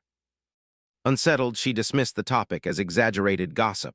Things worsened as Darien calmly read from his report. Just then, a portal opened and Ellison appeared. Madryn began to sweat as talk turned to his past. Porgo brought up magic once believed exclusive to dragons. Panic spread through Madryn. This outcome was unavoidable. Regret weighed heavily. Her life felt like choices leading directly to this point. Our guy remains calm, explaining there's no reason to hide the truth. He's decided to face his past openly. The atmosphere tightens as he announces everything can be revealed. The ninth-class Archmage's return, he declares, must be announced throughout the Empire. Far away, inside a cave, flames gather in hands, thrown onto branches, igniting them instantly. Lady Senti calmly reports her research. The drug is nearly complete. It shows clear effects on humans, elves, and dwarves. Only one step remains. Heart transplant success rates exceed 70%. The Star Army expands steadily. Burning branches formed a massive ring of fire. A voice responded from within, confirming the hybrid flower seed delivered to Ellison. The Lord recognized Sinti's determination, yet criticized her failure. Overwhelming magic crashed down on her. Sweat poured from her. The Lord reveals the force tightens around his heart. The voice commands, find it. The next sacrifice will be chosen as the vessel for the Lord's will. Ellison appears in central harass in full mage uniform. He casts a massive magical projection above the city, instantly grabbing all attention. With the recent concert just ended, this sudden new projection leaves the public in total shock. Simultaneously, in Estreberg's countryside, locals struggle to grasp why a high-ranking mage would visit their remote area. Ellison's voice resonates. The crowd spots his ninth-class emblem. This visual proof settles all doubts. The legendary hero's return is instantly confirmed. Ellison explains to the masses. He hoped for true post-war peace, but the world's current state proves him wrong. The city lord orders his guards to shut down the broadcast, but they hesitate, recognizing imperial authority. Ellison informs the public. The empire rots from within, corrupted by warmongers seeking chaos. Refusing silence, he declares an end to slavery, corruption, and the betrayal of principles he fought for. He concludes, he will now stand firmly with the people, not waiting in the shadows. Lorien watches the broadcast from her terrace. The ninth-class emblem confirms Ellison's identity. She notes his voice sounds slightly different, suspecting high-level magic alters his tone. When Duke Delian asks her opinion, she finds the Archmage's words grounded and reasonable. Delian immediately dismisses the speech as hypocrisy, arguing a powerful man failing his duties has no right to lecture others. Lorien counters, reminding him of his own teachings. Leaders must act despite personal flaws. Delian implies her Greek city trip changed her, unsettling her, despite her claim of long-held feelings. He wishes his son had chosen her path. Delian then coldly ends the conversation, mentioning her mother's hidden state and urging a visit. Meanwhile, Madryn informs Ellison mages are spreading his announcement, ensuring the entire empire hears it within a day. Ellison acknowledges her hard work, then brings up the spy. Leon already suspected a secret informant was leaking vital data. Leon points out Dariant summoned Ellison, noting Dariant is the only calm one present. Ellison suspected a setup. Slave facilities across the empire were destroyed almost simultaneously, requiring incredibly fast information gathering. He connects this to the concert. He explained the event was a clear lure for him and Lauren to the capital. Leon confirmed the theory and their secret source. Elsewhere, the Duke confronted Redan about his role in Berna's incident. Redan casually stated he'd followed orders since being mistaken for an employer during the Berna kidnapping. The Duke mocked Redan's shift from knight captain to submissive follower, warning he'd gambled everything on his plan, unable to forgive Ellison. The one responsible for Frigo's death, Reiden seems oblivious.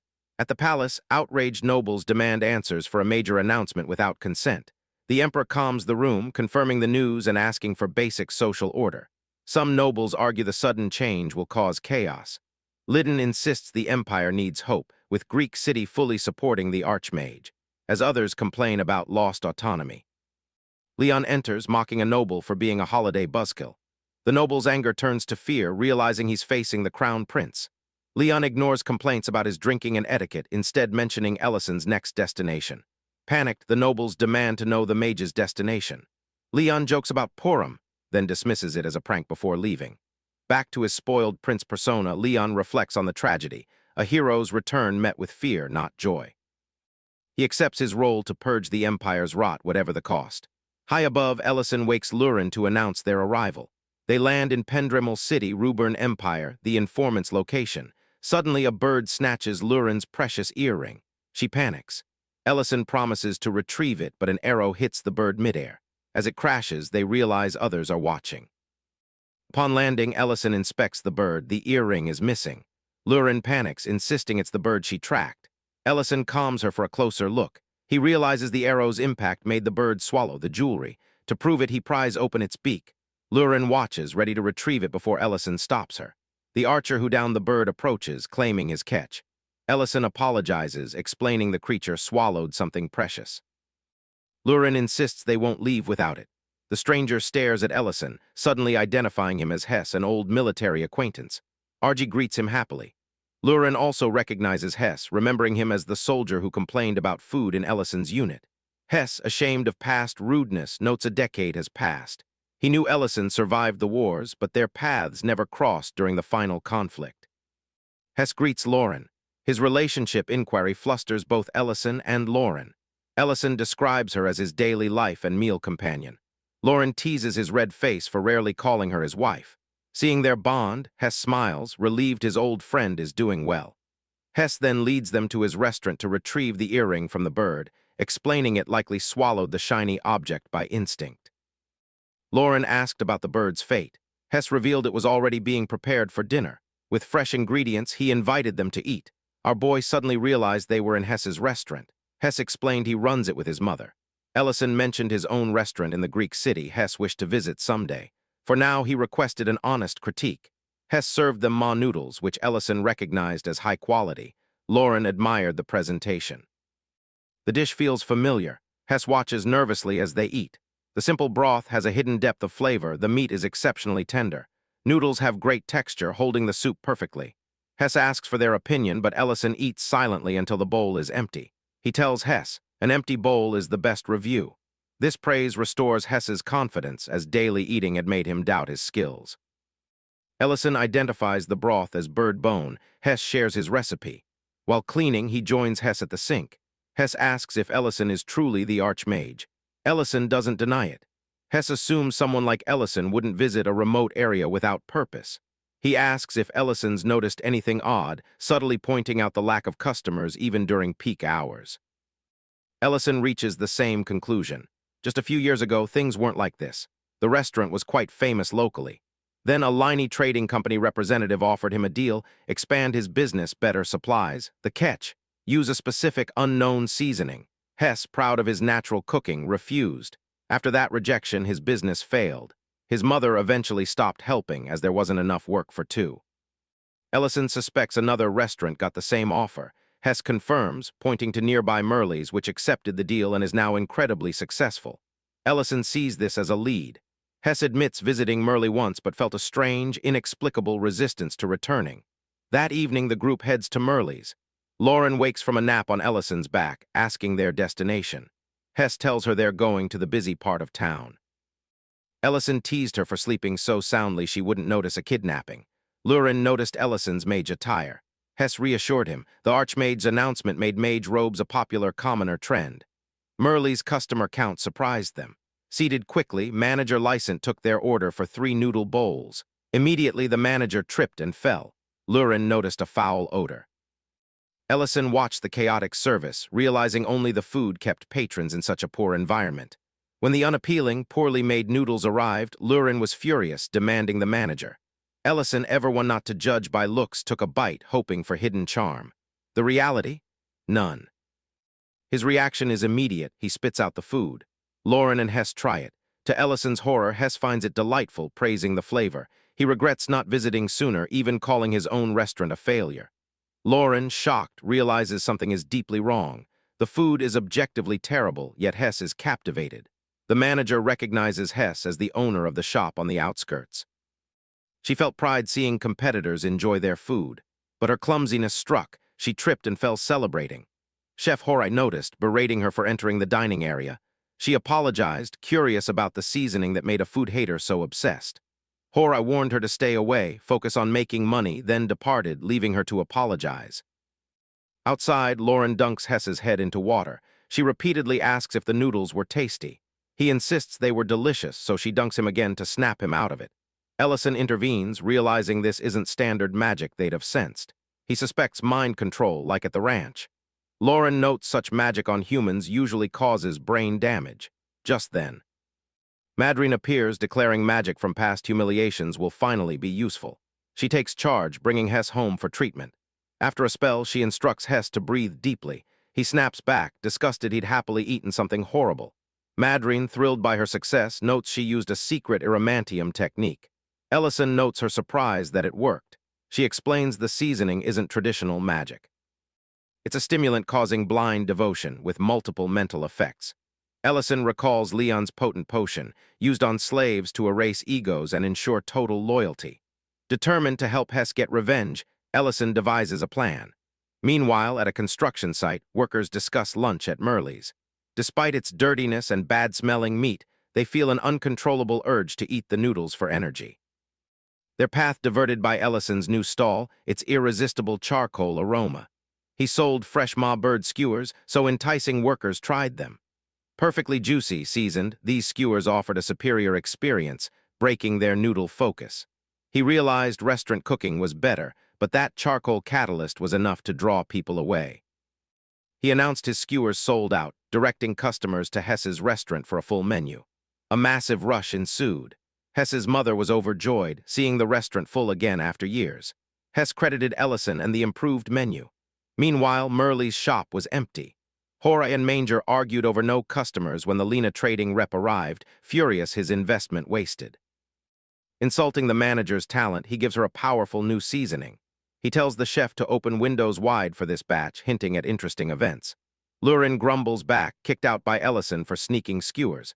She hears free noodles announced from a new Merle chef stall. Despite her initial disinterest, the new seasoning's aroma reaches her. Her eye color shifts, she's visibly tempted. In the storage room, Ellison reflected on his success, plotting Lena's downfall. Lurin suddenly burst in, greeting him with unusual affection. Before he could react, she kissed him passionately. Startled, Ellison wondered if this was another Serena trick. Lurin seductively explained she'd eaten amazing noodles, wanting him to taste the lingering scent on her breath. Terrified, Ellison realized she was under the new seasoning's influence. He demands to know what she ate. Lauren, boiling with frustration, slams her fist, shattering the floor. Gritting her teeth, she demands why Ellison keeps retreating. He points out her intensity feels life-threatening. She insists she's only trying to share the noodle's flavor through a kiss. He firmly orders her to stop. But Lauren explains the others are already devouring everything, leaving this her only option.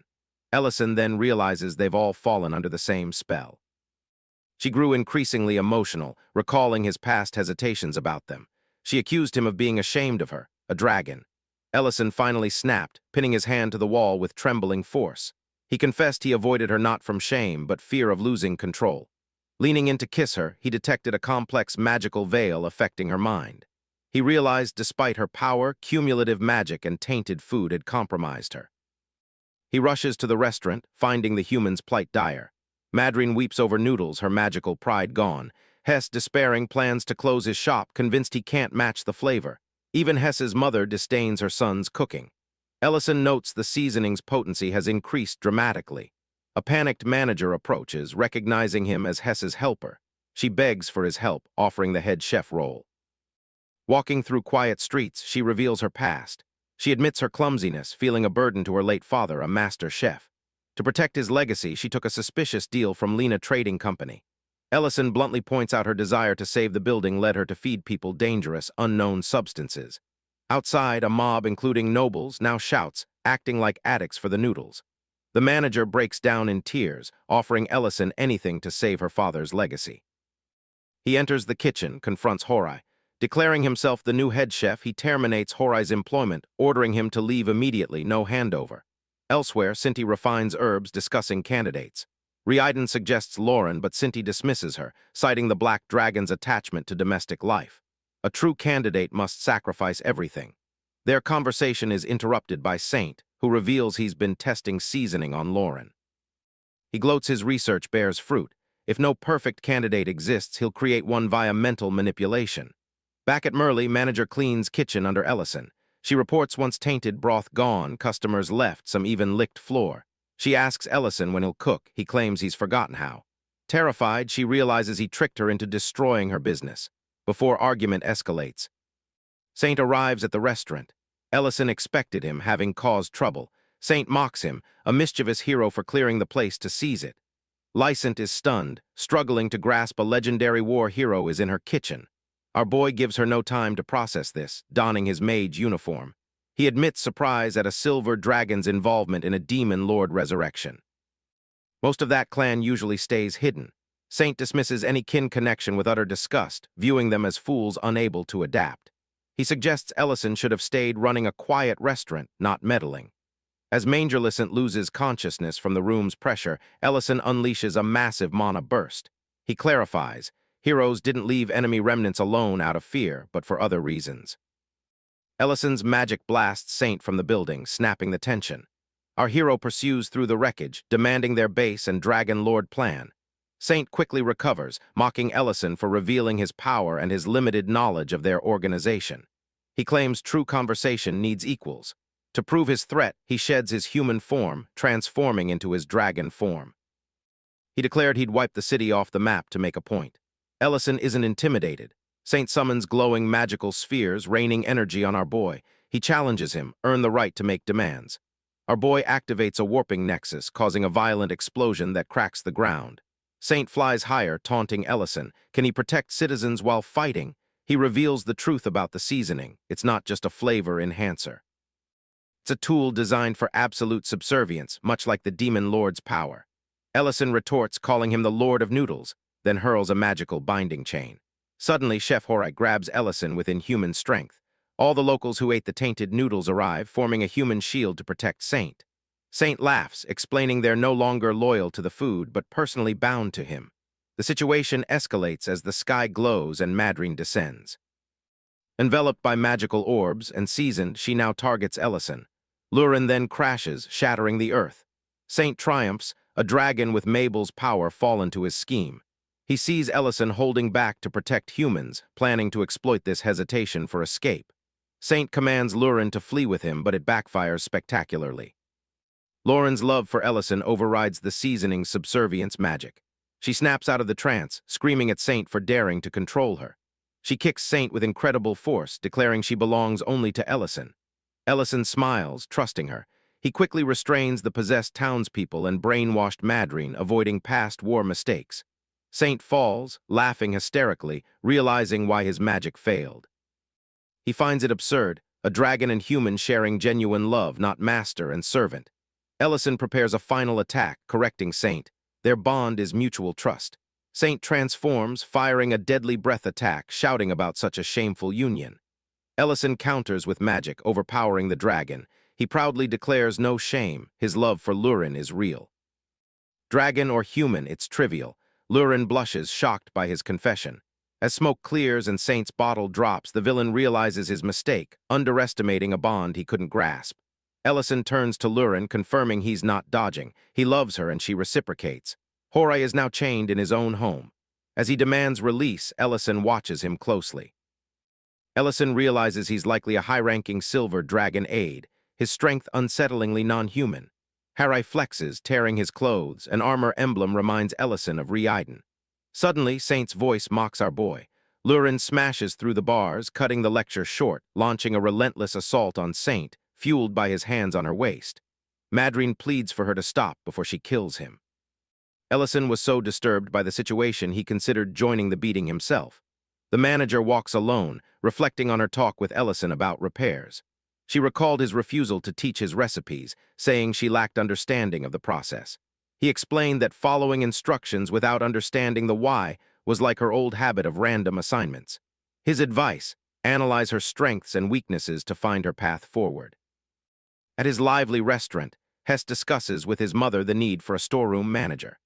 Just then, Lysant arrives, proposing to manage his inventory and suggesting a business collaboration, leveraging her city presence. Meanwhile, Ellison's restaurant buzzes. Everyone notices our boy and girl are missing.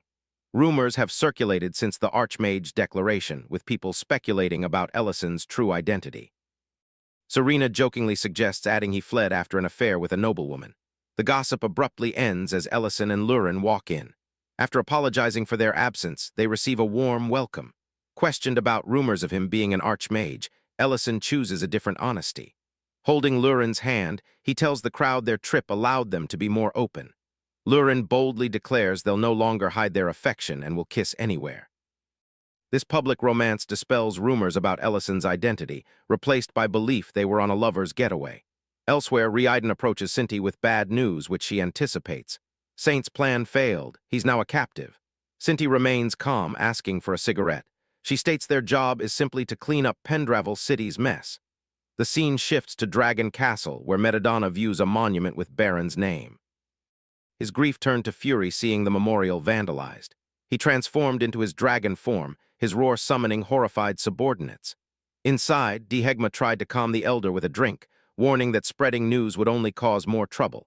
Metadonna was disgusted by the cowards who secretly defiled it. Dihegma then revealed nearly half the sanctuary's dragons disagreed with the elder's stance, citing Ellison's forceful actions during the sacred ceremony and his departure.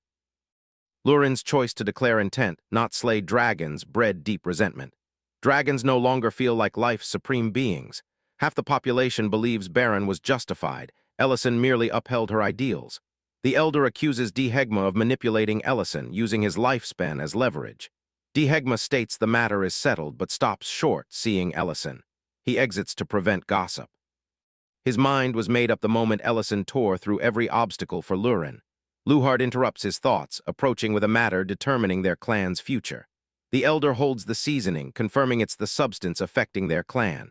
Ellison notes it looks different. The elder spots a strange coating on the mixture. Closer inspection reveals a fragment, a piece of a shattered dragon heart.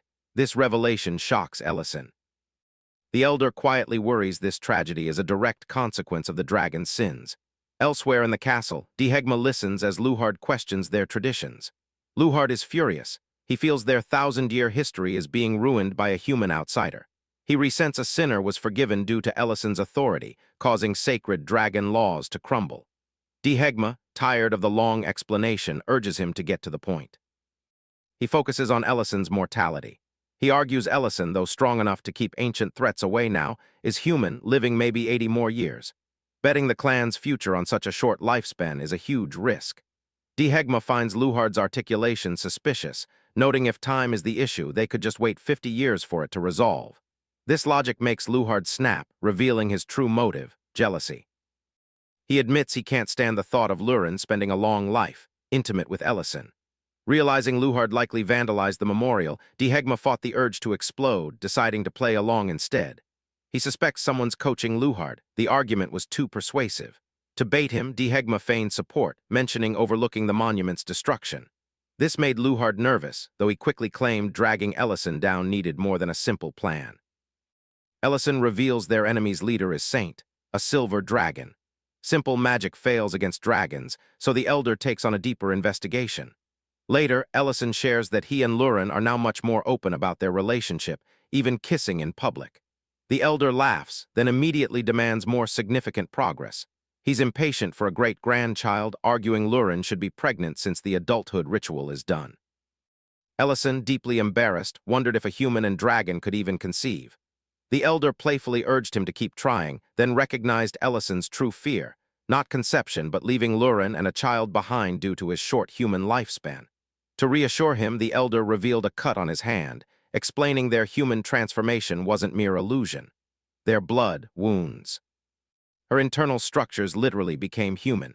He reminded Ellison that Lurin even refused her dragon form during the ritual, seeing her current self as her true identity. He urged Ellison to trust Lurin's resolve in staying by his side. Meanwhile, at the restaurant, Lurin daydreamed about her deep kiss with Ellison. Realizing their relationship was leveling up, she recalled Serena's advice. She's so excited and nervous about what's next, she can't help but shout. Later, Ment and Miltine notice a disturbance at the restaurant, hearing something break. Ment quickly realizes neither our boy nor Lurin is there, so he grabs a sword. Inside, Luhard has smashed the entrance and is terrorizing customers. When Lint confronts him, Luhard dismisses everyone, demanding only Lurin come out. Ment and Miltine back Lint, warning Luhard to leave or face report. Luhard radiates terrifying mana, freezing them. He finds speaking to humans insulting. Serena intervenes, warning Luhard the restaurant owner is not someone to provoke.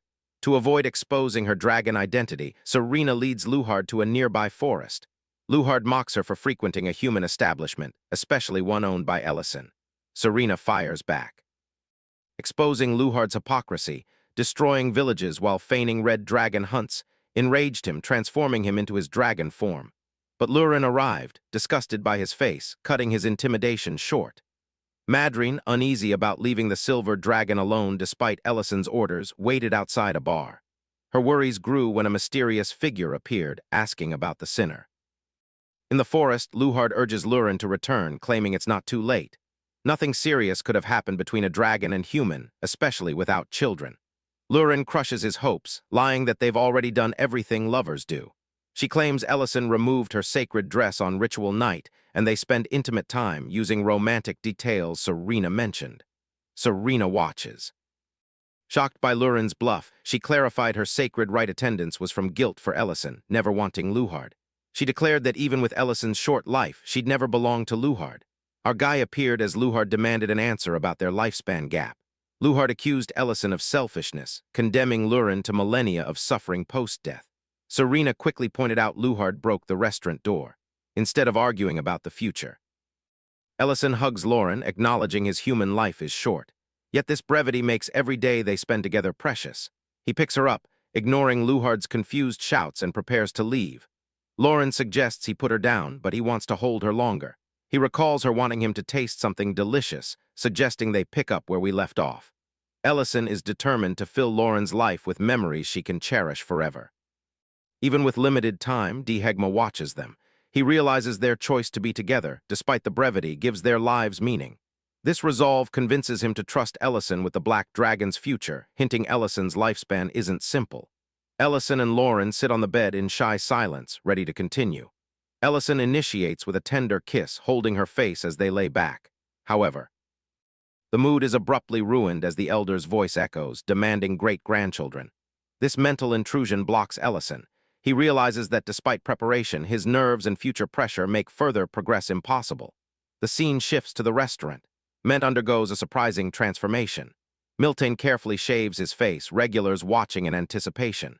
When she finishes, everyone is stunned. Without his heavy beard, Ment looks nearly 10 years younger. This sparked a conversation about age, a topic Ellison had never heard. Ment revealed he was only 34, having served 15 years in the military before the war ended. This made Ellison uneasy. He realized his youthful appearance was likely a side effect of the Lord's heart, altering his aging. Creston warned that humans age rapidly after 35, fueling Ellison's anxiety about his limited lifespan. Later, Ellison was seen wearing a face mask in bed. Ellison preserved his skin. When Lurin asked, he explained he prevented wrinkles to narrow their age gap. Lurin reassured him she didn't care, but Ellison's mind was elsewhere. He was determined to find Saint, demanding how he confirmed his short lifespan. A bigger problem, Saint released from custody in Pendravel City. Lord Hobb, Pendravel's ruler, argued insufficient evidence to hold him. Madrine, furious, explained Saint was brainwashing people and plotting schemes. Lord Hobb dismissed this, stating providing seasoning didn't violate Archmage principles. He used Madrine's logic against her. As a dragon slayer, Ellison couldn't be threatened by Saint. Since no laws were technically broken, Saint walked free, leaving Madrine terrified. Saint reunited with a devastated Luhard. Luhard, inconsolable, wept over Lurin's claims of intimacy with Ellison. Saint seized this humiliation, recruiting the dragon by promising only victory matters.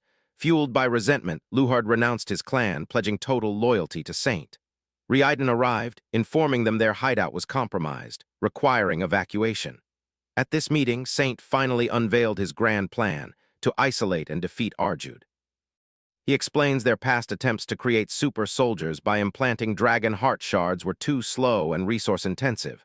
To target dragons and Ellison more effectively, he developed Lord's Tier, a substance making consumers completely obedient. He's now retrieving research materials for mass production. The secret meeting is violently interrupted as Luhard's robe suddenly ignites. Flames erupt, forming a fiery cave and blocking all teleportation. Dehegma then emerges from the smoke, holding a struggling Luhard. He coldly calls him a useless ally. Grabbing Luhard's ear, he mocks him for leading him directly to the Dragon Lord's resurrectionists. Saint and Ridan watch silently as Dehegma exposes their true goals. A clueless Luhard is terrified to learn he joined radicals. He thought he was restoring dragon pride by removing Ellison. Dehegma mocked Luhard's easy manipulation. Saint admitted recruiting such a fool was a tactical mistake that backfired. Saint tried to regain control, transforming into his dragon form, unleashing a massive energy wave, hoping to crush Dehegma, who seemed alone. However, Dehegma was far more powerful. He transformed, swiftly pinning Saint under his massive claws. It's revealed Saint suffers from a fatal lack of judgment. Seeing this, Luhard begs forgiveness, claiming ignorance of the Lord's revival plan. Dehegma offers him a chance to prove loyalty, betray his former allies. Without hesitation, Luhard lunges at Ridan, forcing him to draw his sword. Meanwhile, Lurin reveals to Ellison she knew Luhard was manipulated all along. She explains Dehegma asked her to provoke Luhard, exposing the secret organization. She admitted Dehegma warned her about Ellison's short human lifespan, fearing their brief time would end in despair. Ellison frantically sought Dehegma's clue about his lifespan, but Lurin stopped him. Tearfully, she explained she didn't care if he grew old. Her real fear, if he became fully human, he might leave to protect her from his death. She begged him to stay, not chase answers that could tear them apart. Ellison saw her tears, realizing his hesitation hurt her. He vowed never to leave, promising to prove his love immediately, leading to deep intimacy. Meanwhile, Luhard and Riiden's battle raged. Riiden realized their operation was ruined, Lord's tier data destroyed, and teleportation barriers failing. Nearby, Dehegma casually snapped Saint's joints for a confession, questioning their desperate urgency. If Ellison were normal, they'd wait for him to die. Their rush proves they know more. Dehegma reveals his findings after interrogating Horai. Ridan is 92 years old. He is a Dren Pierce, former Imperial Knights commander who should be near death. Saint finally cracks, confessing their secret experiment. A dragon heart transplant into the aging commander successfully reverted him to a young man. With Ellison's more powerful Lord's heart, Saint confirms he's gained a dragon's lifespan. Dehegma magically transmits this news to Ellison and Lurin, congratulating them on finally being free from differing lifespans. However, the timing is incredibly awkward. The couple is currently in bed. Dehegma quickly covers his eyes, apologizing for his good news interrupting their romantic moment. A subordinate mentions the nearing war's end anniversary, surprising the Emperor. 2 years passed, yet the war felt recent. With national events quiet since the concert, he seized the moment. He ordered a festival to honor the 3 war heroes. Elsewhere, Ellison worked the restaurant's evening rush. He finished plating, directing Lurin to deliver. Their hands touched, both blushed. Lint and Mate immediately noticed their changed moods. Lint nudged Ellison, hinting he seemed different lately. Ellison tensed, avoiding the topic. The place is crowded. Lint explains, the anniversary festival begins today and the city is celebrating. Lint addresses the crowd with Berna. He recalls Greek city's ruins after the Red Dragon's attack, rebuilt by people with loyalty and persistence. Soldiers held ground, civilians endured, the city survived. He bows, thanking the 3 heroes who ensured its survival. When Leiden reveals a hero lives in Greek city running a restaurant, the crowd erupts. Berna quickly intervenes, warning him not to expose Ellison. Fireworks close the speech. At the festival, Ellison and Lurin navigate the crowd. Ellison wins a stuffed toy. Lurin urges him to try again. Walking on, she admits preferring familiar places to grand capital festivals. Ellison promises they'll return next year and the year after endlessly. Lurin accepts with quiet happiness. Nearby, children reenact the war with Bidon, Darren, and a dragon. Lurin finds it amusing, but Ellison stiffens. Noticing his clothes, children mistake him for Archmage Ellison. They eagerly pull him in, making Lurin the princess. Lurin immediately rejects the title. The children argue, insisting on the princess's existence and battle order. They demand Bidon and Darren fall first for the Archmage's final fight. One child collapses dramatically. Heroes declared dead, only the Archmage left. The words hit Ellison hard. To stop chaos, Lurin plays along. Children cheer, rush into the final scene. As noise peaks, Ellison's vision fades. He loses consciousness. In his dream, he wakes by a campfire. Bidon and Darren sit opposite. Darren assumes Ellison had a bad dream. Bidon complains the cook shouldn't be last to wake. Passers-by approach, thanking Bidon and Darren for heroics. When asked for names, they introduce themselves. Ellison introduces himself as Michael. Darren finds this amusing, asking why he constantly changes identity. Ellison explains he plans to open a restaurant after the war. He wants judgment based solely on his food, not his soldier reputation. He even uses magic to alter his appearance, wanting to be perceived differently depending on who he's with. Their quiet talk ends abruptly. Bidon and Darren, late for a meal, drag our boy. Soon, a chaotic battle erupts as monsters attack. Our boy shields the people magically. Onlookers are terrified. This isn't a normal fight. It's a clash between a red and a black dragon. The red dragon scoffs, calling them worms, warning them to leave or be crushed. Watching the destruction, Ellison suggests, target the Lord directly.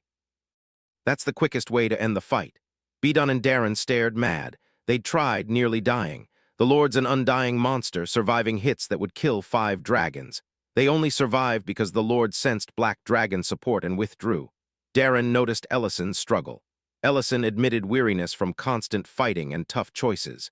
He recalled his old commander, Darient, asking him to return. Ellison fled, choosing his own path to save, not clear his name. He confessed hating red dragons for the chaos, despising black dragons for ignoring suffering. Seeing his resolve, Darren gave Ellison a badge. Stop being a deserter, become a grand archmage. A dragon's signal cut their talk short. They searched for Baden, who wandered off. As the 3 heroes left, our boy realized they were moving in circles. Darren points out a barrier, forcing them to split. Darren holds off enemies while Ellison goes ahead. Ellison reaches a desolate hole, enters, finding a young dragon crying beside its mother's body. The red dragon had already left. Lurin's intense sorrow, she's lost her mother. In dragon form, Lurin immediately attacks Ellison, screaming he caused the death. Her power, stronger than an adult dragon's magic, shocks him. The attack explodes, heroes arrive. Darren explains it's not a normal juvenile, the Lord's influence is present. Bidon confirms the dragon's aura matches the ancient Mabel. Ellison realizes the situation isn't simple. Lauren charges again, shouting, "I'll kill them!" Darren warns her power is from an ancient Mabel. Bidon decides they must avoid combat. Ellison refuses, insisting on helping defeat the Lord. He wants to end this war, live peacefully, run a restaurant more than anyone. She asks their names. The dragon permits them only after the Lord's defeat. She then shifts to human form, introducing herself as Lurin. Darren, sensing urgency, tells Ellison to follow Lurin and escape quickly. Bidon warns they might be heading exactly where the Lord wants them. Ellison's sole thought, defeating the Lord Dragon will finally end the war. The red dragon, gazing inward, summoned the one capable of ending all. Ellison knew victory demanded unity, outlining a plan to his companions. Their collective forces would divert the dragon, creating an opening to strike down the Dragon Lord. Bidon agreed, brute force alone wouldn't suffice. Gathering allies, however, proved frustrating. Ellison approached regional leaders to form a grand allied force. Ellison faces immediate rejection. Lords refuse, citing unpredictable dragon raids and their own people's defense. Others dismiss the mission as suicide or fear-provoking dragons further. Ellison fumes, venting frustration to Lurin, insisting his motives aren't selfish. Lurin notes his intensity. He hardly acts like a hero, never listening to others. Amidst the tension, Ellison finds solace in cooking. While preparing langsha with Saravine eggs for Lurin, Ellison realizes his cooking passion outweighs battle. He'll never be a hero like Bidon or Darren. Meanwhile, Bidon discusses the plan with his people. Lilinia warns he's needed in their clan and cannot leave. Bidon explains their leader, Lord Kullard, is old, barely keeps the region safe, borrowing power from an ancient Mabel. He admits humans outside the forest can't compete. The area's protected only because the dragon still avoids them. Lilinia senses the growing threat. Bidon must go. Darren agrees, they leave. The group reaches the empty castle, no guards. Bidon suspects the signal is wrong. Darren reassures him. Lurin senses the Lord's presence, rushing to kill him. The group stops her, realizing the area is too clean and quiet. Ellison sees his chance, wishing the Lord's heart would appear. Suddenly, the heart manifests, confirming the Lord separated it from his body. Its power shocks them. Bidon finally grasps his earlier strange feeling. Lurin immediately shifts into her dragon form, ready to strike. All 3 unleash their strongest attacks on the heart. The explosion makes them believe the war is over, but the Lord instantly reappears, revealing he expected this. He reveals the last ancient Mabel. The age of dragons begins. Biden feels frustration as things unravel just when they began. The Lord admits his intent to kill Lurin, blaming her mother's greed. Furious, Lurin attacks, realizing he killed her mother. The Lord coldly tells her she'll meet her mother soon, attacking again. Biden and Daron charge in, together severing one of the Lord's arms. The Lord dismisses his injury as minor, claiming his body a mere vessel. He unleashes a massive fiery attack, engulfing the area. Bidon finds the Lord's regeneration annoying. Darren adds, attacking his body is useless. Ellison suggests removing the heart's protective magic, but Lurin warns it's futile. She explains such powerful magic isn't from just one or two dragons. Bidon realizes the Lord seeks to absorb the last ancient Mabel, charging to stop him. Darren confirms suspicion, decides to buy time. Lauren refuses new lordship, rushes forward. Ellison stares at the heart, knowing he has no choice. He attacks the heart, absorbing its power. The Lord is shocked. A human absorbing ancient Mabel was unexpected. Darren recognizes the truth, warning ancient Mabels need immense magic to absorb. Ellison continues absorbing. The Lord realizes he faces a different mage. Darren and Bidon attack the Lord. Our boy absorbs the power, feeling he's almost there. He understands he must continue, realizing he can end the war. He refuses to stop. This bold plan surprises the Lord. He admits he never expected this. He clarifies merging is known, but results are a mystery, as ancient Mabel reacts unpredictably to mana. The dragon instantly sensed the lethal risk. Unknown ancient power meant disaster. A blinding light exploded from the Mabel, jagged spikes lashing out at Ellison. The pain nearly broke him, yet he refused to let his journey end here. He pushed through the agony, drawing strength from his long struggle, forcing the Mabel into his body. The wild magic thrashed, then calmed, mending his injuries and bringing a sense of victory. He turns, relieved, but his relief shatters. The spikes pierced Darren and Beaten too. The dragon can't fathom such selflessness. With his last breaths, he realizes he was merely a tool for an awakening. He can't grasp why races die for each other, even with eternal life. His final regret, Nash didn't stay. Then he fades. Ellison rushes to stop their bleeding. He urges Lurin to help, but she accepts the injuries are fatal. They barely congratulate our boy and Lurin. Lurin explains blocking the Lord's final move, a sacrifice like her mother's. She admits focusing on survival, the only path to awakening. Guilty and confused, she wonders why friends protected her, the most vulnerable. Bidon gently corrects her. She couldn't have survived that attack alone. He reminds her every life is valuable. No matter their race. Darren quietly apologizes, wishing they could be his new restaurant's first customers. Ellison can't stop his tears, realizing the long war is finally over. Later, kneeling in the dirt, he feels a deep, hollow pain. He looks around, unable to grasp why only 3 remain after such a long, dangerous war. A bitter voice inside blames all who failed them, demanding refugees, leaders ignoring pleas. And the dragons who scorned humans. This abandonment ignites a fiery rage. He screams, vowing to kill them all. Suddenly, a massive energy explosion rocks the castle. Our hero prepares to strike. Lauren grabs his hand, urging calm, pointing out the red dragons have ceased their attack.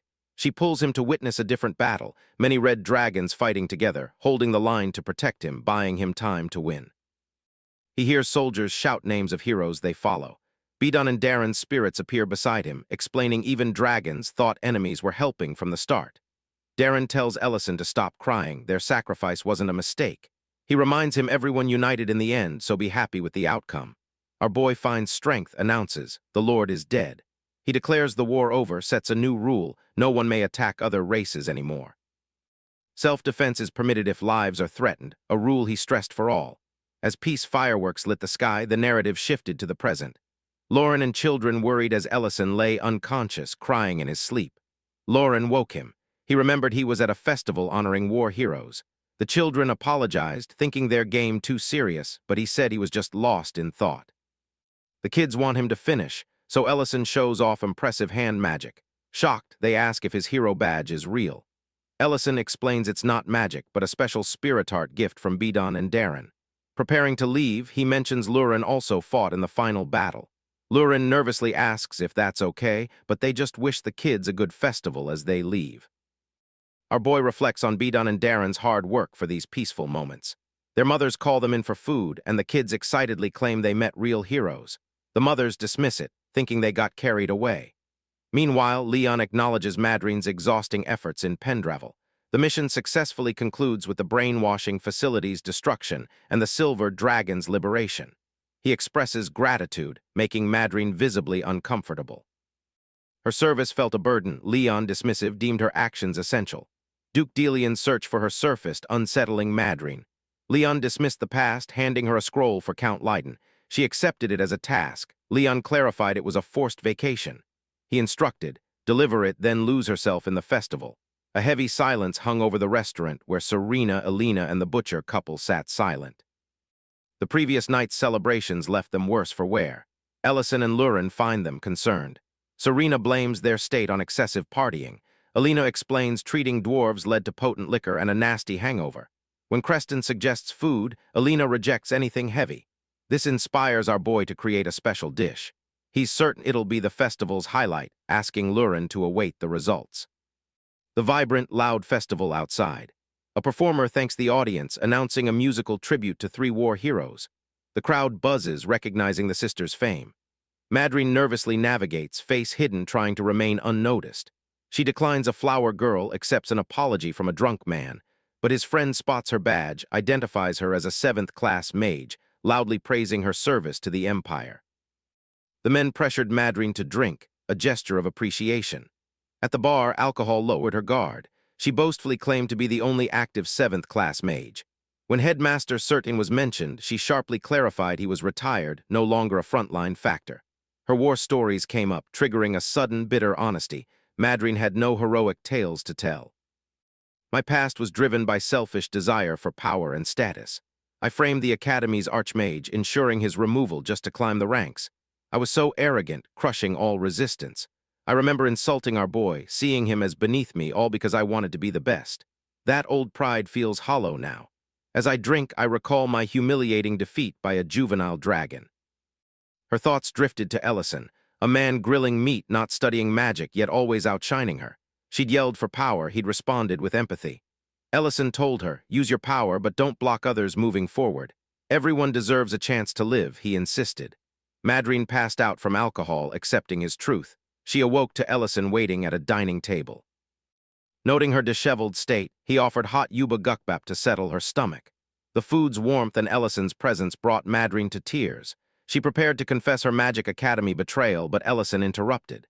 He revealed he always knew she reported his secret kitchen, enforcing the truth movement. Her guilt was obvious in how she avoided his gaze.